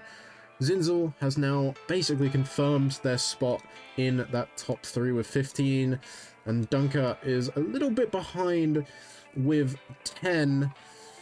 Next place is going to be Soph with 5, so there's a 5-point gap between 4th and 5th, and then just behind that is going to be Lost on 4. And we also have 2 other players, Paradox and Dai, both going to be on the 1 point as well. But technically, if Dunker has a bad game and one of those 4 below have a good game, they're probably going to have to win it. They could take Dunker's spot. I mean, technically as well, if Soph gets 6 points, Dunker gets 0, and then someone else, if Lost Aeroplane wins and somehow does amazing, there is a theoretical chance that Zin also can't make it in to the rest of the tournament. That is very unlikely. I think it is just going to be a battle for 4th now. So our top 3 are basically just fighting to stop other people from beating Dunker. Yeah, which is quite yeah. funny. Maybe just, you know, you're playing for pride, playing for. I don't know. It's kind of weird, I guess, being in that situation where you know you're through. Like, you maybe take it easy, play something off med, just have some fun. You can also, I mean, a lot of players just play the game as seriously as they do in any other match, because it's a great opportunity to get practice in. You know, you don't have a lot of games, like playing scrims and playing tournaments are completely different in terms of the pressure that you get put under. So, like playing in these tournament conditions, like a lot of players they'll do everything they can to win every game regardless of their score, because they want to get that practice in. Well, we have one last game. It's just loading up now. We're going back to hard sell one last time for the day, and we will see who will make that top 4. Eyes are going to be on Dunker, Soph, and forgotten who else. Paradox, Lost Aeroplane, Diego. And Diego. They're going to be the 5 that we basically look at. Everyone else is basically confirmed at this point. There is one very hypothetical chance that Zinzel doesn't make it in. Everyone else is basically guaranteed. It's all going to come down to this last game for these 5 players. And all eyes are going to be on them. Dunker is going to be fighting for that top 4 to hold it, and everyone else is going to be fighting to get in it. Still, we've watched all of these games today. We've only seen Dunker in this set of matches. From what you've seen, do you think Dunker is going to be able to hold it, or do you think someone's going to rival him for it? I think Dunker's in a great position. I also think, like, his general strategy, he's quite a passive player, but I actually think that benefits in this situation. He doesn't need to win. He probably just needs to get like 2 points, 2 or 3 points. That's probably enough. It might not be, but you know, unless someone absolutely pops off, like he's pretty consistent at getting a few points every game, and that will really help him. There is always an opportunity for any player in this lobby to just take over the game, so it could happen. But I do think Dunker is in a great position.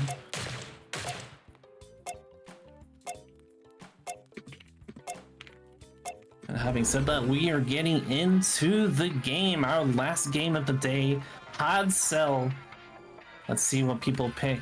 Let's see some mainly the same agent choices, a couple of different ones. It's all to play for here. For anyone can still get into this top 4. That's the crazy thing. Anyone can do it. But it is the do or die moment for some of our players here.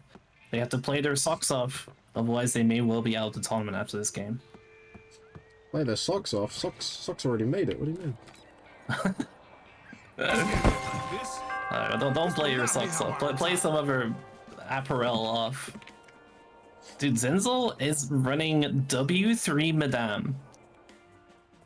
That's crazy. Lost Airplane on the Madame, their usual pick. Justin Fan on Lassen.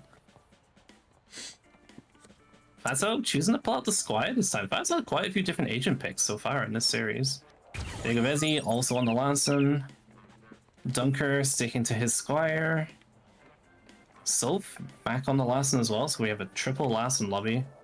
And I think that's it. Yeah, Paradox crashed and then forfeited their position. Okay. Oh, we see an early fight here. Fado getting on top of Soph. Justin Fan is right there. Soph is running away with the E3. He's going to be able to get out that window. Justin Fan, is he going to turn around and fight this? Fado can't really chase, but now Justin Fan could chase him. It could be Soph getting eliminated. Soph gets eliminated right here. Justin Fan is going to kill Fado maybe, though. He's got that, the passive 1 giving him that speed up. He gets out. But Justin Fan is still chasing. Are they going to do like a ring around the rosy here? Justin Fan does not keep chasing here. Or tries to, but Fado eventually able to get away. Oh, that's so unlucky for Soph there. Gets taken down early, and that's the end of the tournament for her. It will be, which means Dunker pretty much has it under the bag. It's gonna take a masterclass from someone else to catch up now. That's true. So at this point, it's basically just a fight for position, a fight for ego maybe, going in for next week. We'll have to see. But while we've got a bit of downtime, just as a reminder that today is only half of the players. Today we've only seen half of them. Tomorrow at 4 PM BST or UK time, we will see the last 16 players go at it in the exact same format as what you've seen today to try and make it in to that semi-finals and then ultimately that grand finals next week Sunday. So if you like DI and you like the competitive scene, then you're going to want to return for tomorrow. And we've got some really good players competing tomorrow, so we might see some upsets early on. We might not. We might see all of the good players get out. Obviously everyone's a good player, but we might see some players get out that we expect to do well, and we might see some players, you know, creep in, do what they need to do. That's for tomorrow, though. Zin and Justin might have an engagement. They have been stood together in this game room for like a minute. They were just hanging out together. You know, they're both through. They're having a good time, having a little chat.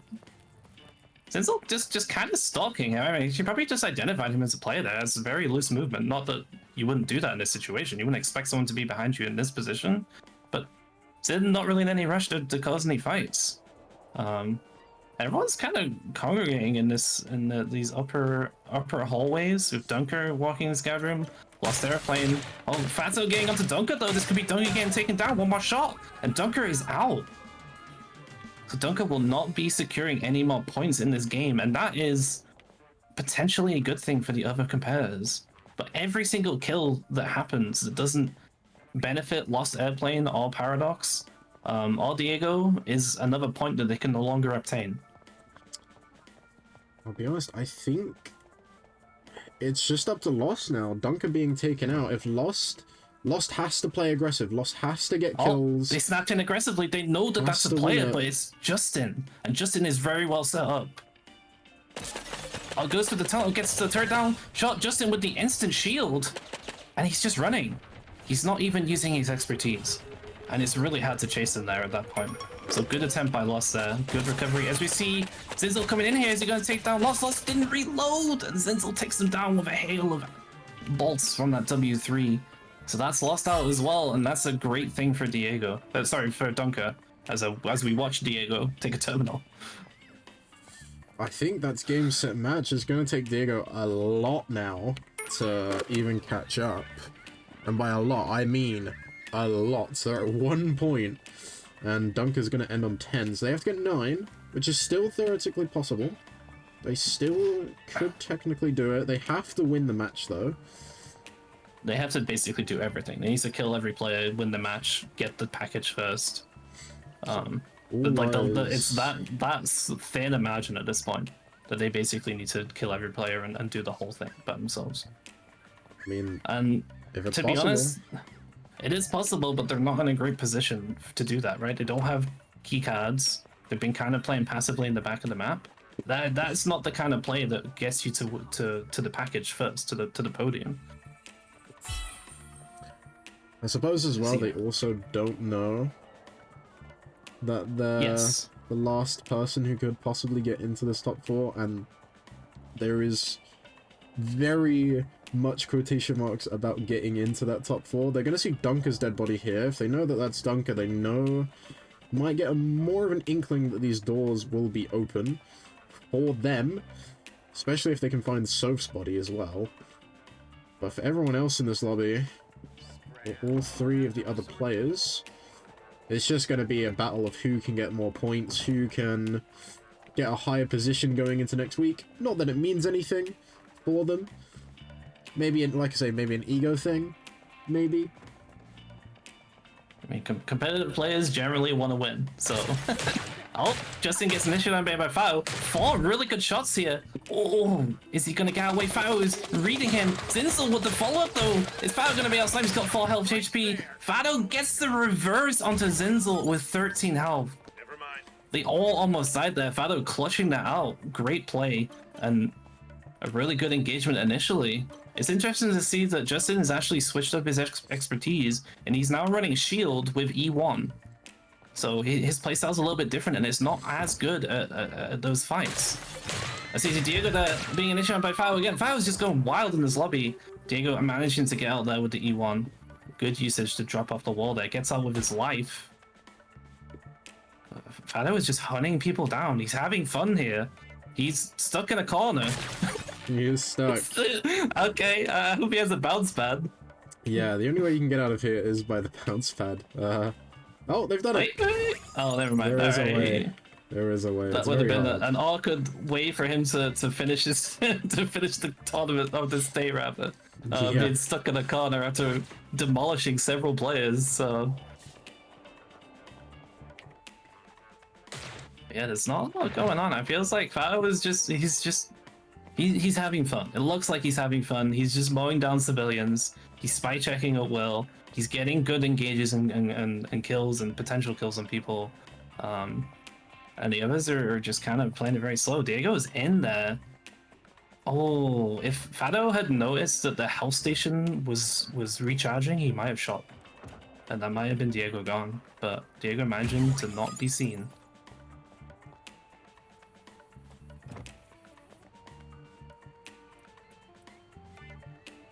Yeah, we have one last terminal. I think it might be C. I feel like C is the most common terminal left. Up is kind of out the way compared to the other terminals. Oh, let me see if someone's just gonna go clear it now.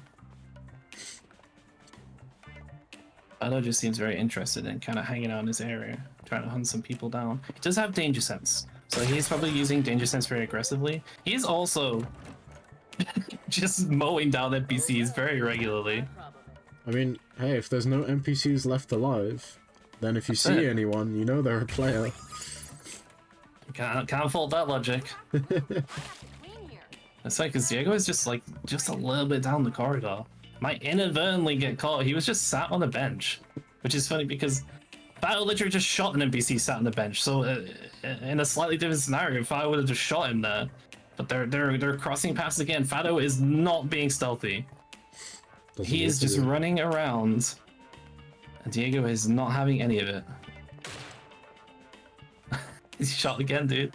Alright, just his progress in the game at least. I'm happy about that. We can get to phase 2. Let's go. Well, maybe kind of make people play a little bit differently. I feel like Fado his keyboard has malfunctioned and his shift key is stuck down or something, because he is just running and running and running. He's riding that suspicion meter to the max. Ooh. Or even over the max. Well, Fatih is going to be making their way in through Egypt side. Justin's going to be making their way through... I don't know what I call this side. What do people call it? I call it wine. That's what usually people call it, right? It's like the barrels, yeah. Wine is a good descriptor. So they're going to be coming in from two different angles. Our player to watch, the player who I think at this point can't win, or not win, sorry, make it into that top 4. Still though, holding out hope. I don't think mathematically it works. We know that they've done 1 terminal. If they enter vault, that would be 2. If they get both kills, it'll be 4. If they get podium, it'll be 6. And then if they win, it will be 10. So technically,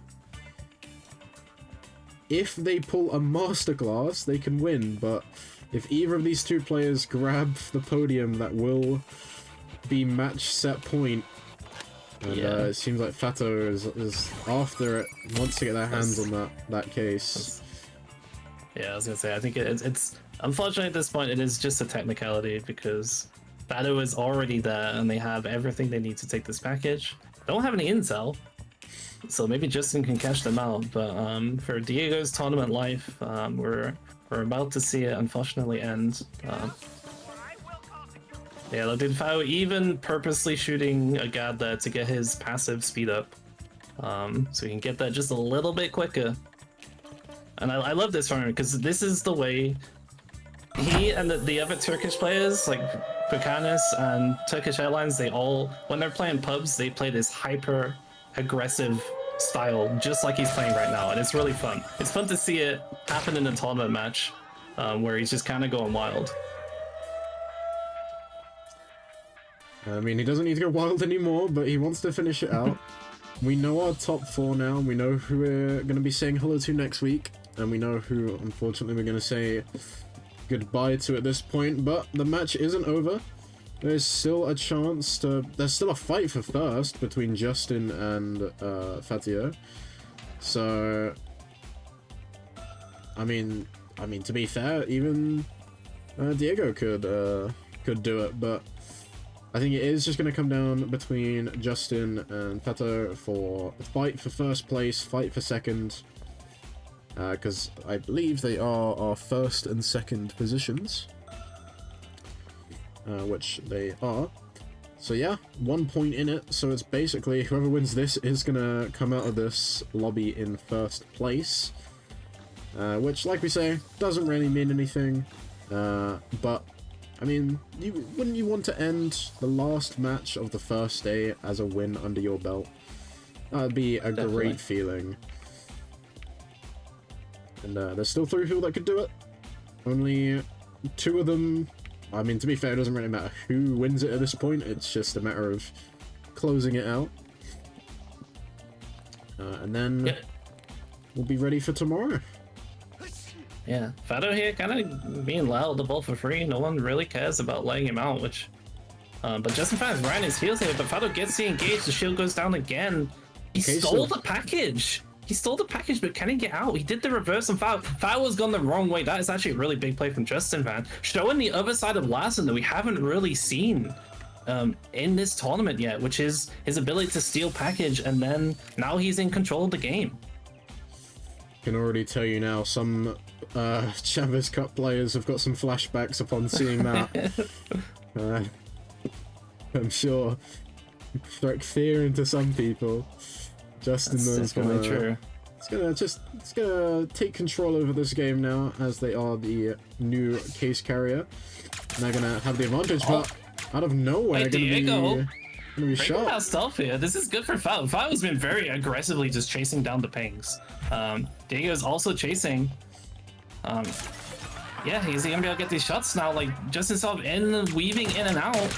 He's turning around shooting gas. Fao's getting on top of him. Fao might take him down here. Oh, and he gets taken down by Fao, but good attempt. It's a good opportunity to try and get get in there and maybe take the package for himself. But now we're on to this one-on-one between the top 2 players in the lobby. Justin is kind of low on intel. Fado is he just goes. As soon as the ping is drops, you're going to see him sprinting towards Justin's location. So, and yeah, like he is just searching and searching. He also has that danger sense, which is so good. Even in this phase, to just get an idea of where people will be, or where the package carrier will be. So, yeah, Justin maybe laying a trap here. Doesn't is he gonna see? He must know. He gets him shown from behind. Fado is just pushing in here, and the last in shots are coming out. It's down to 62 health. He has the expertise. They're both on even HP right now. Fado with the health, purple health chip, healing back to full really nicely. He's probably gonna have an advantage here. He bounce buys up top, drops back down, but Fado gets the kill. Well played, and GG to Fado for taking this victory and winning the group. Yeah, gonna be coming out on top, gonna be taking back their first place, which was theirs. They lost it for round, and they're celebrating. Once again, we saw it in game 1, and we're gonna see it again in game 5. Their little shooty little celebrations. We already know who our top 4 is, because mathematically no one else could have done it. But including myself. there is always obviously we still need to have a look. We need to know exactly how many points everyone got. So we'll let the scores come in, and as they come in, we'll see what position everyone finished with. Overall, though, to everyone that had competed today, thank you for playing. Firstly, it was lovely to have you. Commiserations to the 8 players that we lost today, and congratulations to the 8 players that we will see again next week Saturday. While we wait for scores to come in, we might as well announce, well, not really announce, but I'll quickly go over who will be playing tomorrow in each group. In Group C, we have Tanaka My Beloved, we have Zitro, we have Chaos Shade, Daniel, Selena, Yazan, Soso, and Abdubs. Don't know how to pronounce the name, really sorry. And then in Group D, which might be the most titanous lobby there is in the group stage, we have Gusu Games, Flick, That's One Cheeky Guy, Raz, Thank You Choose Turkish Airlines, Nuts Gobbler, and Jake Braun. We're going to be seeing those players tomorrow compete in the exact same format that you've seen here today. Scores just coming in. Yep, scores are just coming in. So as they get scored, we'll obviously fully show who made it in and who didn't. Seal, you've been here the whole day. How have you felt? It's been an amazing first day. We've had some great plays. A lot of deserving people advancing. Let me find that dude. Fato's day has been wild. He went from really struggling in the opening group, playing a lot of Sasori, it wasn't really working out for him, to just completely like dominating those lower brackets, rounds 1 and round 2. So congratulations to him for advancing and the other players. And yeah, I am just really excited to see more of this tournament. I think, you know, this is awesome, and is going to continue to be awesome. It will be, and also just as a extra note, we have 2 different casters coming in tomorrow as well. We're gonna have Orenji, who we saw today do very well. He's coming in from first place from winners round 1 from today, so he's gonna be here casting tomorrow. And we also have a new person casting. A certain little Irish man is going to be taking his debut casting, and some of you may know who that is, some of you may not. I'll leave it as a little surprise, I guess, for tomorrow, for those who don't know. I've been told the match is scored, so I mean, still, we already know who it is, but if you want to take it away, just tell us who made it. Yeah, so for confirmation here, and congratulations again to Fado, Justin, Zinzu, and Dunker, able to clutch out. Oh, you need to refresh. Oh, I do need to refresh. You're right. It's still the same There we people. go. We're good. But yeah, Fado coming in first with a monstrous 36 points. Justin seconds into third, and Dunker fourth. Those guys will be moving on. And commiserations to Soph, lost out playing Diego and Paradox, who were very valiant contenders here, and they did a great job. But unfortunately, their tournament life is over. It is indeed over. Well, that is the end of day one. Like Sil said, we've seen some really good plays today, and I'm sure we're going to see some new plays come out tomorrow with different players. Like we said, another lot of players competing to try and get into the semi-finals next weekend. That is it from day one, like I say. So hopefully we'll see you all again tomorrow at 4 p.m. BST/UK time. If you throw it into Google, it will let you know. But also, if you join the Spire Scrims Discord server, you can grab a ping, which will let you know when the stream is live. But also, if you'd like to compete in scrims when they return next Friday, mainly for those in the tournament still, but also for anyone to compete in.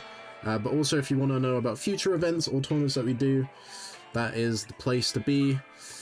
Seal, have you got any closing words? Anything you'd like to say before we go? I just generally want to thank everyone for playing, and thanking everyone at the Spire Scrims team for putting it on behalf of everyone else and all the views and stuff. It's been an amazing first day. It was going to be a fantastic event, so. Couldn't have said it better myself. But yeah, like we say, thank you for watching. This has been the final mission presented and ran by Spire Scrims in partnership with Tripwire. Have a good rest of your day, evening, night, whatever time it may be. And we'll hopefully catch you tomorrow for groups C and D to find out who will be our last 8 players making it to the semi-finals. See you tomorrow.